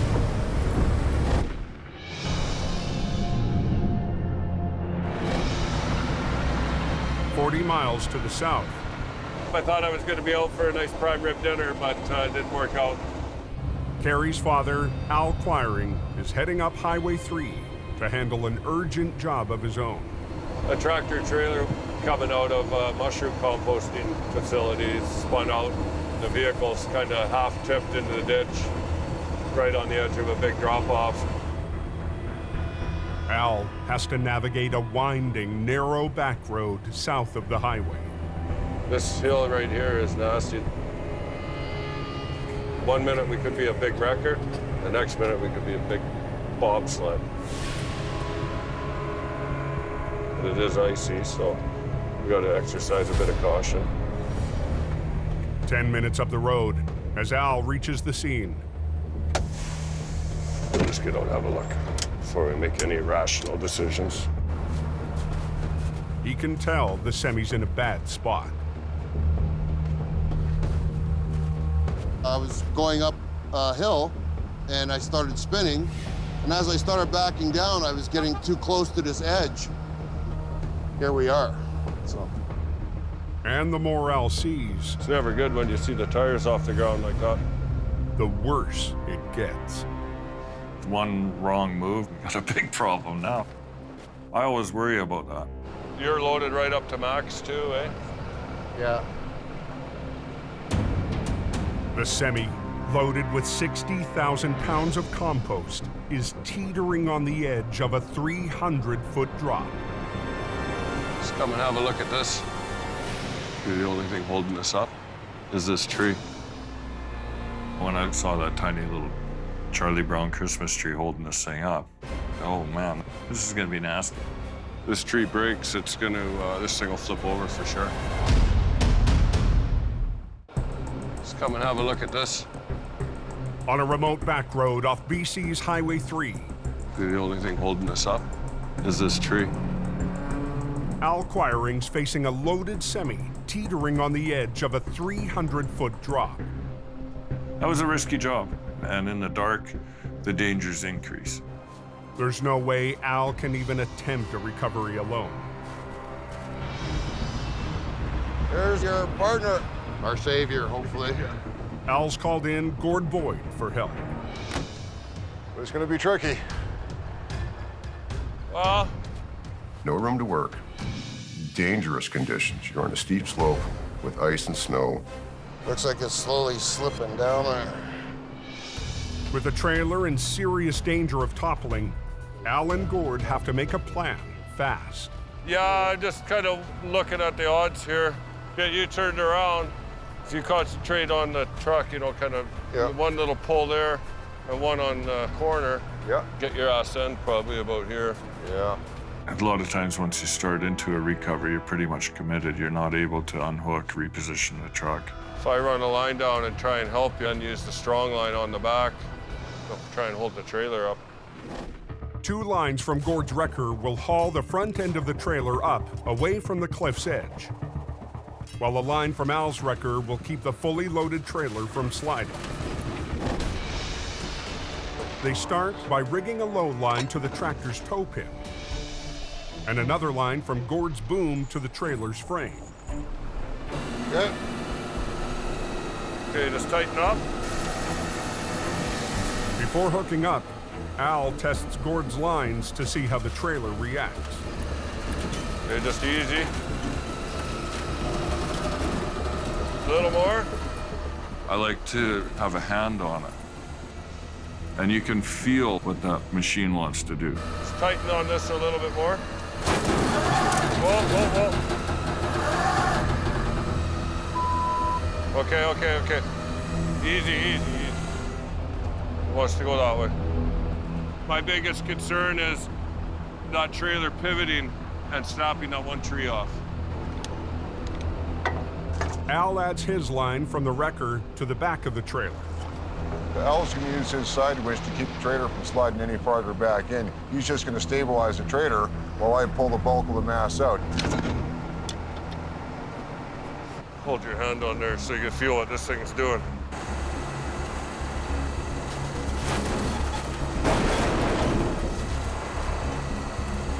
Nice, yeah, it's working. Okay.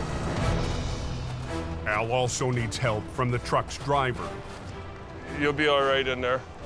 to steer away from the cliff. I'm gonna get you to put your foot on the brake. Yep. Hang on. Okay. Keep your arms inside the window. All right. The whole unit probably weighed pretty close to 100,000 pounds, which is over twice what I weigh. My truck only weighs 45,000 pounds. One, a little bit more. Good, good, good. Side application of force to a wrecker is not a friendly thing to it. It'll want to tip it, definitely. The gourd flips over, it goes over the bank. My truck goes with it. Tighten up. They have to look for any sign that Gord's truck is starting to lean. Tighten up.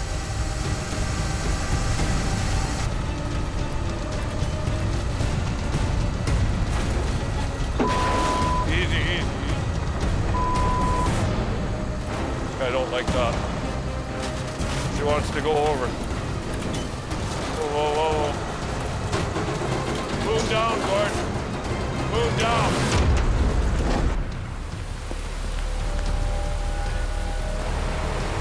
Raining hard.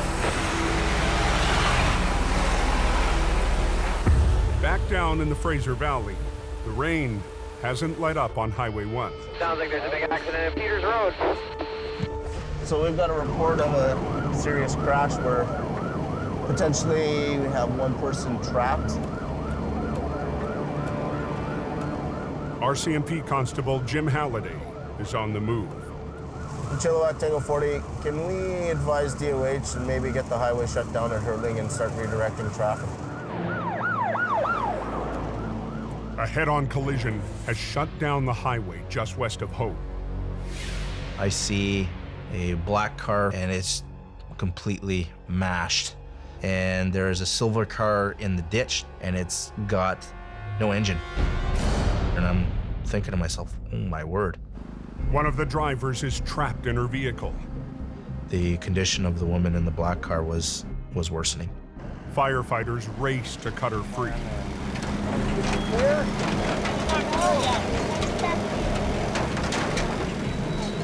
Blanket, anybody? Okay, blanket in. Finally, they pull her from the wreckage. Just finished extracting one of the patients out of the vehicle. Do you want westbound shut down? So I'm coordinating it, I'll give him a call. making sure I have the right information to ensure that everyone understands, everyone has a task that they're doing. There are still 2 victims in the second car who need medical attention. There are 2 police officers from Hope that are trying to work on the driver of the silver car. Paramedics take the driver's wife to hospital with minor injuries. But the crews can't save her husband. And it's unfortunate. You just try and move on and deal with it the best you can. Did either of you guys see what happened? As we came around the corner, that's where the scene was. This right here. Yeah. Constable Halliday works with an accident reconstruction team to piece together the cause of the tragedy. Did you happen to see anything that transpired? Everything was just coming to a stop when we got here. Transmission piece, you have an axle. And wow. Just speaking with the reconstructionist, confirmed that the silver car crossed, was traveling westbound, crossed through the median, collided with the black car, which was traveling eastbound. Given the age of the driver, the next logical thing for us to speculate on is that it was some form of medical emergency that caused him to go off-road. What I suspect happened is the driver had a cardiac arrest. As the investigation winds down, Halliday gets word on the driver pulled from the first wreck. The driver ended up dying in the ambulance. This was someone's mother, and it was someone's grandmother.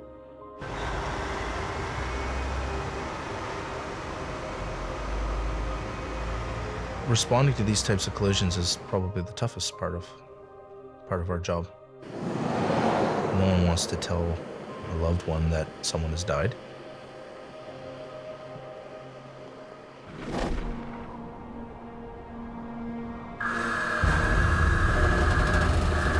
Tighten up. Back on the logging road near Highway 3. Whoa. She wants to go over. Al and Gord are losing their tug-of-war. Boom down, Gord. Boom right down. Stop here for a minute. The weight of the compost trailer is threatening to pull Gord's wrecker over. It slumped over a little bit. I didn't like that at all. I didn't want to see that thing go 1 inch in the wrong direction. I would suggest get this line off of here because it's going to tip you over. Yeah. Back this off, easy. Right now it's pulling a little on the high side, making my truck want to tip over. And Gord already at that very tippy point, that could be enough to set things in motion. Gord re-rigs to pull from a lower angle, so the weight won't be dragging down on his boom and tipping him over. You better ram them spades in there real good. There ain't much holding this truck up. Good. Go ahead. Once again, Al feels for a sign that the trailer is slipping or the load is shifting. Yeah, it's tipping me. Get back off.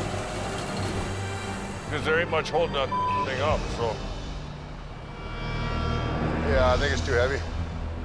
Try and pull it like this, it's just gonna tear the trailer apart. You can't argue with the law of gravity. One thing that was stopping us from moving that was the weight of the load.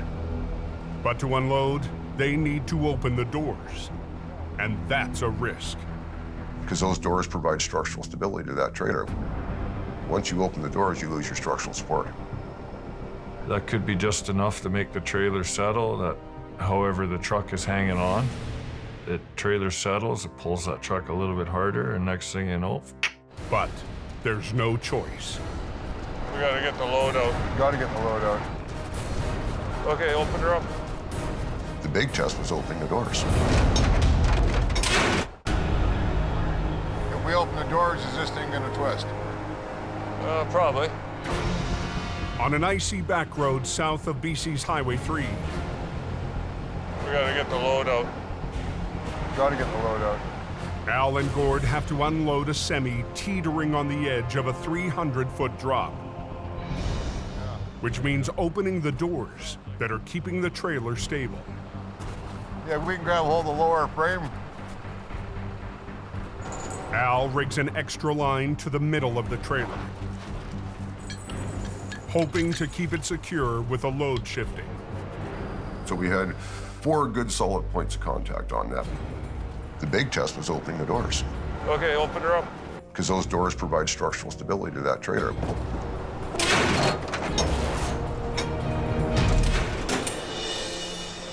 The trailer holds for now, but they still have to unload it. That's 20 metric tons. Last time, Al had to unload a trailer full of manure. He had to do it by hand. You don't want to shovel? No problem. Get out of the way. I'm going to shovel. I'm going to shovel until I can't shovel anymore. And then when I can't shovel, I'm going to switch arms, so I'm going to shovel some more. But not tonight. Luckily, that trailer has what's called a walking floor. a floor made of sliding slats to dump the compost. That literally is a steaming pile. Just trying to lighten it up. You can hear the suspension bleeding off the air. That means we're getting a lot lighter. Once you lose 30 tons of weight, you don't have that weight fighting you. Okay, we'll start over. Okay, go ahead and run with it, Gordon.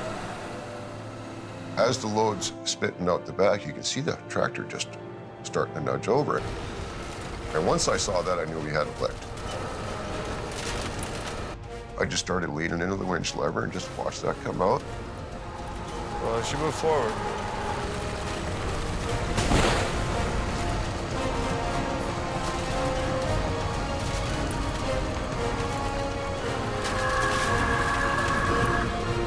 Okay, we're free.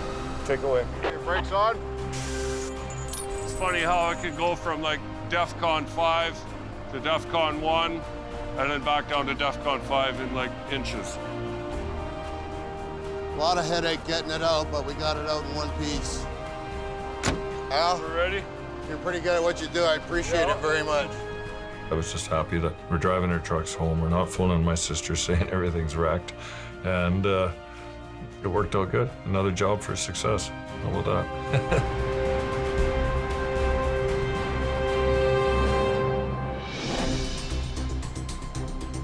The next morning, far up the Fraser Canyon, the rain has finally blown through.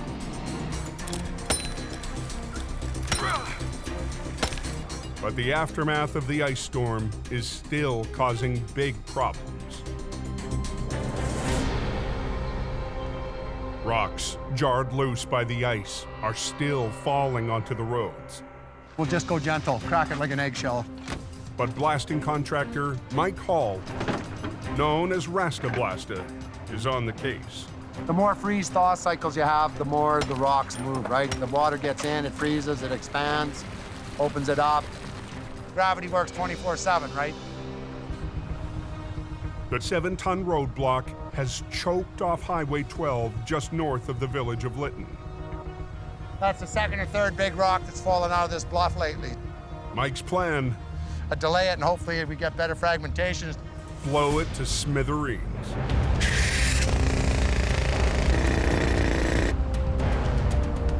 It's what we live for. I like the rush. Incoming! 10, 9, 8, 7, 6, 5, 4, 3, 2, 1.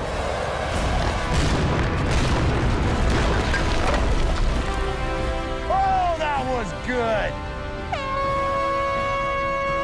I loved it. Now highway crews can cart off the bite-sized chunks and get the traffic back on track, while Mike heads to the next slide zone. We're a country that's on the move, a lot of long distances, and it's pretty important to keep the roads open and safe. Something going on, guys. I can see the Jamie Davis Tundra heading up Highway 5 there. Something like this is definitely a break from the norm.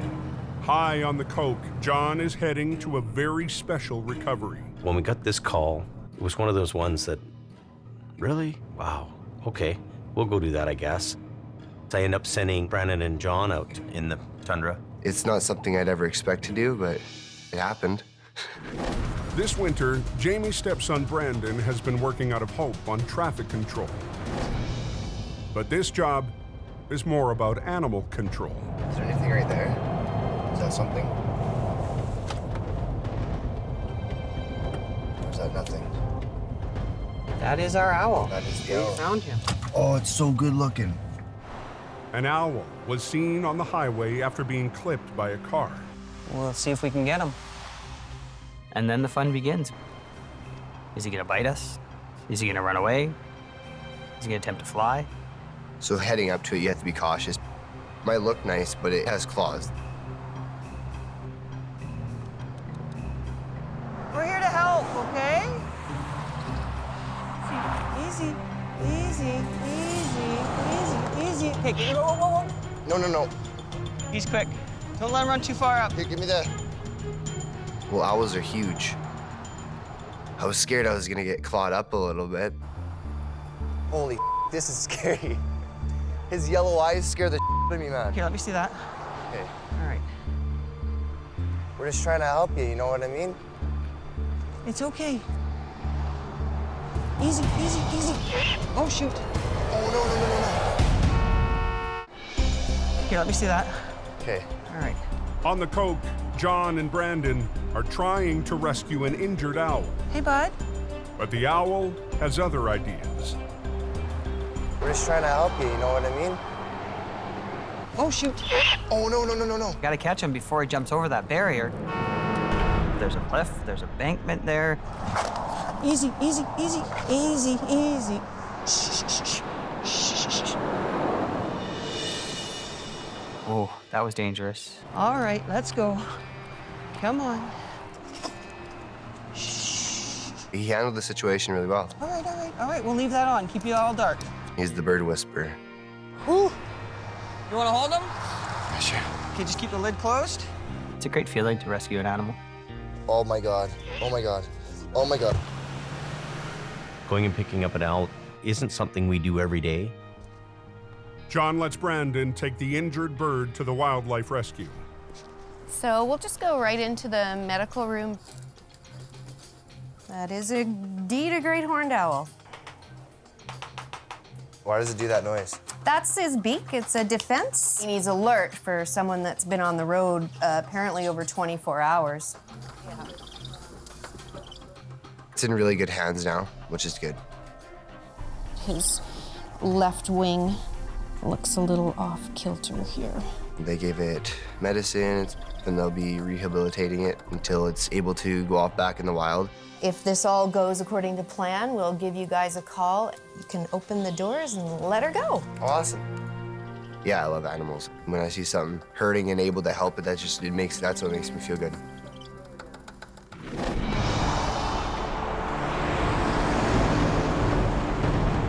Far to the northeast of the Coke, It's just outside of Edson. Jamie's sending his lead driver in Alberta, Colin McLean, out to a new job on new turf. Yellowhead County. It's about 2 hours west of Edmonton. Yellowhead County starts west of Edmonton and runs to the Rocky Mountains, with some of the most brutal road conditions in the country. Big squalls will come through that corridor. Blowing snow, black ice conditions, freezes over. It has a lot of the same qualities of the Coquihalla. A lot of oil and gas, a lot of back roads, a lot of winter roads. The perfect environment for heavy rescue. Busy. But with Colin heading on a 250-mile drive, we need, more manpower. Jamie needs someone to watch the shop in Lac-La-Biche. Just fired up the truck and leaving the yard. So he's trying out local driver Randy Jackknife as a temporary fill-in. His real last name is Jackknife, Randy Jackknife. I got the call and then, well, I wasn't really prepared. So this other number is... As I'm talking with the dispatch and they're giving me information on where to go and what's the guy's name and number, I had no other choice. I wrote it on the fender of my wrecker. Concrete truck, cement truck. He's nose in, 10 feet off the shoulder, and he's not loaded. He's not loaded? Oh, perfect, then I can handle him, no sweat. Randy is a local fellow from Lac-La-Biche. People know him there. He's had towing experience before. We're gonna give him a try and see if he can make the grade. I'm gonna give it all and try to do it in a safe manner and get the job done right. This is my chance to show that I can do this job and prove this to Jamie Davis.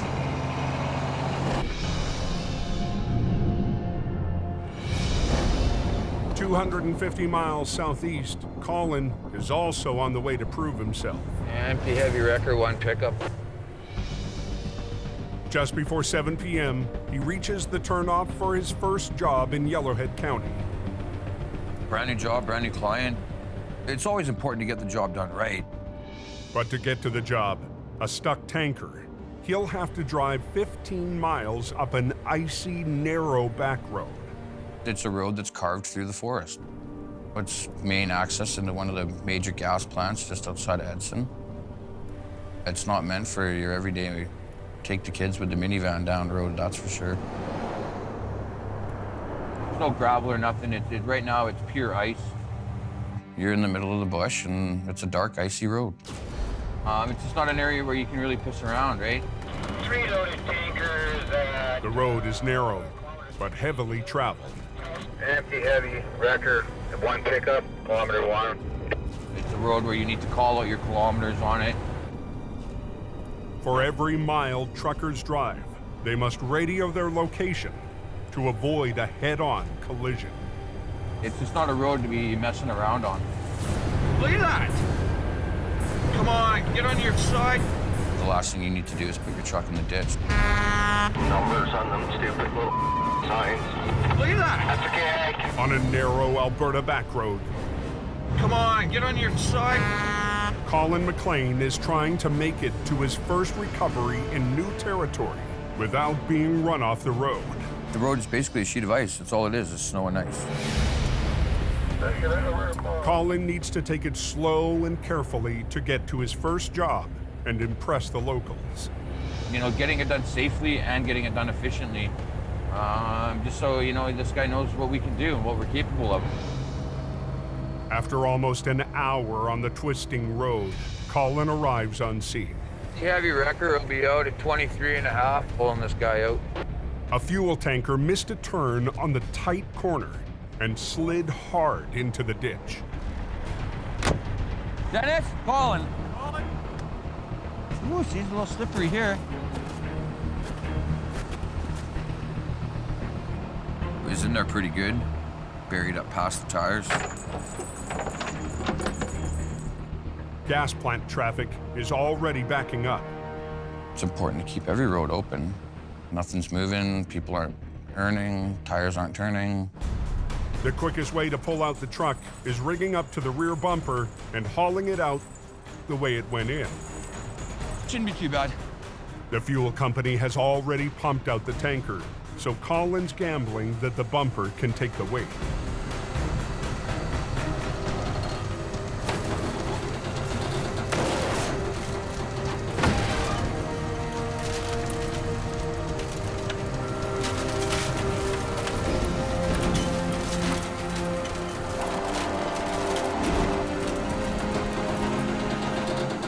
Got one part of it done. They're never easy, but we got it out. The tanker's on the road, but Colin's not off the hook. It's got a hole in the radiator, so it's not really drivable. Normally, if a recovery like that, you get it out of the ditch and they can drive it out, but due to the hole in the radiator, they didn't want to do any engine damage from it overheating. Now, he'll have to tow it all the way back down the icy road. It felt good to get the first job done for that new client. Perfect. Cool, thanks. Good job. Yeah. He was really happy with it, so hopefully we get some more work from him. Hood strapped down, lights are on, chain down. We're ready to go. Yeah, that's a win. We just got to get out of here now. A win for Jamie on new turf. It's really like doing battle. You're out there every day, pushing ahead, you know, pushing the front line.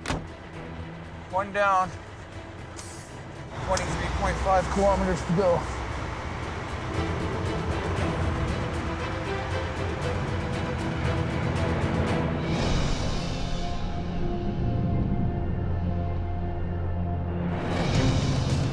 While Colin fights battles on a new highway. We got a cement truck in the ditch. He's empty. That's a good thing. Everything should be okay. We should have an easy pull. Jamie's new tryout driver, Randy Jackknife, at 60 miles up Highway 881. I'm putting a lot of pressure on myself not to fail. And that's especially important tonight. Back in Lac La Biche, a convoy of 10 wide-load transports is about to depart. And these loads will take white line to white line on the highway. So there's not much room at all. For us to stop this many trucks on the road. And they're heading up Highway 881, straight in the path of Randy's recovery.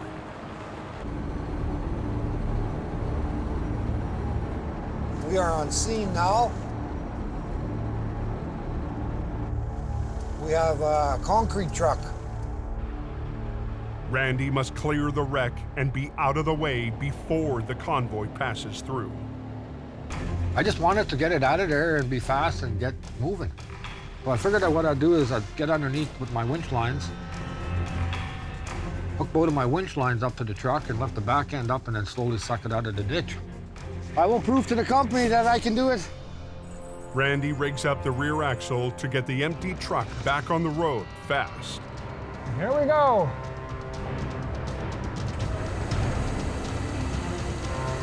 Work.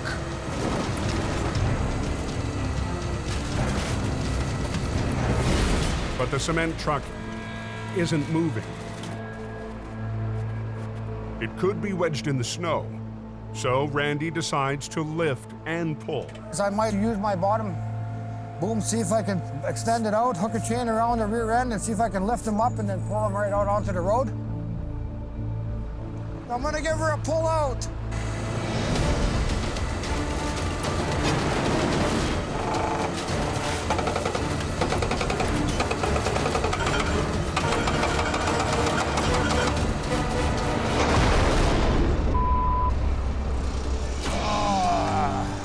That was a heavy pull, and my wrecker I was only driving was only a 25 ton.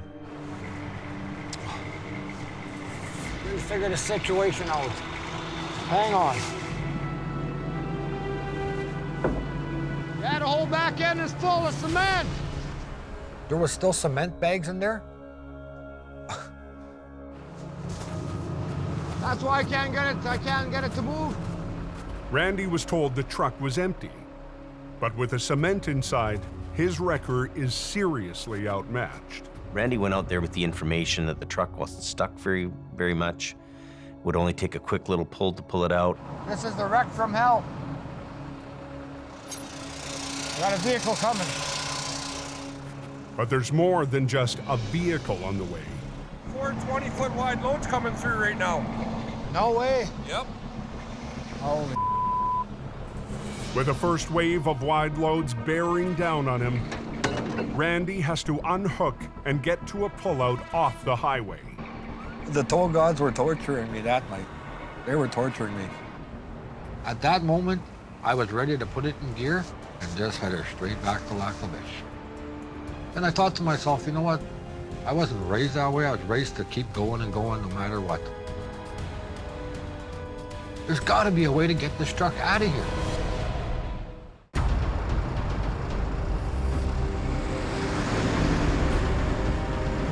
There's lots running through my mind right now. I'm trying to get it done myself.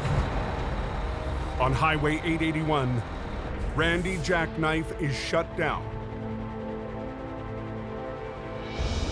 He's waiting for a convoy of wide loads to pass through before he can get back to work. That helped me up another hour and a half. As the last of the wide loads finally rolls past, Hey. Randy heads back to the truck. But his wrecker is still outmatched, and morning traffic will soon be picking up. Hello there. I'm still on the highway. The delays have made Jamie's dispatcher impatient. Yeah, I'm trying to get it out right now. Okay, that's your call if you want then. Sure. She's gonna get hold of the other truck, and he's gonna come down and she's gonna send him down because we've been here too many hours, she said. But Randy came out here with something to prove. Give it all you got. There's other ways. There's other ways. There's other solutions you can find out to get it out. There has to be. Help is coming on the way, but in the meanwhile, I'm gonna still continue. There's got to be a way to get this truck out of here. Try and make this fast before these guys come. Gotta hustle. With his winches outgunned, Randy decides on an unorthodox maneuver called a clutch recovery. I got to prove it to Jamie Davis that I can take it out and do it. He'll try to pull out the cement truck with the power of his engine instead of his winches. Watch yourself. I'm gonna see if I pull her out. It could be hard on Jamie's wrecker, but Randy is determined to finish the job. Put my truck in gear and I just rotted on her. As soon as I felt that truck just start jerking in the air, Come on, baby, coming out. that's when I gave it all. I grabbed from first, second to third, fourth gear. I have the truck moving. Then it finally just shot out, just like somebody gave me a push.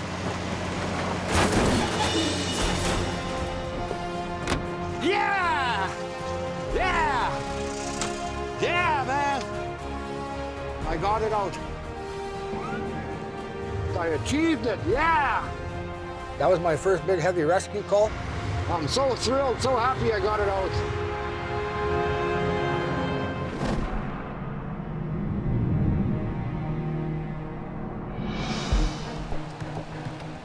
Tuesday morning, back in BC.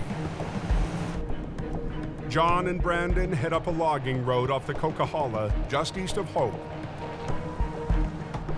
along with a volunteer from the Owl Rescue. What do you think, Daryl? I think it's a great spot. Are you ready for this? I'm as ready as I'm ever gonna be.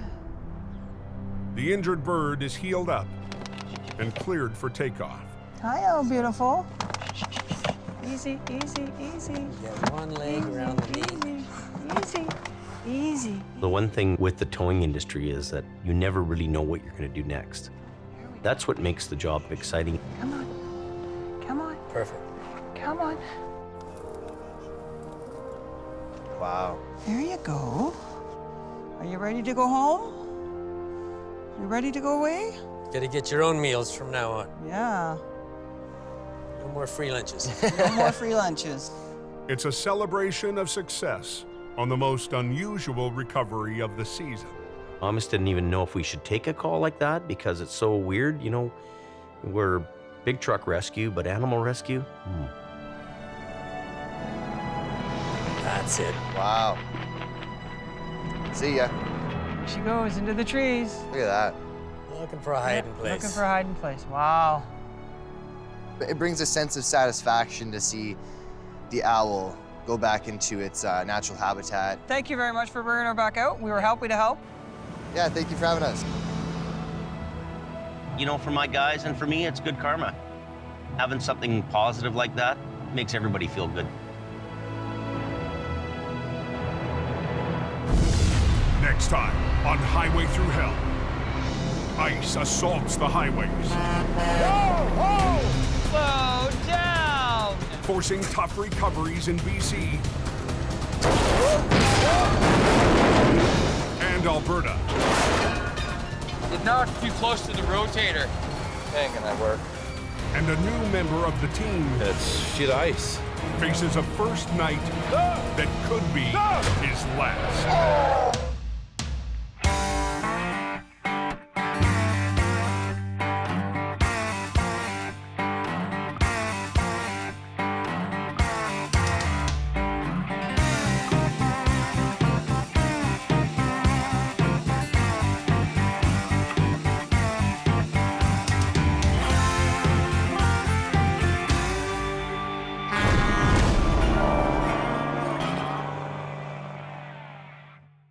This time on Highway Through Hell, a truck deep in a ditch. Ready to go? Brings Jamie back to the road. A mangled grocery trailer means a massive cleanup. Whoa. And a massive headache. You're pulling too hard. Al and Gord race against rush hour. Hey! Slow down! With an 80,000-pound load overpowering their records. Come on!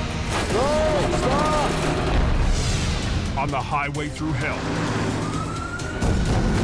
the last line of defense is a heavy rescue team ready to tackle any disaster, because closure is not an option.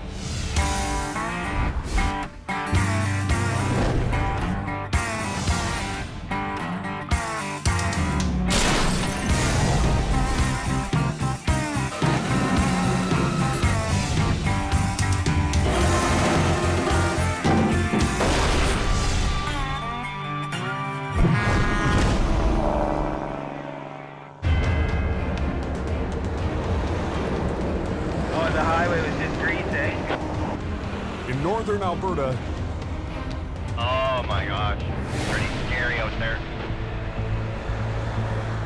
A downpour of freezing rain has covered Highway 881 in thick ice. Is it coming, Gord? Yeah. Jobs are piling up for Jamie Davis Heavy Rescue. But lead driver Colin McLean 4 feet. decided that a stranded plow truck was top priority. 2 feet. 2 feet. A little bit more. Okay, whoa. Good. You want him out there sanding and salting so there are no more accidents. All right, you guys be safe. All right, you too, man. Conditions getting worse. No, there's all kinds of calamities going on down there. Well, we got 1 down, possibly 3 or 4 more to go. Tonight's a really bad night. Now we gotta go check on the bus accident. The RCMP members have been waiting for us. Josh, it's probably gonna be a busy night for everyone there, eh, Gord Butts? Colin heads south of Lac La Biche down Highway 36, where his flagging crew was already on scene. Oh, it was sort of half on the road, half in the ditch, so it was kind of a hazard. Okay, let's go take a look. A semi sideswiped the bus while trying to pass in the freezing rain. Now, 1 lane of traffic is blocked. A lot of the oil companies have gone to busing their employees in. So we've got a lot of bus traffic now heading on these highways every day. No more traffic, northbound, please. We're just gonna grab that ass end. With multiple jobs waiting, Colin can't afford any delays. But when Colin goes to angle the wheel lift on the rotator, What? Why is that not going out? Try that again. Sounds like you got a hydraulic leak. What? Sounds like a leak. Controls, everything. Blew a hydraulic hose on the rotator. Me. Got pinched on something, caught on something. You gotta be kidding me. Colin had to improvise. Okay, grab the green winch line. And suck her back in? Oh, yeah. So I want to turn it so I can just get in underneath of that underlift. He's trying to get it to the correct angle just so we can get it underneath the bus. He had to hook a chain up to the wheel lift, suck it back so we can get it to the right angle. Yeah. We look good? If something goes wrong with your truck, you gotta know how to hook up that vehicle. You're always on the fly, you're always on the go. Hold it.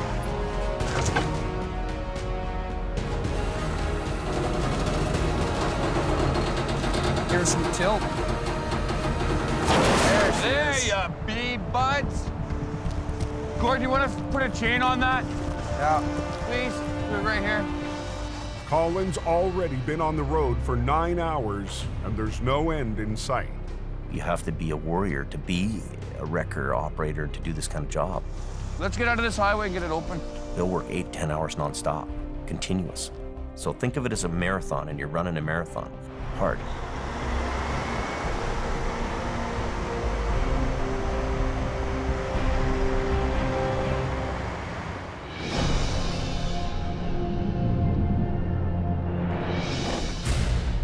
I just want to win enough money I don't have to work this hard.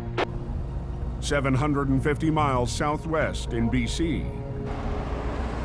It looks like he hit right in the middle here, right in the middle of the meridian. They must have plowed right into it somehow. I don't know what the he was thinking. Just west of the town of Hope, a semi is down and blocking the fast lane of the Trans-Canada Highway. Beauty. A big job for Big Al from Choir and Towing. The trailer was broken, and it had 80-some thousand pounds of paper and very heavy bales.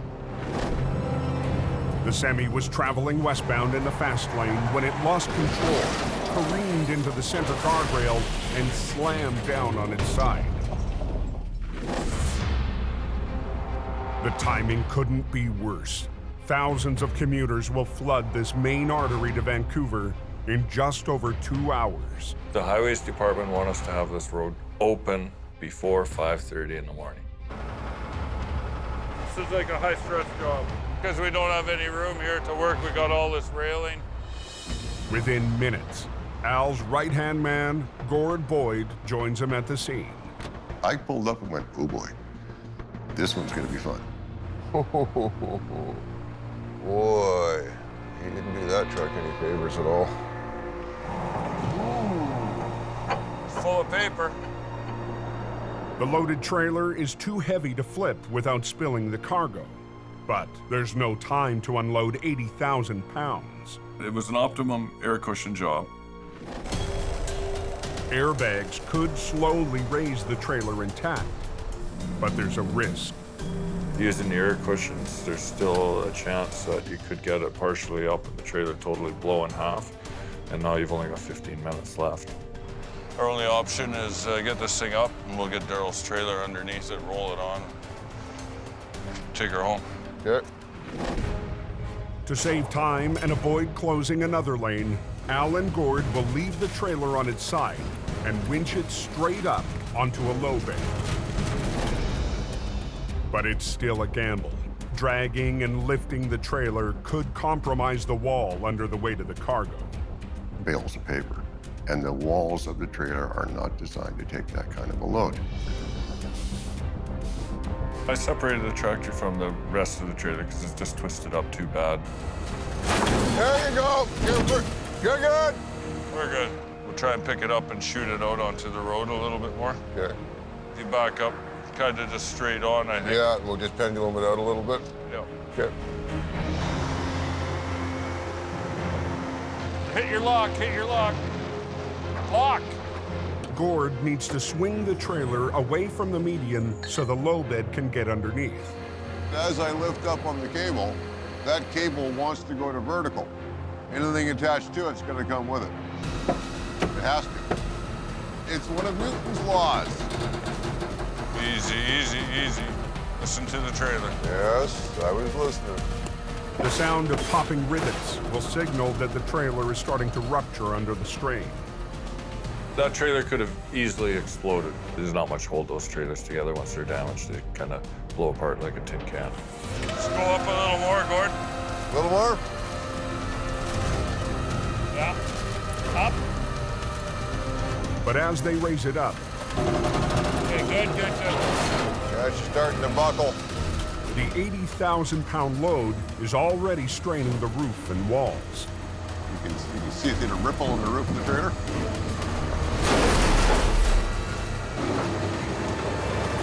Okay, good, good, good. Just before 4 a.m., the low bed arrives. One with a very special feature. The axle slide ahead, allows the back of the trailer to drop down, and makes a nice even ramp where you can load equipment, or in this case, a semi-trailer laying on its side. Good. I'm hoping we can just get this thing on there and off with it. Really? You gonna haul it on sideways? Yeah, well, we're getting close to 5:30. The low bed's winch will pull the loaded trailer onto the deck. Yeah. Okay, wind her up.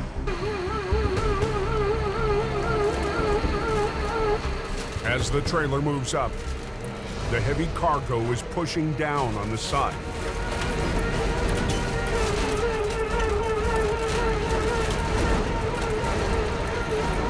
The sharp edge of the ramp slides forward against the trailer's bulging wall.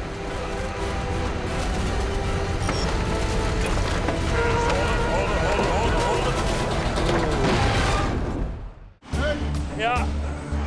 Okay, wind her up. Al and Gord of Acquiring Towing need to get a trailer off BC's Highway 1 before the morning rush. It's going up perfect. Not too sharp, not too much lift.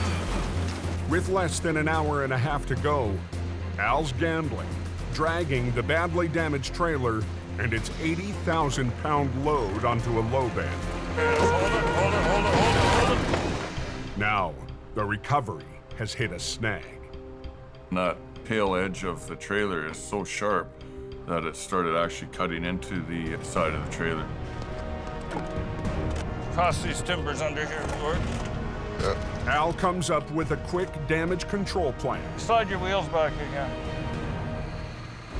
Adjusting the angle of the deck of the low bed so he can place scrap wood underneath for extra support. Okay. We're just gonna change the angle a little bit, get the deck more on the ground so it just scoops underneath and picks everything up. Can we go up more? See if you can go up a little more.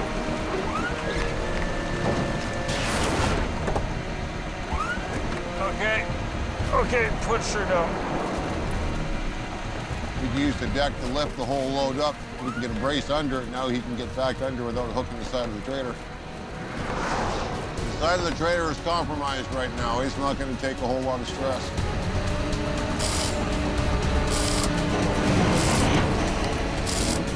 Oh, that doesn't sound good. Doesn't sound good, but it's working so far. You're worrying about the cargo, you're worrying about cargo escaping and becoming a bigger task. This is going to be the worst part right here because this is pretty much the middle of the trailer, so we have the most flex.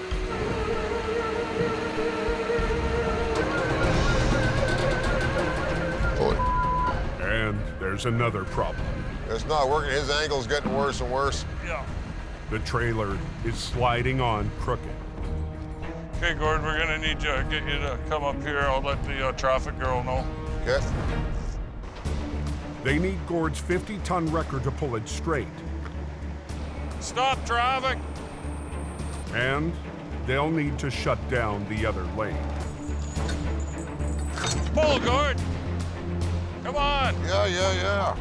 There is stress. There's obviously the ministry, the government wants to know why their highway's closed and what's taking so long. And sometimes that's very challenging and stressful too. Now the weight of the load is stressing Gord's truck. I got wheels off the ground. Pull on her. No, stop!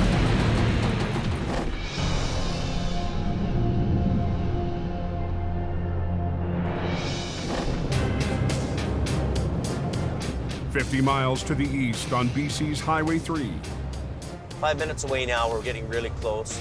Jamie Davis is leading his first big recovery of the season.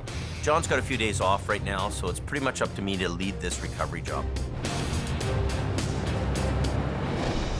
Last week, Jamie's new lead driver in BC, John, pulled off one of the toughest jobs of the season so far.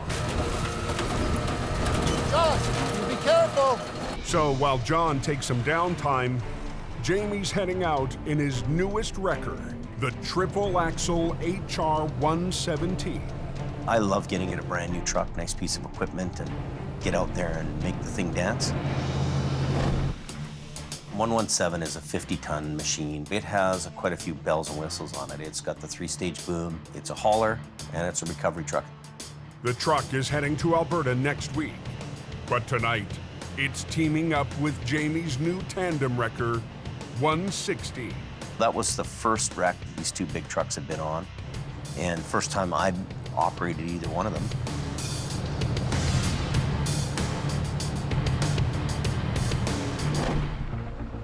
Jamie's stepping out from behind his desk to help a longtime client. Their loaded semi slid off the road and flipped down a steep embankment. It was sitting on trees, and the trees had punctured through a little bit of 1 or 2 panels. The customer wants the truck and the medical supplies inside out of the ditch tonight.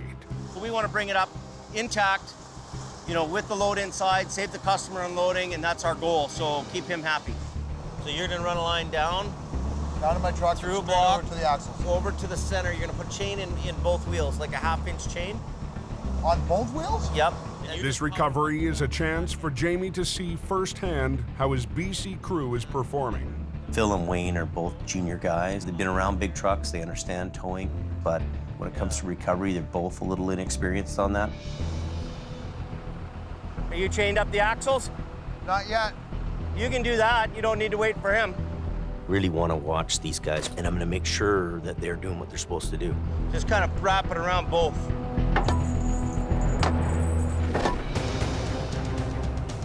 Come on! Yeah.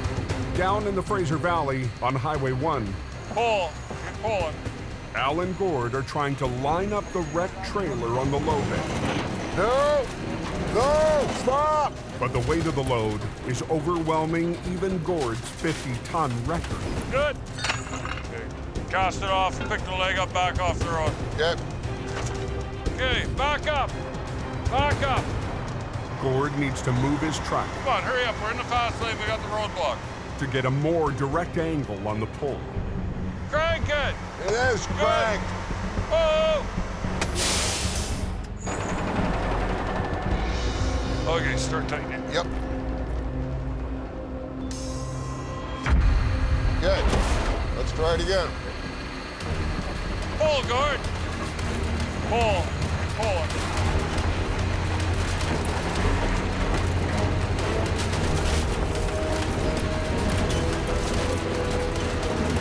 Good. Good, good, good. Let her down. Gord quickly clears out, letting the backed up traffic through. Some of these eastbound guys aren't slowing down for us. Hey, you want to slow the hell down? But after a 20-minute delay, some truckers try to make up for lost time. It's dangerous enough as it is. It really is. The last thing I need is a highway truck going by me 3 feet away at highway speed. Hey! Slow it down. Gord's getting pissed off at these apparent professional drivers. Slow down! It's very dangerous out there. That means you, Paula. Hey, next time you come to an accident scene, the law says slow down. One wrong move, and that goes from a bad situation to a very bad situation.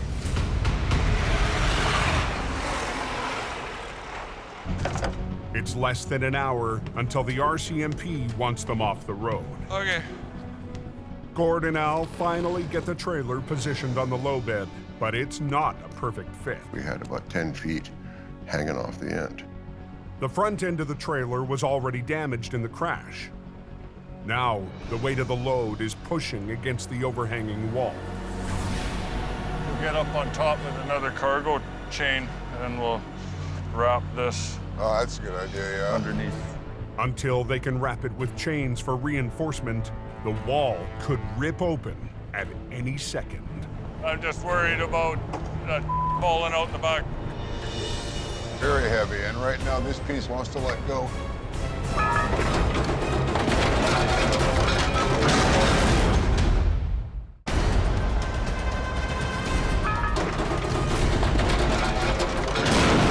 think we just lost that front bale. With the morning rush approaching fast,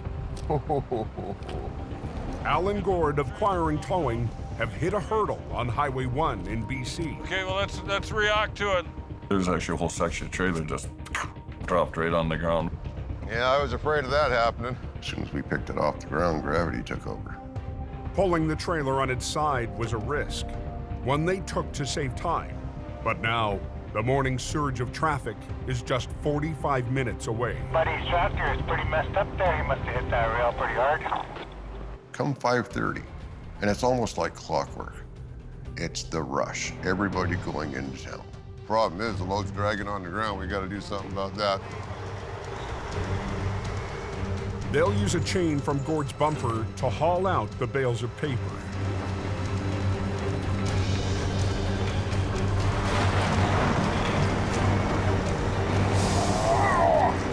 What, a little about 500 pounds each? Oh, more than that. It took a little bit of work to get those bundles, because they're all jammed in. So it's kind of like that game pickup sticks, where you want to try and get the one that's least jammed.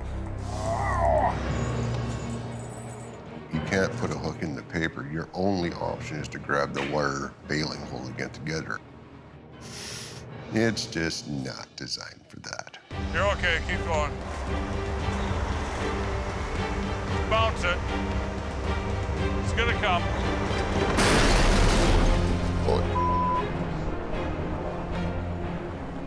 They'll have to unload the loose bundles by hand. Okay. All right, Daryl, if you want to drop her on the ground, we'll see if we can chain this bitch up.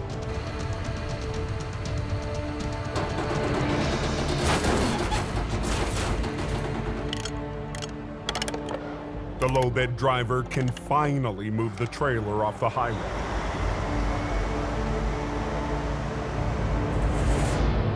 That one's pretty much toast. But the tractor is going to be a whole new problem. Because that is not towable.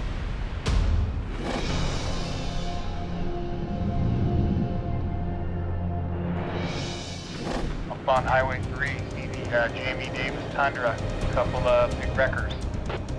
Are you chained up the axles? Not yet. You can do that. You don't need to wait for him. Jamie's regular customer wants their rig recovered with its load of medical supplies inside tonight. One to go. But the tractor is so damaged. Bit of work. The front end was kind of smashed up quite a bit, and there was no toe pins.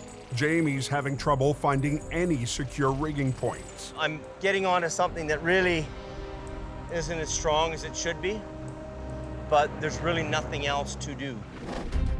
2 lines from 117 are rigged to the axles of the tractor, while 116 is hooked to the trailer's axles. They'll pull the semi over and up the slope. Can you stay at the back end and watch the wall underneath? If the wall's breaching anywhere, let me know. Yep, you'll get this if it is. Yeah, okay. A rupture in the wall will add hours of cleanup time. Things don't always go according to plan either, so you never know what's going to happen. Ready? Yeah. Here we go.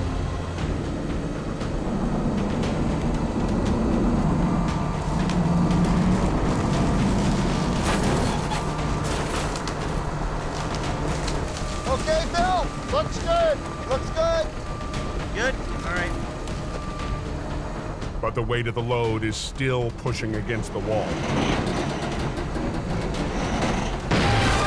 Ooh, be careful there.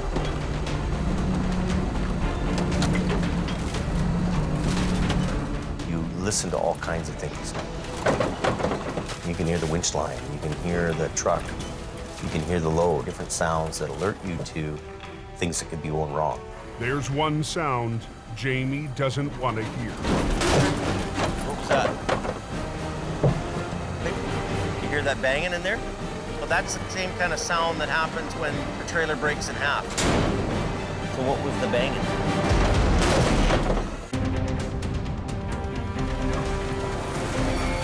On BC's Highway 3, Jamie's under pressure to recover a semi and its load of medical supplies. What was that? Hold on.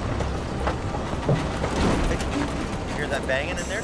But a telltale sound puts the pull on hold. So what was the banging? We heard a banging. You know, that's the same kind of sound that happens when a trailer breaks in half. The wreck is actually talking to you. It's telling you things, you know, by what you hear. Back at the back, the outer skin's broken a little bit, but the rest of the wall's fine. Okay. Let's just hold you up for a bit, okay? All kinds of things and all kinds of sounds around that are telling you things. So listening is a big, important part of what you're doing. It's probably time for us to re-rig this thing and do a little bit of a higher pull on this. Uh-huh. So I'm gonna bring everything, I'm gonna loosen everything off on this truck, and I'm gonna give it one little pull out too and get some room to bring this up into here. All right. He's just gonna pull ahead so we've got room. I'm just gonna move her. We're just repositioning the truck. They'll take up both westbound lanes to maneuver the wreck onto the road. Well, we're trying to minimize our impact on traffic, really. But there are points and times where, you know what, we have no choice. We have to block the highway. And we had to get her done, and that's just what had to happen. We'll let Phil do some winching here. Ready to go? Phil and Wayne, if you don't have these two working together in concert, they could split the trailer in half.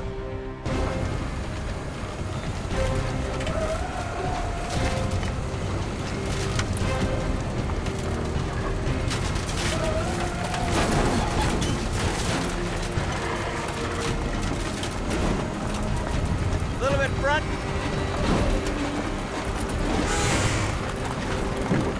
Hard pull on this and just take up the slack on that. There, eh? Nice, first class, first class. Tonight, the client's supplies are back on the road, and Jamie's BC backup crew has passed the boss's test. One piece at a time, eh? We need good guys that are going to run these trucks and do a good job. Okay, so let's get this unhooked and get off the highway. Good equipment, good guys, good service.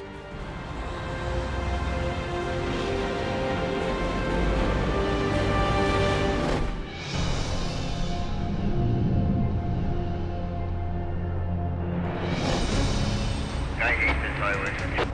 Make two of us. 125 miles east in the Fraser Valley. So you're gonna need 2 lines? Yep. Al Quiring still trying to clear the tractor from Highway 1. Time is a factor. You got to be off the road before 5:30.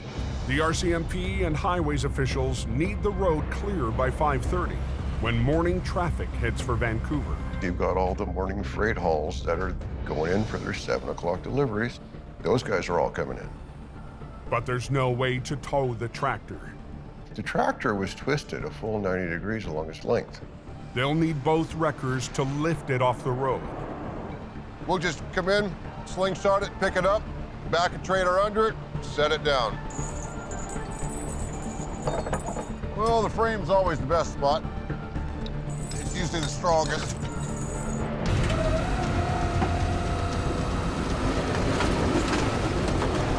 Just like that.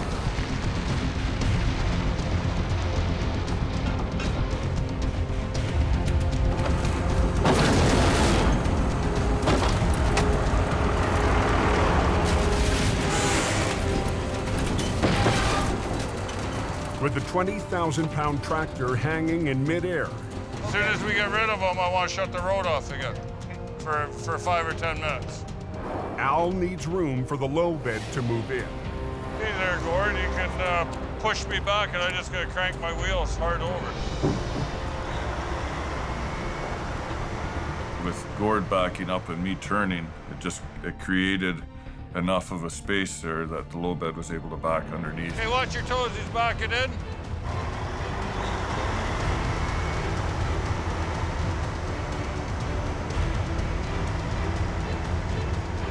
That's pretty much it.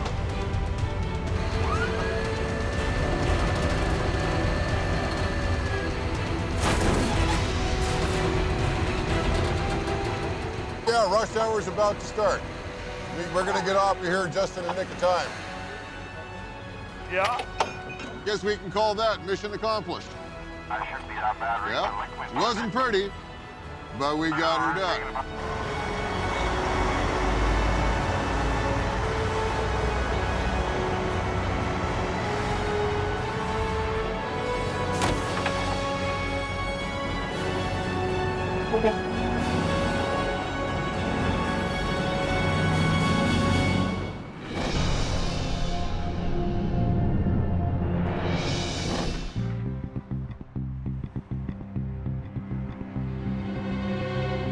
The next morning in Lac La Biche, Alberta,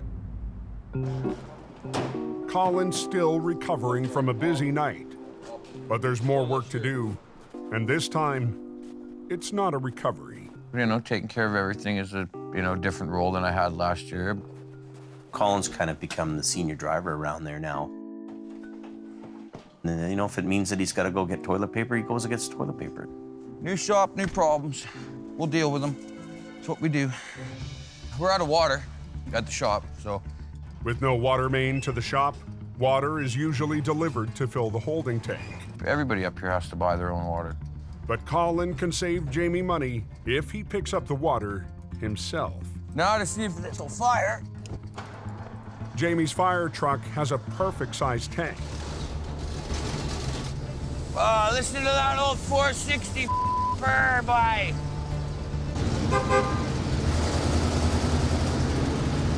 Problem is, it's not insured.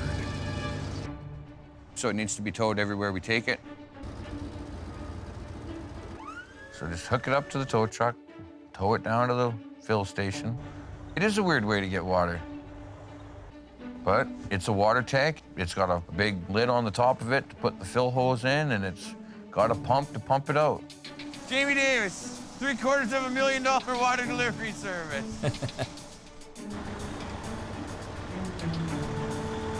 Getting her done in Alberta sun.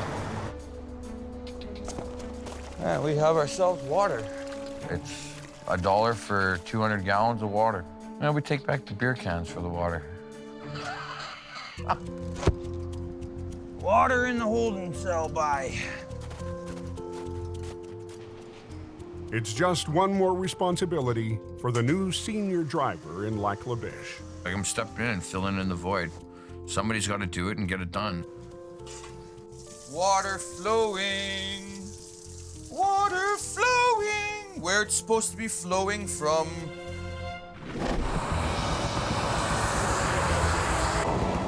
Back in BC, there's no shortage of water.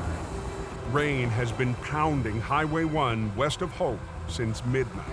Going westbound, it's just wet. At 11 a.m., slick roads claim a victim. Want to check out the front of it? We got? A semi loaded with groceries has plowed into the hillside. The RCMP have just phoned us for a major accident involving a tractor trailer. Jordy DePerrin answers the call.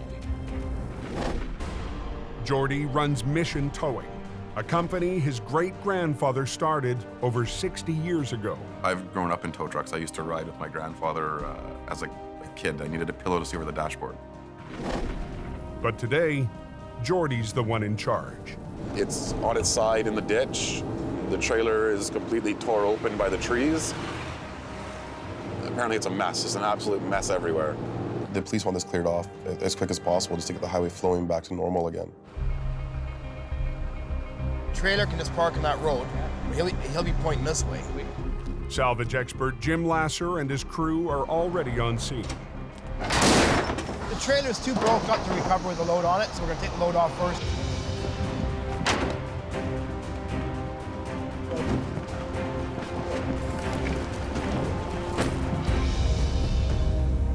When we got there, we knew it was going to be a very big job. The axles in the truck and trailer were twisted out. It's into the bank really hard. This wasn't gonna be an easy job to do. It's a 2-record job, so Jordy's called in 2 operators. Everybody's stacking and packing and loading up. With the cargo unloaded, Jordy and crew can get to work. Let's start up here first. They rig one wrecker to the back of the trailer and the other to the axles of the tractor. The problem with that tractor trailer is the axles were all twisted, the fronts, the rear. Everything had such a twist to it that it wasn't an easy job to hook up to get it out of the ditch. With this much damage, Jordy's crew must be exact with their pull. The trailer's like a giant eggshell. Can't over-pull the trailer. Both operators have to work together to delicately bring it out. Okay.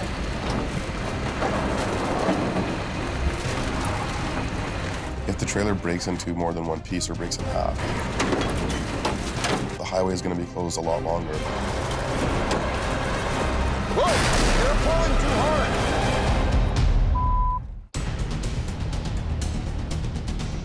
hard! In Lac La Biche, Alberta, Jamie's lead driver, Colin McLean, she'll be icy, has another job to tackle up Highway 881. Kind of in the Big Bay corner here in Lac La Biche. A hot spot for vehicles going off the road there.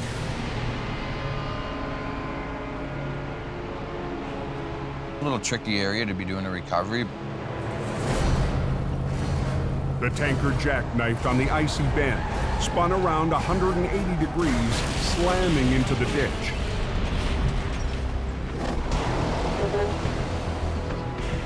Gord Lundeen is away, so Colin has to work without a swamper, right in the middle of 2 blind corners. You just can't see the other side, right? So you have to sort of watch both ways, always. So, yes, very dangerous. Yeah, it's got a fair bit of traffic on it, but we're keeping at least one lane open, alternating. It's a very narrow highway. You have traffic going at high speeds. It can be really dangerous if you don't have traffic control. Colin's 2 flaggers will each guard one end of the curve because it's the worst day of the week to be working on the road. The oil patch shift change will add to the already heavy flow of vehicles. The most efficient way to pull the truck is to winch it straight ahead by rigging to the toe pin on the bumper.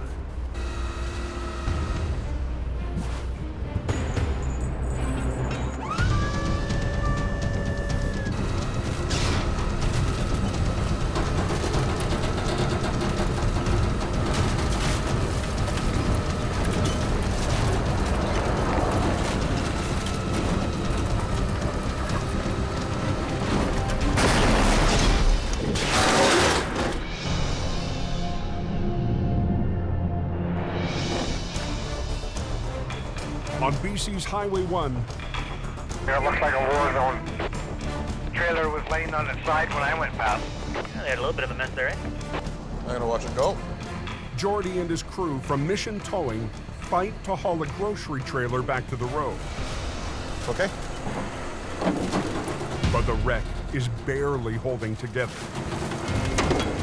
The worst case scenario is that trailer just breaks in half.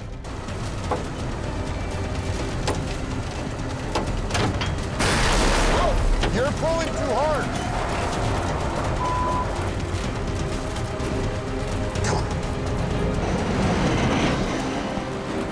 Okay, hold there.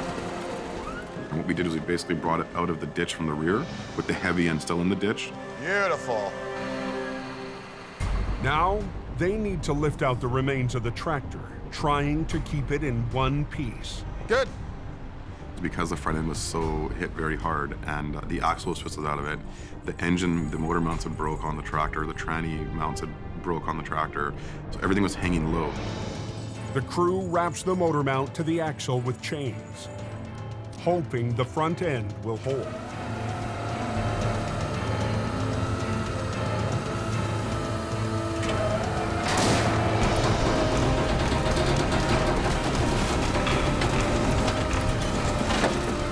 Right to you. With this much damage, Jordy will have to tow the tractor and trailer separately. Beautiful. It's right there. Yeah. Up. Just hold it there. We're just trying to get the axles straightened out enough so that they'll tow straight, and just trying to free up any bent metal that's rubbing on the wheels, so it's towable. The wall's straight? Yep. Pretty straight? The walls are compromised. Just put some pallets in there to take some of the bounce on the trailer. Putting some structural integrity back in the trailer for transport. Let's try here. I can go in the side there. I can go there. All right, boys. After a 4-hour battle, both lanes are open on Highway 1. It's a really good feeling. It's a great feeling. You can look at the highways department and open the road again. Pretty good. Yeah.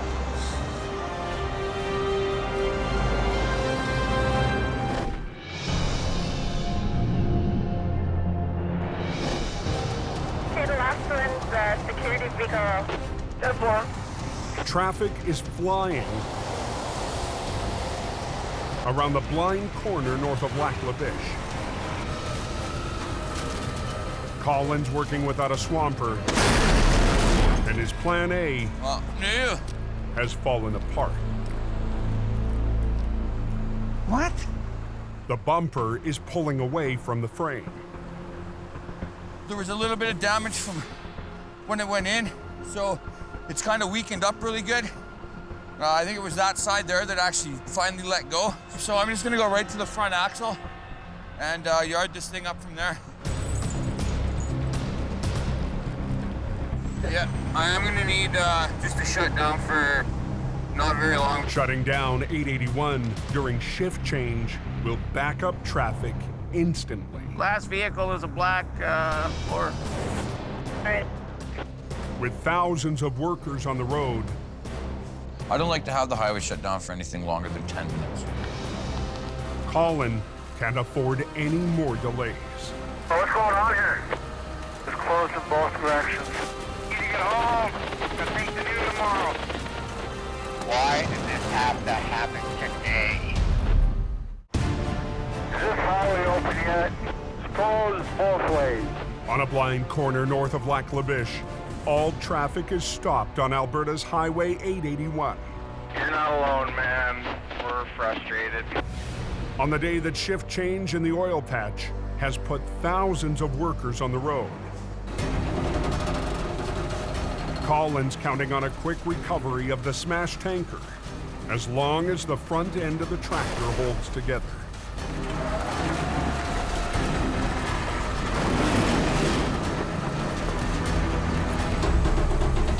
Oh, we got that up. The tractor's wheels make it to the road, but the trailer won't follow. As I'm driving ahead, the trailer will just stay in the ditch. So we don't want that to happen either. Okay with ending. You bet. The flaggers release the growing backlog. And Colin repositions the rotator so he can finish the job, keeping one lane open. You gotta think what's more important, getting this thing out half an hour quicker, or keeping the traffic flowing. Just go swing around, come back, come and grab the back end of the trailer and just kind of pull the trailer up. Swinging out the rotator's boom, Colin is able to finish the job without moving into the second lane. The way you position your truck, you know, for leverage on pulling on stuff, for recovering things, differs a lot with the rotator, because the rotator, you can put the boom 360 degrees wherever you want it. Running a rotator with a revolving boom brings a whole new challenge to what he's doing. There's a whole lot of different things that come into play. Lifting straps, you know, chain, rigging, mathematics and physics that come into this game.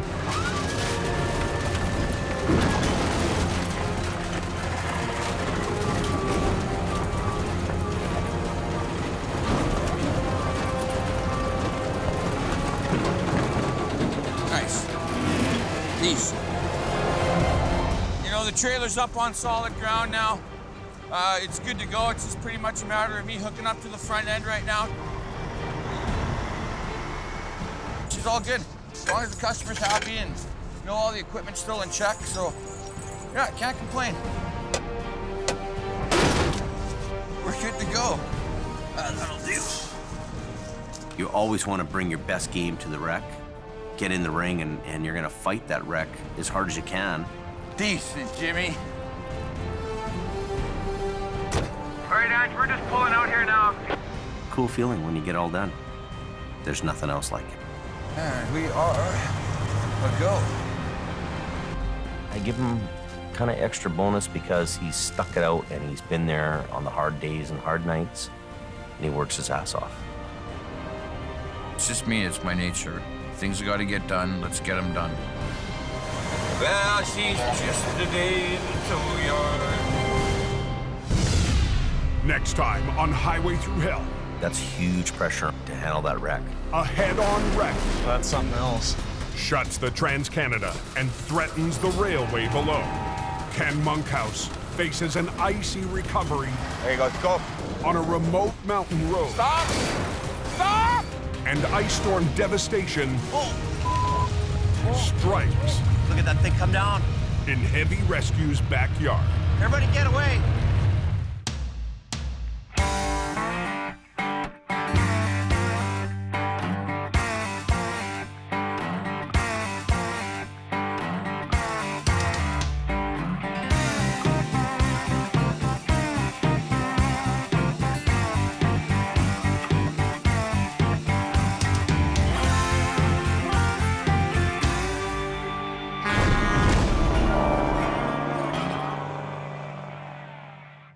This time on Highway Through Hell.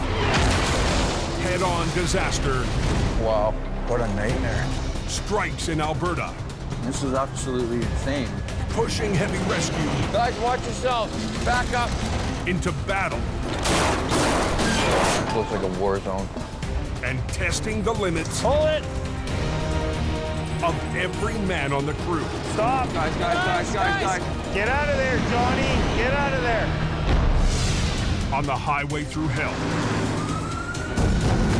The last line of defense is a heavy rescue team ready to tackle any disaster. Because closure is not an option.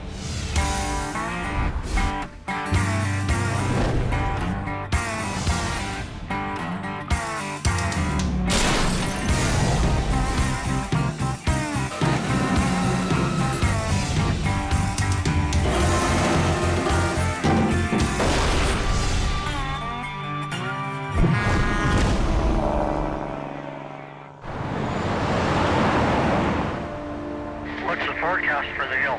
Is it supposed to snow all night, or what's the deal? They're talking 20 centimeters by the weekend.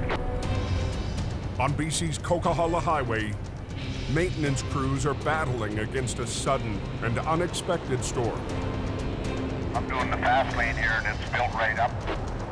Quarter 10 from 14. Yeah, go ahead. Supervisor Richard Enns is coordinating the counterattack. The trucks are moving still, but they're starting to have trouble to get up the hill here. Just to advise, we've activated the chain-up lights northbound on the Snowshed Hill. This truck ahead of me, he's been struggling here for a bit. As trucks start to lose traction on Snowshed Hill, Got a guy Jackknife here southbound, just before the first runway lane. Okay. Big Al from Quiring Towing enters the fray. We got a couple guys across the road there. Yeah, come down to this one that's Jackknife in the fast lane. These two jackknives could back up traffic for miles in a span of just minutes. The trailer brakes are on there.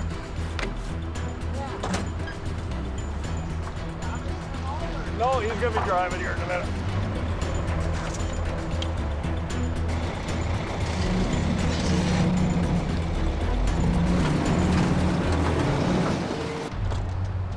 All right, I'm gonna pull out of the way, so you just coast yourself up against the guardrail here, then you'll be not jackknifing. Al, is that guy gonna be mobile? Yep. Oh, he's going on his own here now. Put her in second gear. Al jumps on board to help the second trucker steer out of the jackknife and down the steepest part of the mountain. Easy. Slow, slow, slow. This speed all the way down, lower gear maybe. You're okay, let off the brake. There's no money in it for Al, but he needs to keep the traffic moving. Slow, slow, slow. Hey, both jackknives southbound are now straight. Yeah, I'll cut you back down the hill here. I got one just below Zoppius here. He's chained, but he can't make it. With more bad weather blowing in, Al won't be slowing down anytime tonight. 1 minute we're going one way, the next minute we're going different directions. Sometimes that's what you gotta do up here to exist. 750 miles northeast. Has it gotten worse since I was out there? The next morning brings a blast of winter Turn it into a skating rink. to the highways north of Lac La Biche, Alberta. It's getting really dangerous. Veteran driver Venance Richard is heading north towards Conklin on Highway 881. Some place can be icy under there, and we don't see it because it's snow on the road. Heavy Rescue Alberta is preparing for the worst. You know, when we have weather conditions like today, problems are going to rise on the highway. With Jamie Davis coordinating from his dispatch center in Edmonton, he's relying on his Alberta crew to handle those problems. You kind of have a feeling, you know, a bit of your hair standing up on the back of your neck. You kind of know those days. This is one of them. Just after 1 p.m., Colin McLean gets an urgent call. So, how bad is everything up there? From the RCMP. The logging truck has no cab anymore. Okay. There's no tires. Everything is on rim because it burst on fire. Okay. 85 miles farther up the highway, What happened there? Fuel tanker crashed into another truck. traffic on Highway 881 is completely stopped. A fuel tanker and logging truck have collided head-on. Trucker Venance Richard arrives just minutes after the crash and captures the aftermath with his phone. I saw some smoke in front of me. Holy jeez. I saw the big flame. Highway 881, 2 semi-trucks. Emergency crews race to evacuate the injured. But one of the only 2 routes north to the oil fields is completely blocked. So how far away are you from the scene? I'm just coming through about kilometer 110, I believe, right now. But yeah, we could be working on this one for a while. This wreck will be a test for Colin as lead driver for Jamie's Alberta operation. 1 year ago, Colin was brand new at this. 2 weeks ago, I put him in the Rotator. And today, he's taking on the biggest wreck of his career. I'm definitely having to step into being the senior guy. It's nerve-wracking. It's normally a 2-hour trip to the site of the wreck. But in the whiteout conditions, Colin's drive is already stretching late into the afternoon. Pretty much looks like a northern Alberta goat trail. Where the is the road?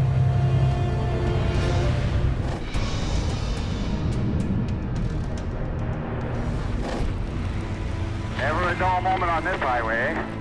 Back in BC, the storm front that hit last night has been battering the Coquihalla all day. I guess what happened was the caught on fire in the cab and failed. We're heading down the hill, something going on. Somebody's done something they shouldn't have. So, for the second night in a row, Al Quiring is patrolling the mountain. A truck jackknifed. Somehow that had hit the center median cement no posts, knocked them out of place. How do you think a guy does this? Smoke inside, all I can't see. Then I stop the truck and take out key and park brake pull and I jumped outside. The truck started rolling backwards, out of control, finally smashing into the concrete median. Concrete blocks laying in 2 lanes of traffic in a 120-kilometer-an-hour zone. It's a recipe for disaster. All of a sudden, a dash fire. I could smell antifreeze in the air. It's on a dash fire, you overheated. If a vehicle's on fire, one of the first things that happens is the electrics short out and everything's gone. And in this case, the lights were still on. No, just a rat hose blew. Overheated and blew the steam. Sometimes when there's smoke, there is fire, but sometimes when there's steam, it looks like there's fire. No fire. You should get retested with your license. You're a menace to the highway for jumping out of a truck without putting brakes on. With spun-out trucks all the way up the hill, Al has no time to spare. He moves the truck out of the path of traffic and calls the trucking company to pick it up. Welcome to America's hottest talk line. Guys, hot ladies are waiting to talk to you. Press 2 to connect free now. Ladies, press 1 now. Guys, press 2 now. We got some kind of a dating line here. Oh, you know what? I better get my eyes checked. I should have dialed 1604. That sounds better. They might send up another tractor, or they might send a tow truck to come and get you. But, because I'm not going to be able to tow you out here tonight. Never heard of that happening here. Let's get back to that other number now.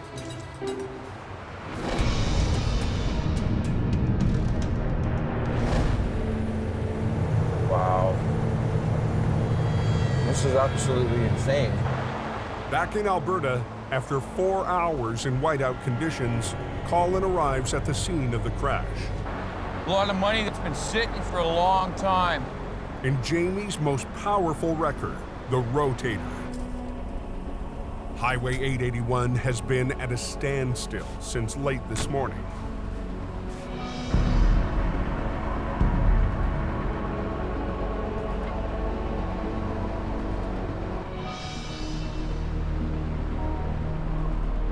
Got logs all over the place. So hot that the fire melted the aluminum tanks. What a nightmare. Everything just exploded, almost like a bomb went off. It all falls to Jamie's new senior operator to get the job done. When you get to that kind of a job, it makes you shake in your boots a bit. So I need him to step up his game. I need him to be the guy he can be. Wow. What an absolute disaster zone. In northern Alberta, got logs all over the place. New lead driver Colin McLean is facing one of the toughest recoveries he's ever seen. So hot that the fire melted the aluminum tanks. After a loaded fuel tanker collided with a logging truck. What a nightmare. 6 hours ago,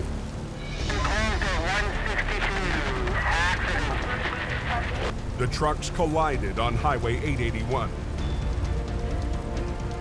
Oh, jeez. I ran over there.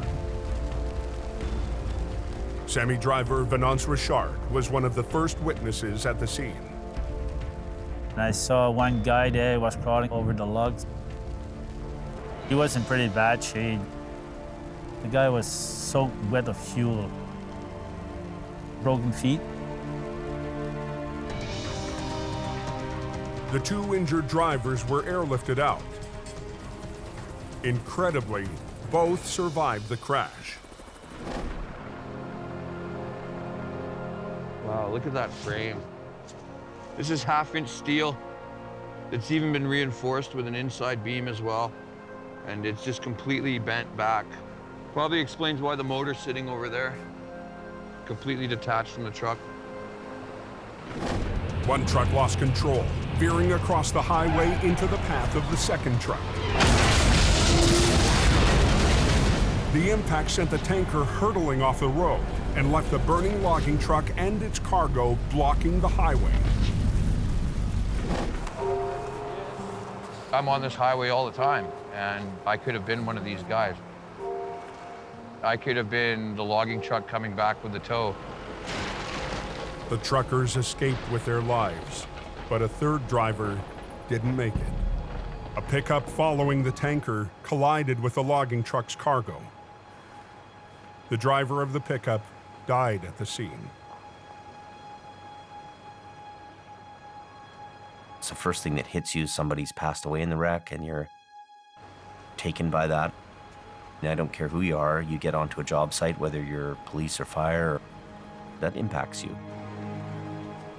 This is one of the worst wrecks I've worked on in my 15 years of towing.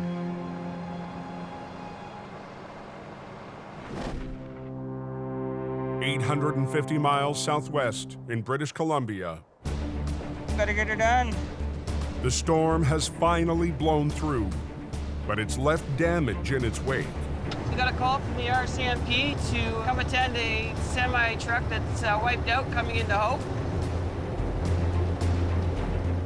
John's heading to the Highway 3 and Coquihalla Junction. So the roads are a little slick, a little slippery. It's right there. We'll have to go up and around.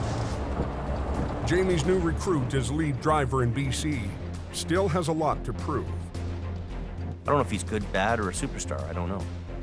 I'm here to do a job. My job is to keep the road open, keep trucks out of the ditch, and make the company money. Back the Tundra up. The trucker lost control and smashed his tractor into the ditch. I'm walking up to the wreck and I'm looking at it going, okay, well, it doesn't look too bad right now. It looks pretty good. As I get closer, I'm like, ooh, damn, cab's ripped off. Since he joined Heavy Rescue, John's required backup from Jamie's brother, Jason, on his major recoveries. But not tonight. I don't have another truck coming to help me. I don't have guys with more experience there doing it for me. I gotta prove myself right here, right now. With me being all over the map these days, I need these guys in Hope to step up and get their game on and make things happen out in the field. All John's got to work with is an old 25-ton wrecker, HR-64. And his only help? Here, you hold the button, I'll pull. Is rookie swamper, Philip. Now, just not too fast, man. Never too fast, straight. A little bit. I gotta make sure I secure that cab before we climb into it. So that's my first objective, is to get that cab back up and secured.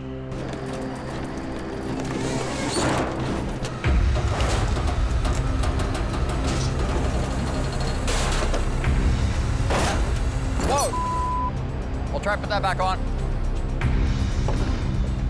Okay, go ahead. If I pull this too much now, that cab could come right off. I think we're good, but all we can do. John straightened out the cab. Now he must secure it. I'm just looking for a way to possibly secure this onto the chassis right now, and then I can pull it up onto the road. I think if we throw a strap through and around, Yeah. and ratchet it together. Where do you want me to throw the strap over? Like right over the roof? No, through the doors. Oh. And then through the other side? We're both new to this team, but he's new to the heavy stuff. He's never towed heavy vehicles. Yeah, right through the windows. Yeah, and then both through. windows look open. Yeah. Oh, you I got the long you shot. unrolled it. Do it this way, right? Take it out of the ratchet for now. What's that strap gonna do?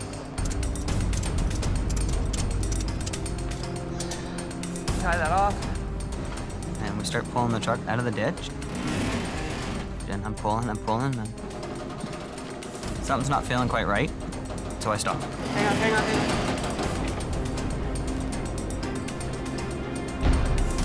Sign. The wheels are caught on a highway sign, mowed down in the crash.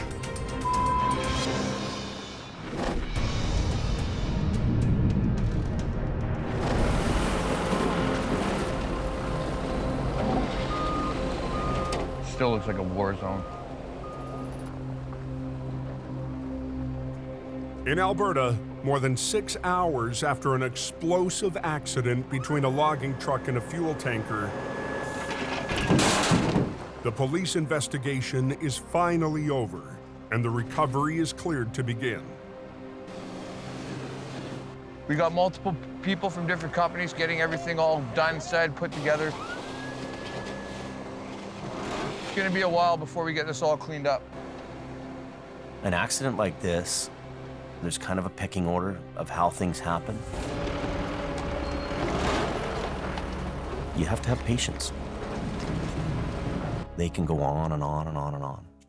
Okay, we have. Last week, Colin made a critical error on a big job. I wish you would have shown me a picture of that. Assigning a junior driver to assess the wreck. We just wasted a whole day. Wasted resources, wasted people's time. Me. Today, he can't afford any mistakes. Just after 8 p.m., his first reinforcement arrives. Let them get all their stuff out of the way, and then we can come in and do our job. Operator Johnny Tipton. And 10 minutes later, Swamper Gord rolls up in the flat deck. Their first job is the white pickup. She was just driving along, following, you know, on her way to work or on her way home, and yeah, it's unfortunate. You know, I've dealt with many fatal accidents in my career, and they get to you.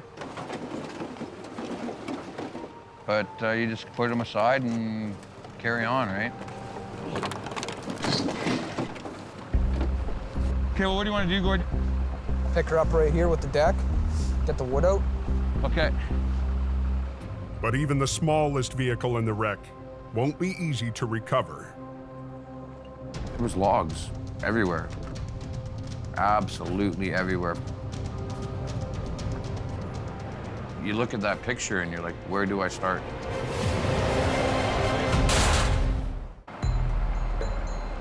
In northern Alberta, Can you pull that out? We'll wrap a chain around it and winch that log out. Yeah. Okay, let's get in over here. Yeah.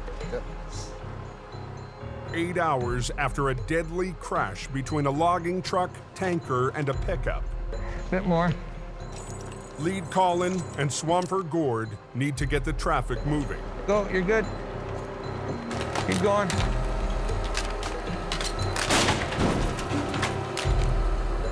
You look at the truck and just the carnage, you can see how quickly things can change for people. Everybody watch yourselves. It's just a blink of an eye, and they're gone.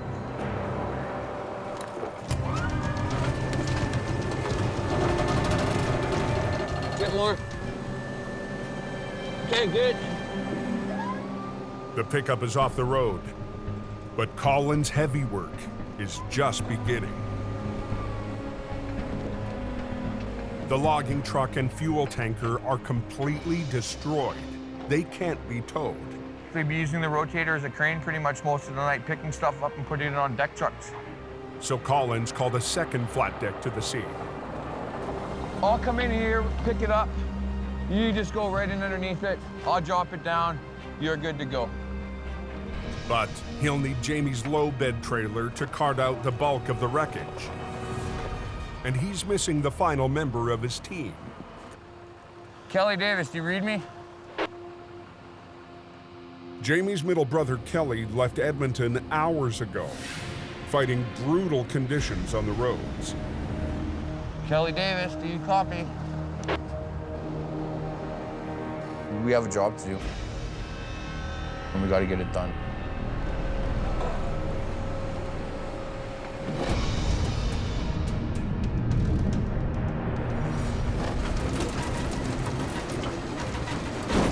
Hang on. Back in BC. Sign. Frustrating. It's a highway sign that he ran over and squished. New lead driver John is still trying to clear a demolished tractor at the entry point to the Coquihalla. Every wreck is unpredictable. You can think, oh yeah, if I pull here, it's gonna come this way. There could be a tree stump there. There could be anything there. You know, there could be a road sign stuck in the tires. I'm sitting there looking at it going, okay, now what? I don't have a chop saw. Can't chop that out of there. If I damage the rear end, how am I gonna get us back to the yard? I'm just gonna keep yanking it out. His only option is brute force. Gotta give eventually. It's going. There it went. We broke the sign free. Didn't damage anything else. Hang on, John. We made a good choice. Then we just kept pulling her out. With the RCMP eager to reopen the lane, John can't afford any more delays. Just like that. Okay. Do you want the forks pointing inward or outward? They point in. Like that. But his only help is Philip, a novice swamper. Now how do I go around the axle? Go around the axle and then come around with that piece. And then we come over here. Okay, done. All right, comes the fun part. Just before hauling away the wreck, John checks the air brakes. Damn, gotta do airlines. The airlines are severed, locking the brakes. In order to release them, John needs to hook up the compressed air from his truck. Looking for my air pieces for the air tank. Not sure exactly which bag I put them in. One tiny connector has brought the recovery to its knees. Where'd I put it?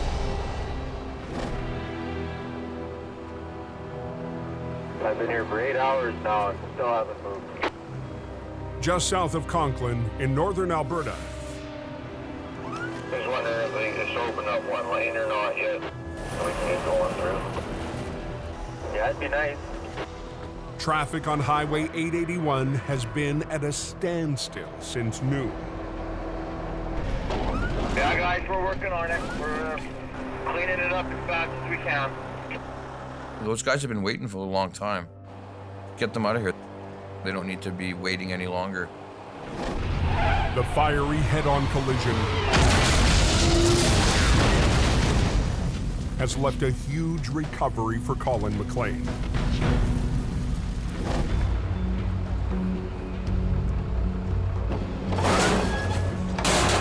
At this accident, nothing is told.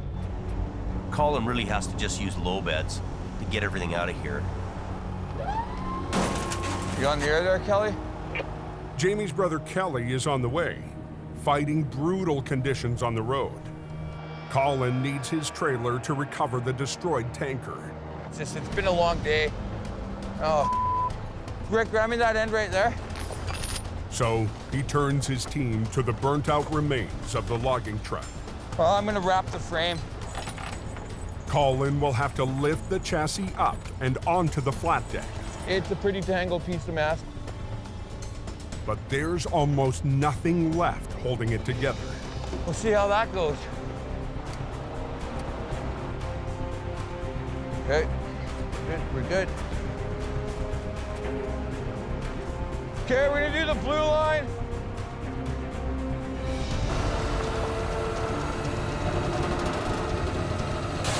White line. How are we looking, Johnny? There might be some pieces that fall off. Any kind of bolt or cross member that was holding anything in was probably weak. It was definitely fatigued. Hey! Guys, watch yourself. Back up.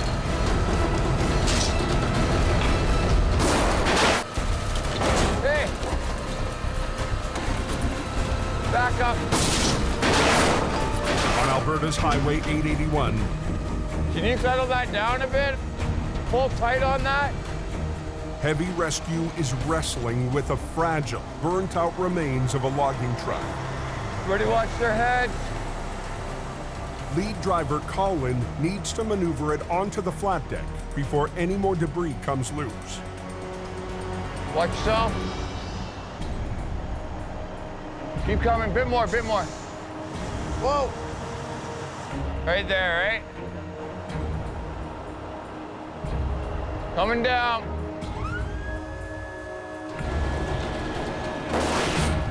I'm holding it. You guys get her chain down. Traffic on the major route has been stuck for almost 12 hours.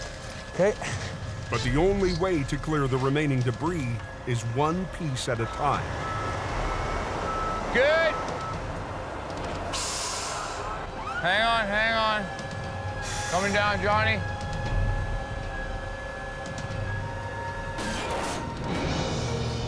How are we looking, Johnny? You got that?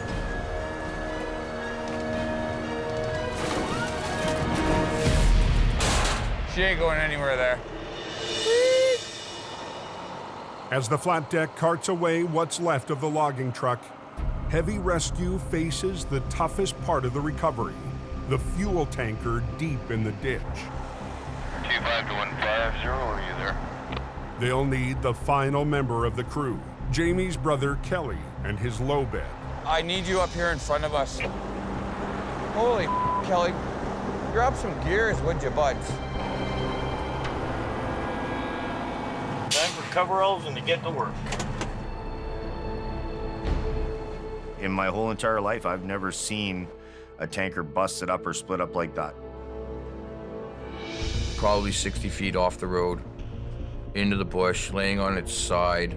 We just got to rig up to the unit, and we'll be getting her Tired. Ugh. What do we got here, Kel?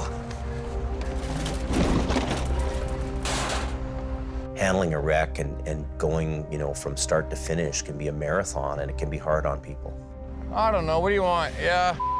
You can become kind of delirious in some points in time in the wreck because it goes on and on and on. In the head, Colin. The plan is to position the rotator on the front of the wreck and the second wrecker at the back. They'll pull the tanker onto level ground and re-rig for their next move.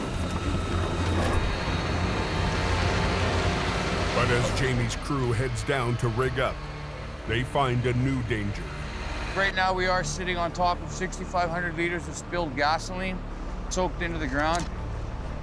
You can smell it in the air. There's a strong odor of fumes here that can make you pass out.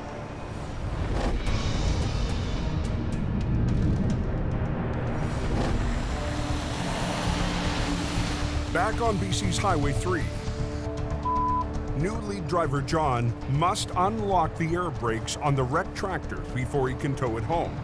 So all I would need to do is hook up into here and then plug into it and then open that up. Air brakes use compressed air to release and unlock the wheels. But the tractor severed its air lines in the crash. John needs to hook up to the supply on his wrecker.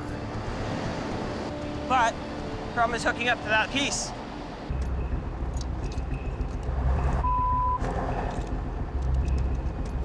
Looking for my air pieces for the air tank. He's missing a small but vital coupling.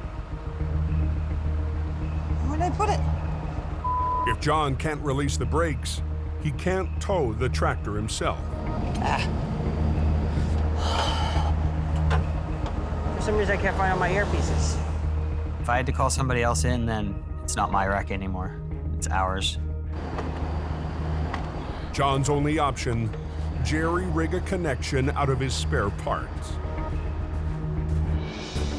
Got some adapters here, I'm just making one up. The morning freight run on the Coke is now only an hour away. 90% of the stuff that you buy, eat, sell, whatever, is transported by a semi-truck. And having these trucks not being able to get to where they need to get to, it hurts the economy in a big way. You want to open the valve? Red line only. Shut it off. John's connection is leaking. Come on, you. What size do I need? 20 mil, not that one. Of course, police are sitting there waiting. They want to get this road open, and I want to do as best as I can, as fast as I can. There you go. That's it.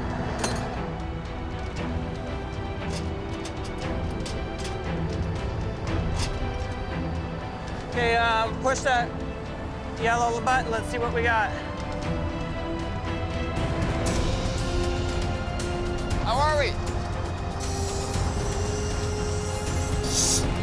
We're good. The small pieces I'm going to throw up on the deck. Yeah.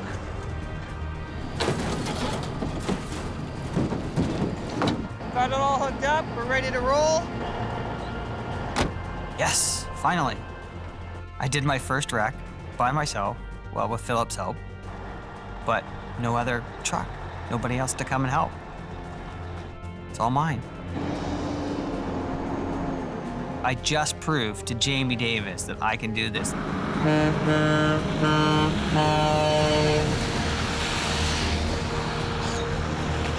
He's doing the work, he's getting the job done, but I'm not 100% sold on him just yet.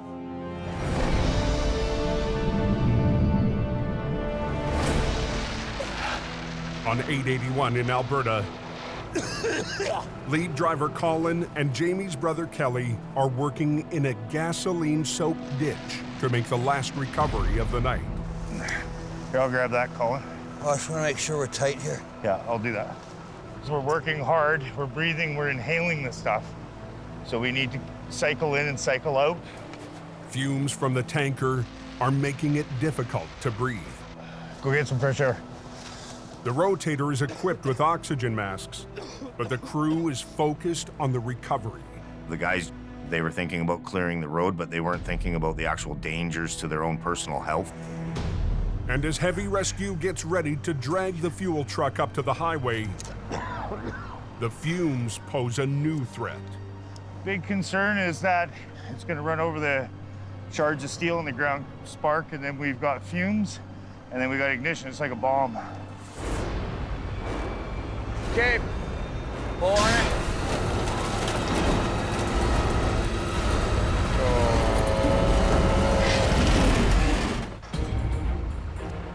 After the worst accident so far this season, you can smell it in the air.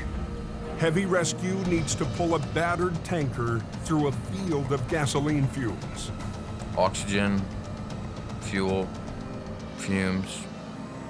There's a possibility it's going to light up. That's going to be a big fire. With fire response standing by, the crew must pull the wreck slowly up the hill. If the jagged metal hits a rock, Be making a very bad day go worse. a single spark could cause major trouble. Much safer if you're over here. If it does blow up, you just get knocked down the hill. You don't get the shrapnel.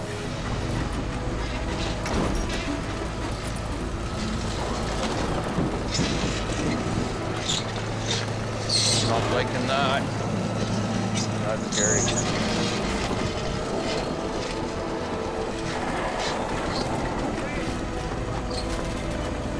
Okay, that's good. Okay, Johnny, hang on. Whew. Nobody's on fire. No big explosions, so far so good. With the tanker finally on the side of the road, Colin needs to get it onto Kelly's low bed. You want to grab it off the inside of the frame? Well, I want to do I got something. this. You got the controls and think. That's your job. Colin also gets his first look at the bottom of the tanker. I don't think there's a straight part on the frame. Tore them right off. What are you thinking, Colin? I'm thinking, why don't I just run one underneath the belly too? Bring my boom up over. Yeah. Right? Yeah. Colin will rig a high line from the Rotator to the underside of the tanker. The second wrecker will hook a high line to the rear. Together, they'll lift and rotate the tanker onto its wheels. Kelly, you on that side? Okay, just pull that through. Got it. Give it a couple feet.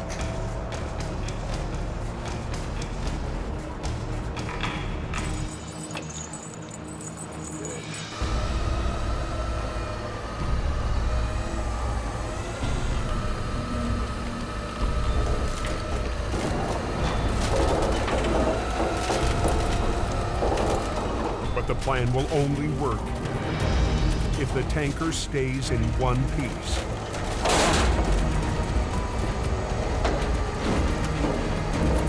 That truck is fatigued to the point where it's ready to fall apart. Stop! Stop, buddy!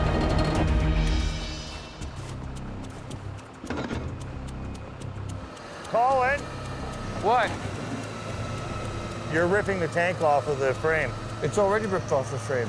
But the axles aren't coming off the ground. I see it.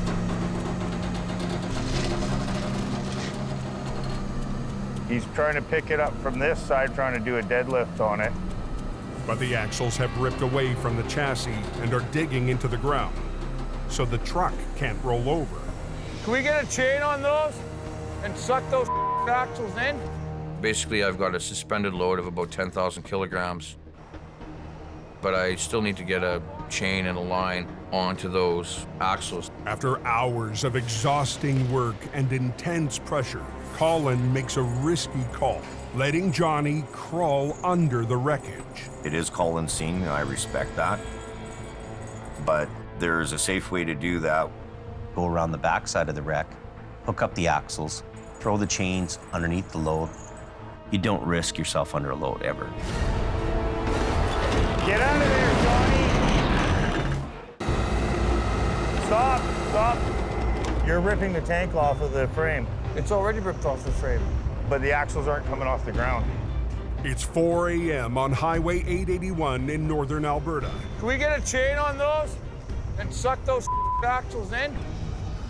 Exhaustion and pressure to get the road open are weighing on the crew. Safety is really the #1 issue on any accident scene, on any job that we handle.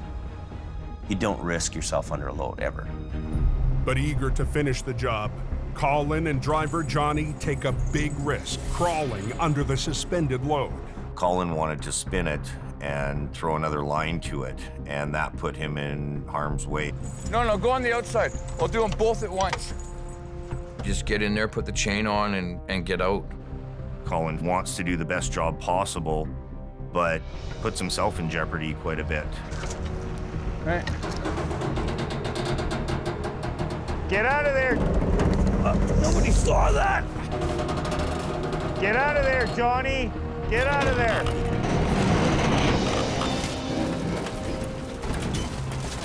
Okay, just let me pull the axles in.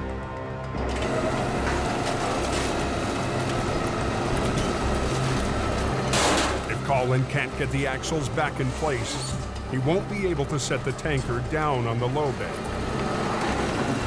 Are they coming in at all?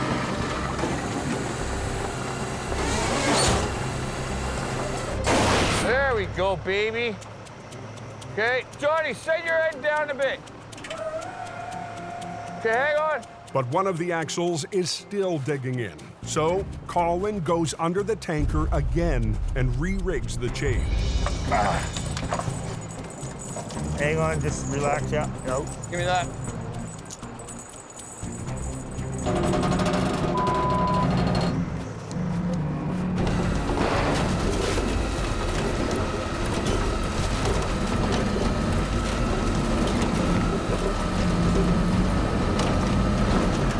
Lay your line out, Johnny.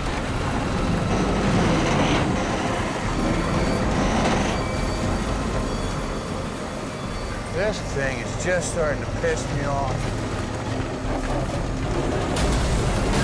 Nice. Thank you. It worked after all. Did you see that? That was beautiful. Well, there's a reason we changed the trucks out within 5 years, but it's important to have top line, front line equipment that'll do this job, keeps the guys safe. The final task, lift up the tanker and back in Kelly's low bed underneath. Guys, watch yourselves.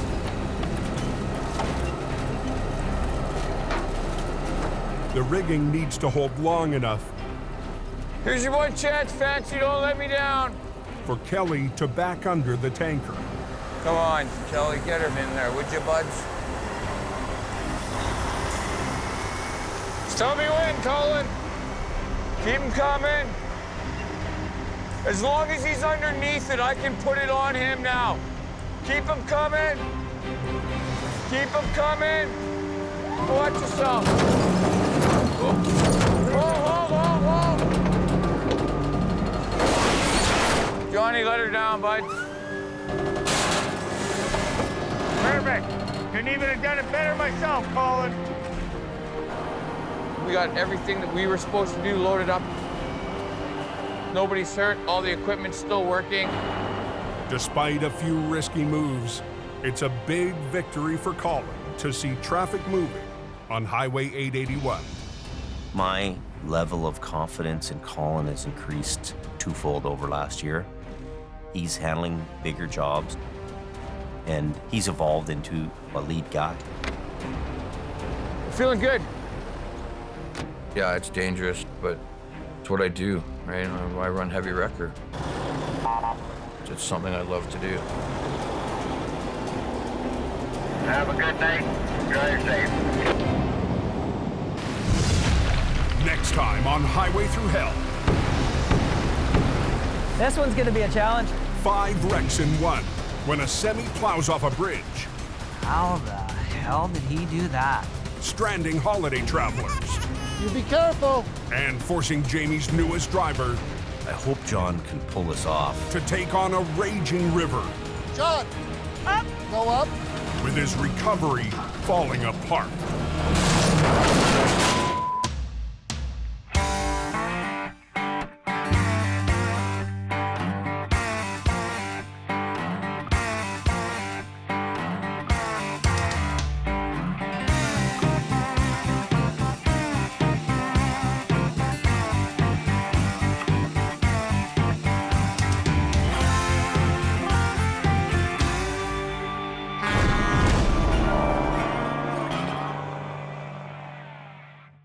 This time, on Highway Through Hell.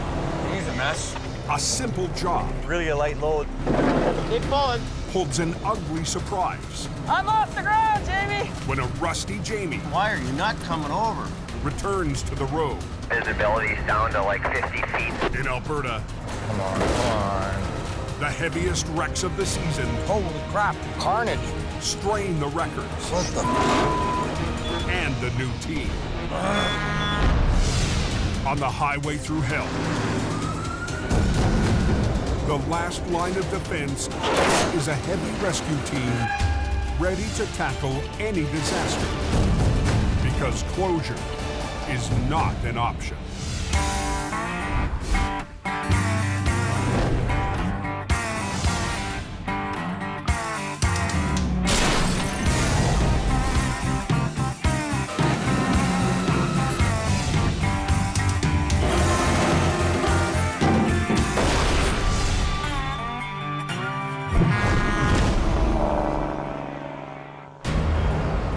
Just in case you didn't know, it is snowing. They just posted an advisory as well. And extreme conditions. In northern Alberta, the severe weather warning came down yesterday. It's closed northbound due to a vehicle incident. 30-minute delays. Late last night, a cold front swept in, There's a lot of blowing snow. bringing frigid temperatures and blizzard conditions to the highways that feed the oil patch. Everybody's spinning out and getting stuck, and the storm's sitting right on it. Yeah, I was just on that too. It's pretty white out up there. We got a guy there in the ditch. Pretty buried. Just after 5 p.m., Colin, Jamie Davis's lead driver in Alberta, heads into the heart of the storm. Lots of wind, lots of blowing snow. Visibility's bad. Yeah, she ain't good. It's pretty slick out here today. He's responding to a double semi-collision on Highway 16, 60 miles west of Edmonton. When the snow hits the ground, everybody hits the ditch. Highway 16 is nonstop traffic. Every minute of the day, trucks are moving. It's one of the most important trade routes for the trucking industry.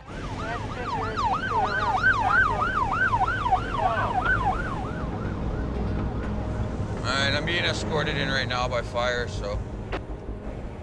Trucks carrying freight east to Edmonton and up to the oil fields But it's quite the lineup.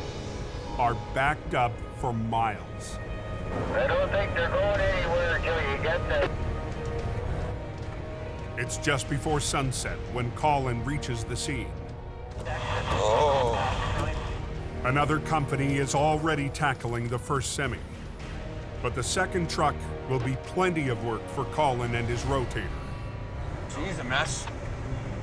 The trailer got rear-ended by another tractor, and there was pallets of water bottles sort of falling out. Both lanes shut down? I do believe so, yep. Just after 6 p.m., Colin's backup arrives. You got everything? Yeah. Together, they assess the damage. The load had shifted, significant damage to the trailer. There was a possibility that while we were driving down the highway, we were going to lose the water bottles. And that could add hours to the cleanup. All right. After we get it all loaded up, we're going to drive that thing nice and slow down the highway to the nearest pullout. We needed to get the highway open. We wanted to get the hell out of there. Oh, you gotta be kidding me. Oh, that's great. The force of the impact knocked one of the air tanks open. The trailer's got a huge air leak on it. If you don't have any air in your trailer system, you're not getting the brakes off of it. This trailer's not going anywhere right now. Always something.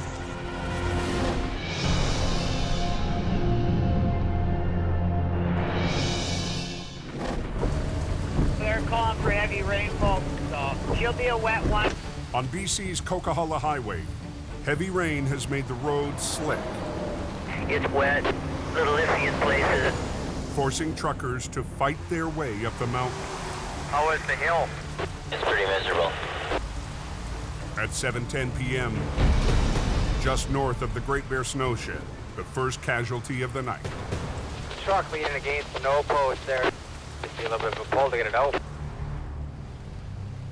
The call goes out, Jamie Davis is en route. and tonight the boss is answering it himself. Our flagger guy, he's just called in a tractor trailer on its side on the no post. It's full of electronics, so we're going up there to give it a hand. After months in the office, Jamie's been itching to get back out on the road. Between running the desk these days and jumping in a truck, I'd much rather be in the truck. I haven't been doing the jobs, and I'm a little bit rusty. Getting back behind the wheel, I gotta really be paying attention, and I've got to make sure I'm on my game here. Is that our truck? Holy man. Wow. The semi was cut off as it came around the curve, swerved into the median, and flipped onto its side. Said that he was cut off by another motorist, hit the no post, and landed the way that he did. Unbelievable. Now, it's blocking one of the northbound lanes. It's rainy, it's dark. Get this cleared off the road as quick as they can.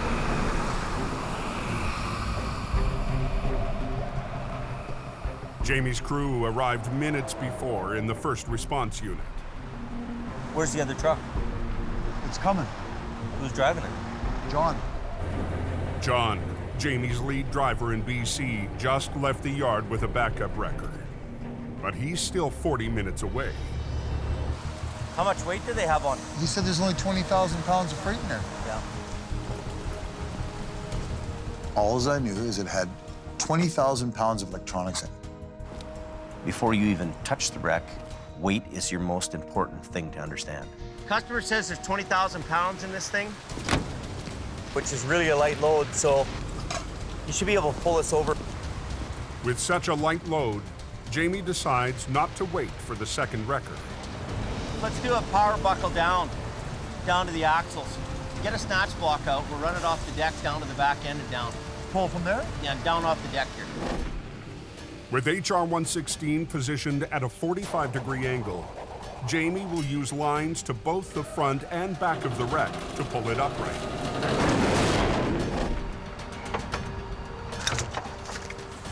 And you're parking your truck a certain way, you're setting up based on how much weight and the information you have. We're gonna block the whole thing off. Okay. Hold the cables when I go back, okay? But to get into position for the pull, Jamie needs to shut down both lanes. 45-degree angle across both hammer lanes. Eastbound, closed. We've got the whole highway blocked off. We've got a nice angle now that we're working with here. Okay, pull it over. Okay.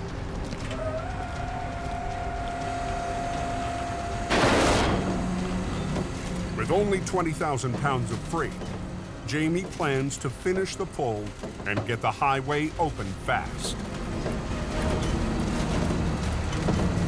Man, oh man. It's heavy, man. Oh.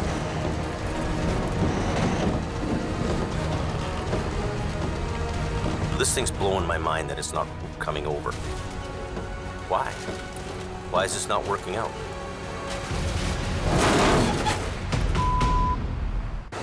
Why the is this not digging in? Near the summit of BC's Coquihalla Highway,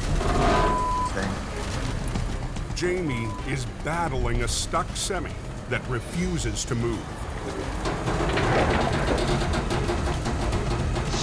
Hold it. You can't do this.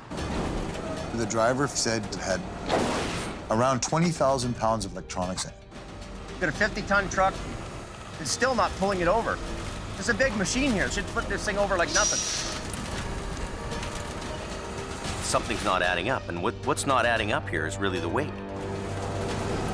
You got more weight in there? Yeah, I think so. You must have more like 40,000 pounds. Maybe it's 20,000 kilos. It's doing as much as it can do, right? Yeah. We need actually 2 trucks here. After months stuck in the office, Jamie was hoping his comeback would be a quick recovery. But until backup arrives, he's at a standstill. Where's John? I don't know. We needed just a little bit more of a truck. We've got the police waiting. We've got the highways ministry waiting. Well, this thing's really frustrating me now. It's just stupid.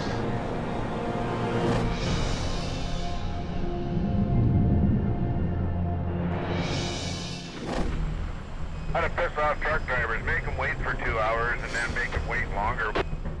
In Yellowhead County, northern Alberta. Add 2 hours to the day.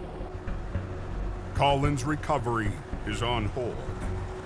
The ever-popular caging bolts. Oh, yes. He needs to insert bolts to manually release all 6 of the trailer's brakes. It's a bit of a pain in the rear end, but with both me and Jason on it, it shouldn't take us too long to get accomplished. There we go.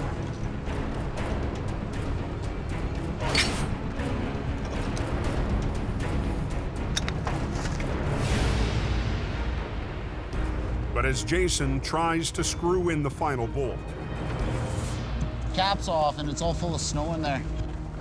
the socket is packed with snow. Won't turn in there, Colin.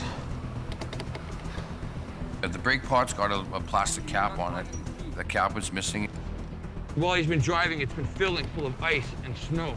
There's a lot of ice and snow in there.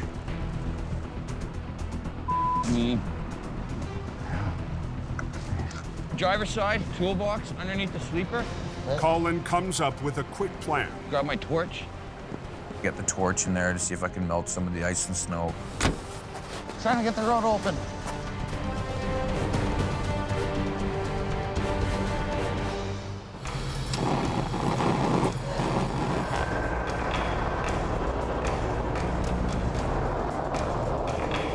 With the ice melted, Colin gives it another shot.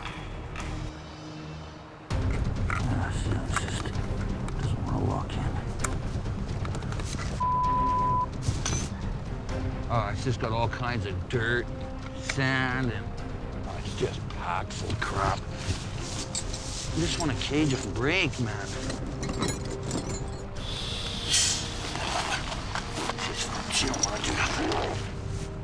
I don't know what else to do. I could have played around with it maybe another 20 minutes, half an hour. Hell, I could have played with it for another hour or 2 hours, but it just wasn't working, and it was time to go. With traffic backing up on Highway 16, Colin will have to try pulling the trailer to a nearby pullout with one wheel locked. Just let me know if it rolls or what it's doing. But any rough movement could send the load spilling onto the highway. We'll be taking her nice and slow. Okay, I'm gonna pull forward a bit. Colin's expecting the worst, but as he rolls forward, They're all turning, Colin. All turning. Luckily, the brakes were not properly adjusted on said trailer, and the tire rolled, so we just went with it. it's a lucky break, but there's more weather and work on the way. On to the next one. It's open now? It's all good, guys. Yeah, shit.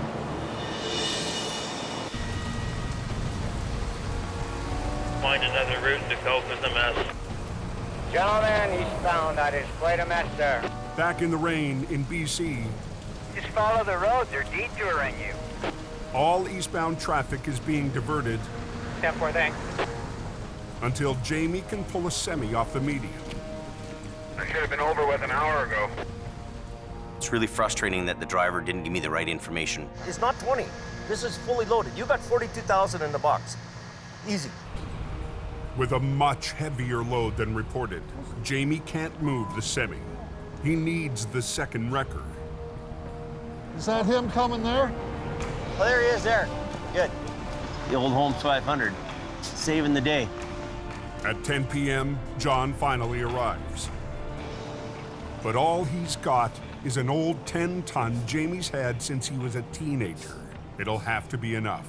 These Old Faithfuls really can, a lot of times, change the game when you're in a pinch, and that's why I keep them around. They're gonna run that out to the back end of that trailer, and it's actually gonna make the difference of us doing this job or not.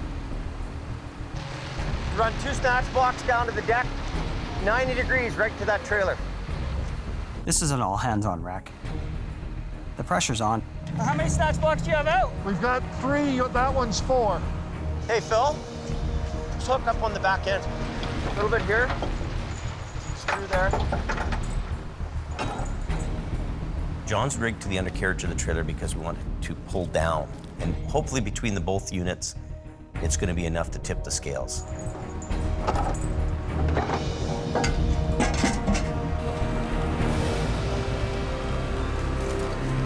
Pull on that as much as you can. All I need this truck to do is to give me enough power to back Jamie up. Okay. Paul, come on, you.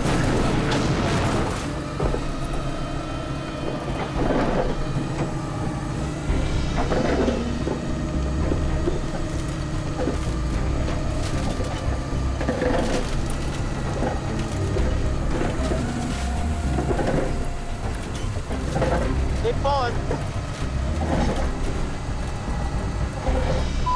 Thing.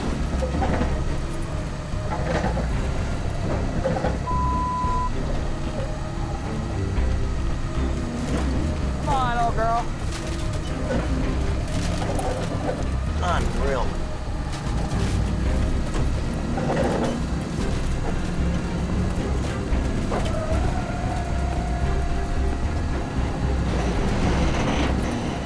Why are you not coming over? Me. Come on, you bitch! I'm off the ground, Jamie!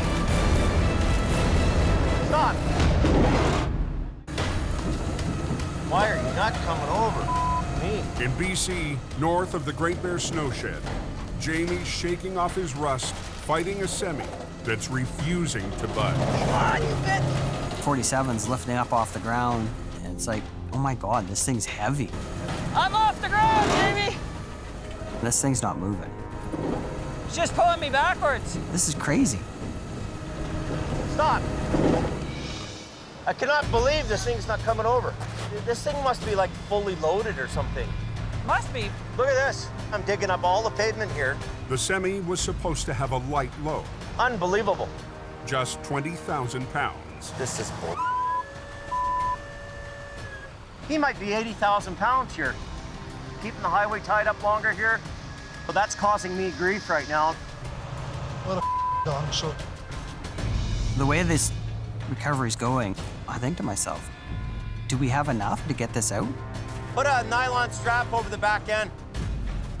Jamie has one play left. Run that line up to the top. See if you can't pull up the top. Put that over the roof. They add a strap that runs around the trailer, so John can also pull from above. Okay. It's going to give us more leverage by pulling on the top of the box down. Let me load up, and you pull a little bit. Let me load up, you pull a little bit. Let's work together, okay? Okay. But the added leverage comes with an added risk. The old mechanical wrecker doesn't have an extendable boom, it's not hydraulic, and it wants to pull down. There's a real risk here that we can crush the box. Make sure Phil watches the box. It's real possible for us to break that box, right? Yep. Okay, pull it.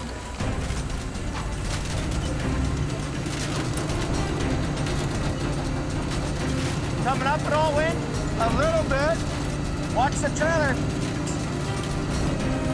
Keep pulling.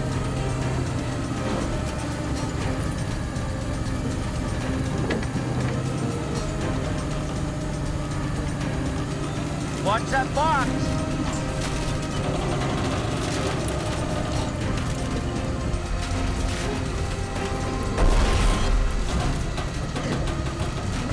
The back is off.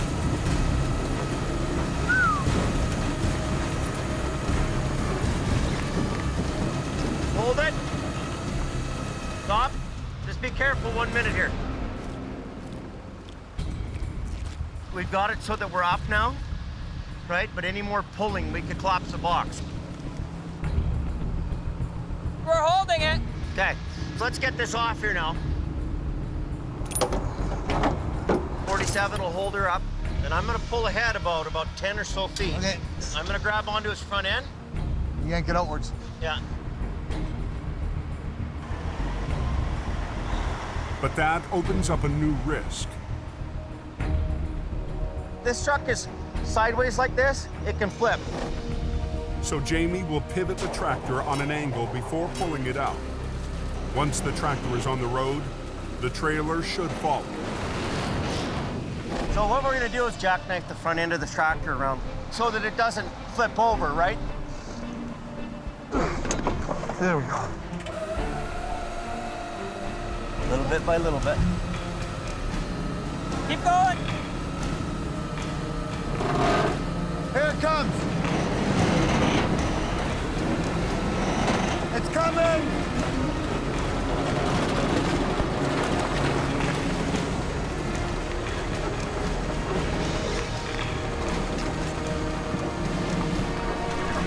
The front of the tractor is angled onto the highway, but the trailer's still leaning dangerously onto one side.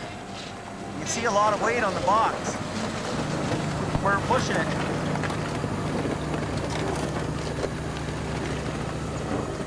If the wall blows out on this trailer and the load's all over the ground, this thing could be a giant mess.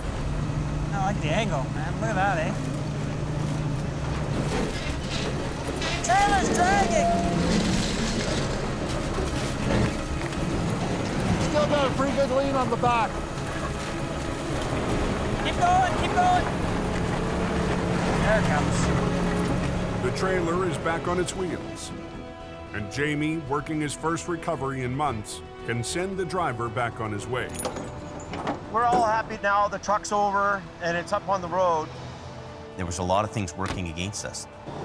That was a hard one. So getting this upright and him being able to drive this tractor trailer away without the wall bursting out, without any other damage, and he takes this unit and drives back home to Ontario. Amazing. We're all straightened out and sewed out of the way, so the road should be open and good to go.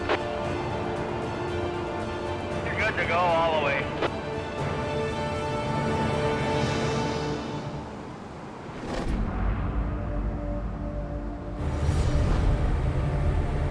Visibility's down to like 50 feet in some spots, and it's just snow everywhere. You're putting up there all day. The next day, in northern Alberta, Trucks jackknifed everywhere. casualties from last night's storm litter the oil patch highways. Oh, that is a mess. On 881, southeast of Lac La Biche, a semi delivering excavator parts to Fort McMurray is long overdue. Pulled in this morning, but I guess it ain't gonna get there. The driver lost control on a slick curve and flew right off the road. I've been here since 2 o'clock last night. I want it back on the road. Just before 2 p.m., All right. Heavy Rescue's Colin McLean arrives on scene with a rotator. Does the truck still run? No. Along with Jamie's Fort Mac driver, Johnny. Doesn't start, eh? It's important to get this equipment on the road. The excavator is waiting for its parts up at an oil field site. Without those parts, it can't do its job. If it's not doing its job, money's being lost. How much does he figure it weighs? 60,000 pounds plus the trailers. So over 100. His load was pretty big. Over 100,000 pounds frozen solid into the ditch. Goes into the snow, goes in a little bit hot. It's gonna kind of form some ice around it, and now you gotta try and break free from that ice. And that's going to add more resistance to the recovery. I hope that bumper's strong. What Colin has to be really cautious of in this job is the Rotator's a very powerful machine, and it's very possible to actually rip the whole front end of the truck out. Armed with a rotator, Colin will attempt to muscle out the oversized tractor trailer in one go. Block the road. Because this guy's so long, I don't want to kind of piss around. This tractor trailer must be at least 80 feet long. You need room to bring it up onto the road. Closing the highway gives us the best chance of getting it out. Your truckers are out on Highway 81. This is Colin for GED. We're just doing a recovery here right now. Unfortunately, got the roadblocks for a little bit. So just use caution in the area. We shouldn't have it closed off for too long. Equipment's got to be moved. Product's got to be moved. People are sitting, they're not earning, and you are affecting the economy. When we come up, it's going to be a bit of a bitch, but try and steer it a little bit towards the right, okay? Watch these cables. If anything's going to snap, it's coming this way.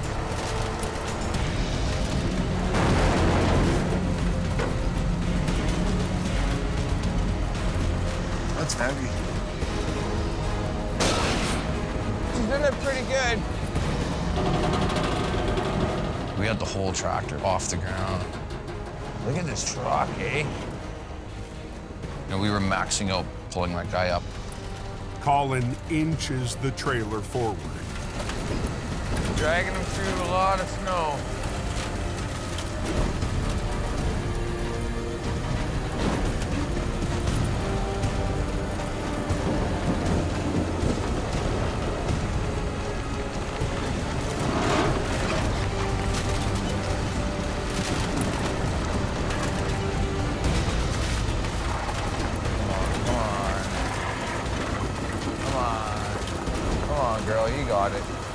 Okay, we're making progress.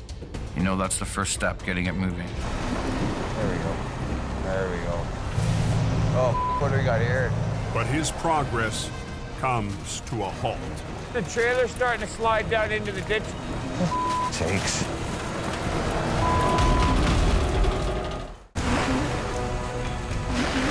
Sakes. Oh, come on. The trailer's starting to slide down into the ditch. On Alberta's Highway 881, it's not coming out in a straight shot. Colin's struggling to pull more than 100,000 pounds up on the road. If we were to keep pulling it from the front, the trailer would just keep sliding, and it's getting buried more into the ditch. Closed in both directions. The highway is backing up fast. They gotta get the rope and not around. You know what? I'm gonna go get spun around, and I'm gonna kind of get into that area, then we can just grab the trailer. We needed to change the force that we were putting on it. We needed to get to the back of it and coax the trailer up onto the road to be in line with the tractor. So Colin repositions to rig the back end. Right off the frame of the trailer, be pretty good.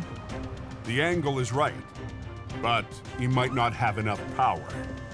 Extending the boom and pulling off the side decreases the capacity on the rotator. There's a lot of weight there. I knew we had our work cut out for us with that one. Let's see how it goes.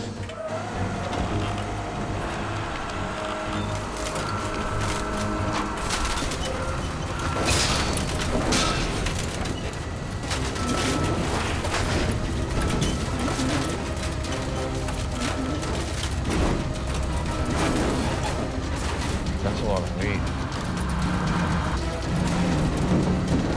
Putting a little bit of pressure on her there. I got the rotator coming off the ground. You guys seriously watch yourself.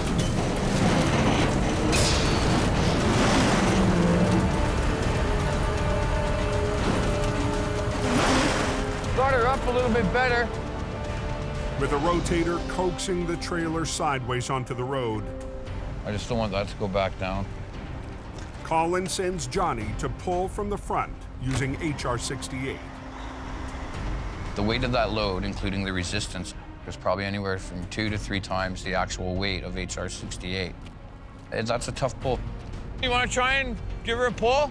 We just got to make sure that the trailer doesn't slide back down and off the ditch. So I'm going to kind of watch the back end of it. An HR-68 is a light little feather compared to the Rotator. Going 100,000 pounds. You got to be paying attention, that's for sure.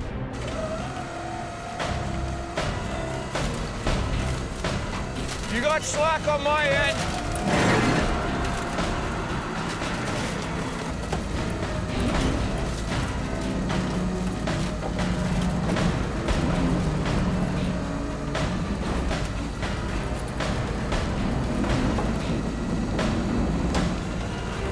It's kind of straightening out, but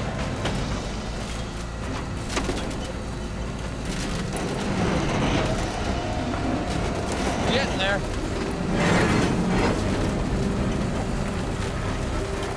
Almost got it. Oh yeah, we're going.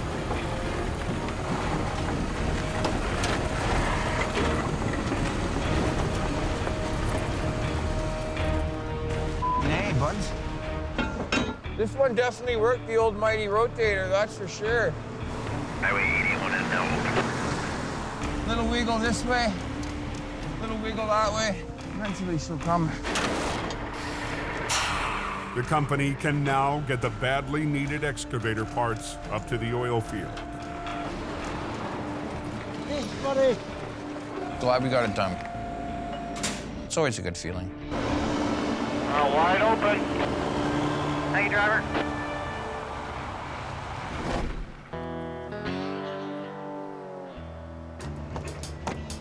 Back at Jamie's shop in Hope, BC. Drop my truck off with my brother there. The boss is heading out for a quick overnight trip to his Edmonton office. But his first stop is his brother Jason's yard. Can you give me a ride to the airport? Sure can. I'm gonna leave my pickup with you and then, The boss truck? Yeah. You'll leave me with the boss truck? As you can see, we have our Tundra. Oh, this is nice. Uptown. The special edition pickup first caught Jamie's eye last year while touring the factory where it was built. I sure like this truck here. I love the leather interior in there. Since he brought it home, he's not the only one loving it. Taking the truck. Taking Jamie's truck, yep. Boss man's truck.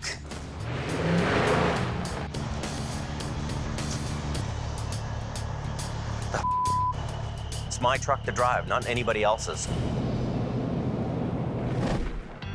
But if Jamie thought leaving it at his brother's shop would keep it safe, his niece Tia has other plans. We're gonna go out and do some wheeling. And we're taking his truck. Jamie's truck.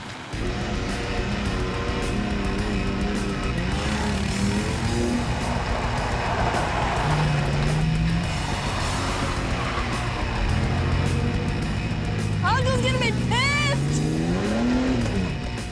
Maybe we should hide the keys a little bit.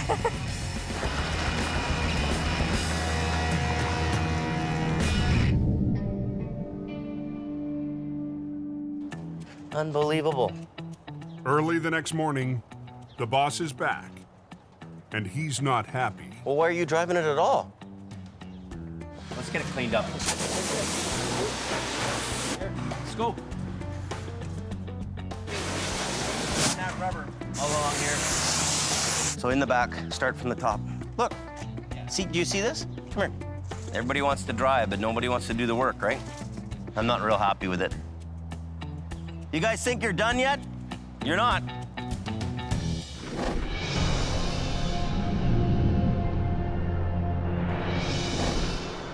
That looks like it was a hell of a ride. Later that morning, just west of Lac La Biche, Alberta, That corner claims another one. a notorious curve on icy Highway 63 strikes again. Well, at least he was kind enough not to block the road. Jamie Davis heads north. The guy put his tractor trailer in a ditch, carrying high beams on it. So this is gonna be our task. For the past 3 weeks, Randy Jackknife has been trying to earn a permanent place in Jamie's crew. This is a very busy highway. Lots of wide loads. And today will be his biggest challenge yet. He's in a corner. This is gonna be treacherous. Right away, Randy can see the trailer is badly twisted. Holy crap. But it's what he sees on closer inspection that's going to be the real challenge. Holy carnage. Holy. On Highway 63 in northern Alberta, That's a bad wreck, man. Randy Jackknife staring down a twisted wreck with a very heavy load. Holy frick.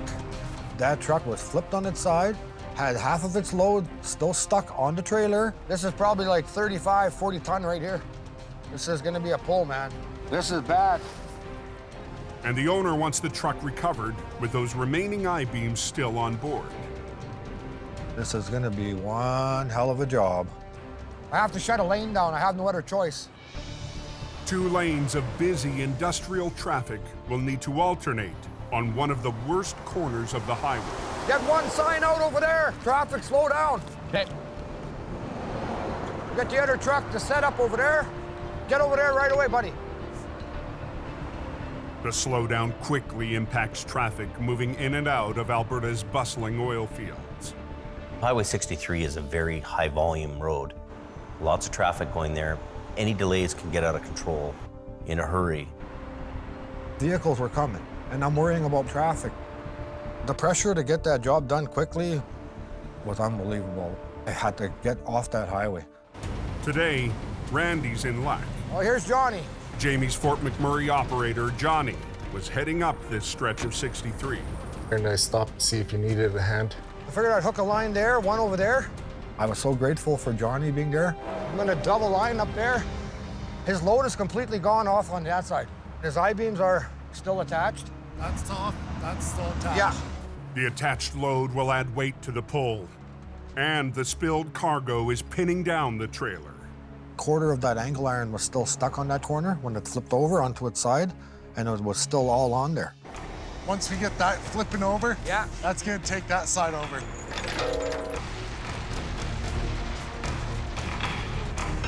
Okay. Take the slack out of the cables there. They'll use the lines from HR 66 and 68 to pull on the rear axles and break the trailer free. There we go.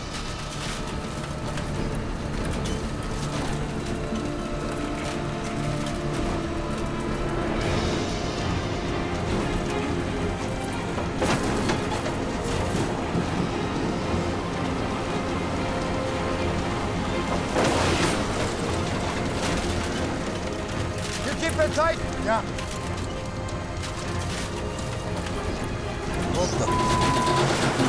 The trailer's not dropping.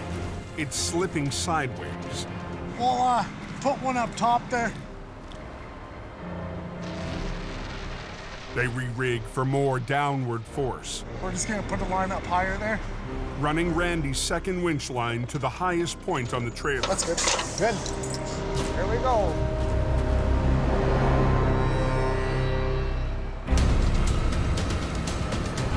Going.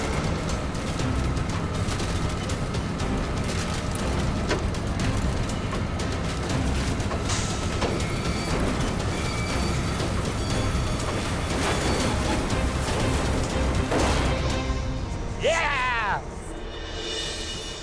The wheels are on the ground, but the trailer is still pinned under the spilled load.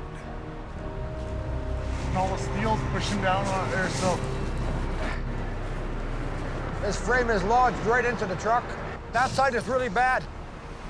We'll take tension off there. I may hook up on the back of the tractor. They move 2 lines. Need about 3 feet, Johnny. One from each wrecker to the rear of the tractor. Okay.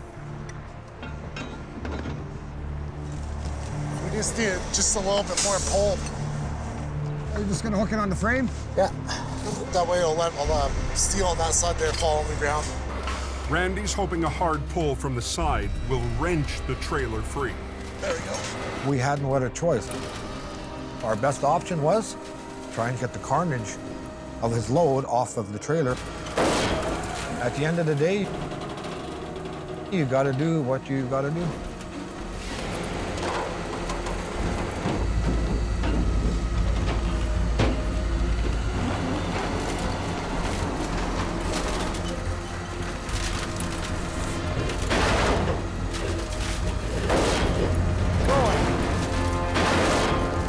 Pull it, pull it, pull it.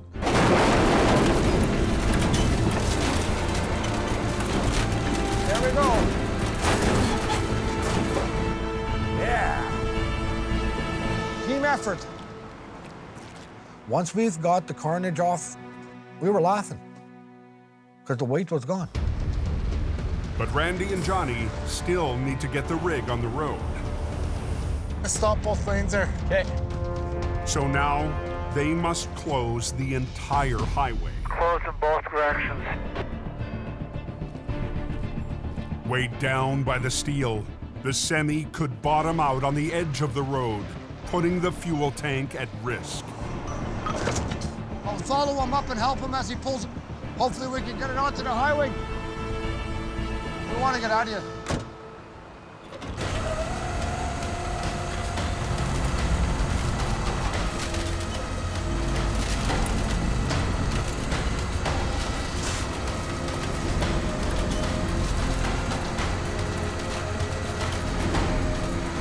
Uh-oh. I don't like that.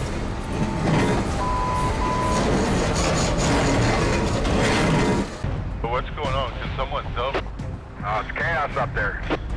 Traffic is backing up fast on Alberta's Highway 63 as workers from the oil patch head home at the end of their shifts. What's going on up ahead of me here? You don't want to know.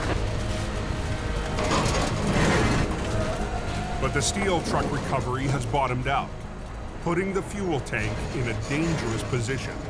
It was scraping and it was telling us, you're gonna hit the tank in the pavement. And we have diesel fuel leaking all over in the ditch. You don't want none of that. Johnny raises his boom to lift the tractor higher off the ground. Come on out, baby.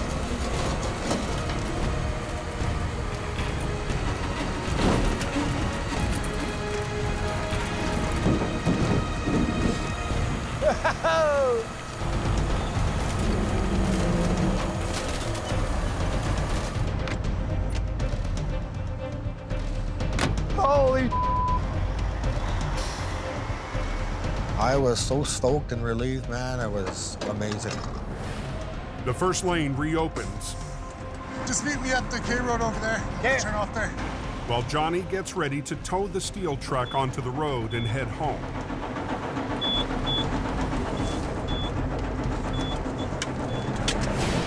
But with the late afternoon traffic building, what the? Johnny's engine refuses to fire. Northbound is open, southbound is closed. We gotta get off this highway. HR 68 just had its fuel lines replaced this morning. I just figured that got a little bit of air in the lines there. Randy, you got any ether? Yeah. Diethyl ether is highly volatile and could give the engine a push. Just go spray it in that airbox up there. Holy man. Bolt. Ready?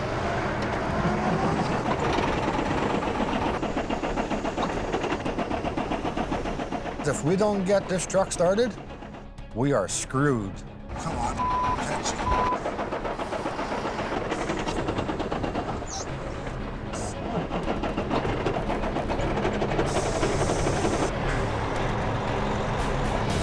Come on, catch.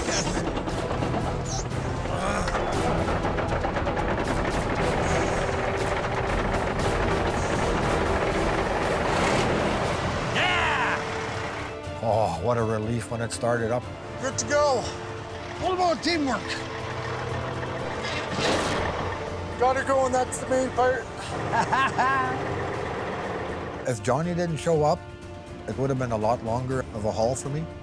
We're all a family in this towing business, and you need to take care of each other no matter what goes on. This year, the company has grown hard and fast. The end result is we've got different players in the game, different guys driving trucks. Time to get off this road. I'm geared up and I'm driving away, boys. They've really had to come together and figure things out in a hurry and work with each other. I'm proud of everybody for that.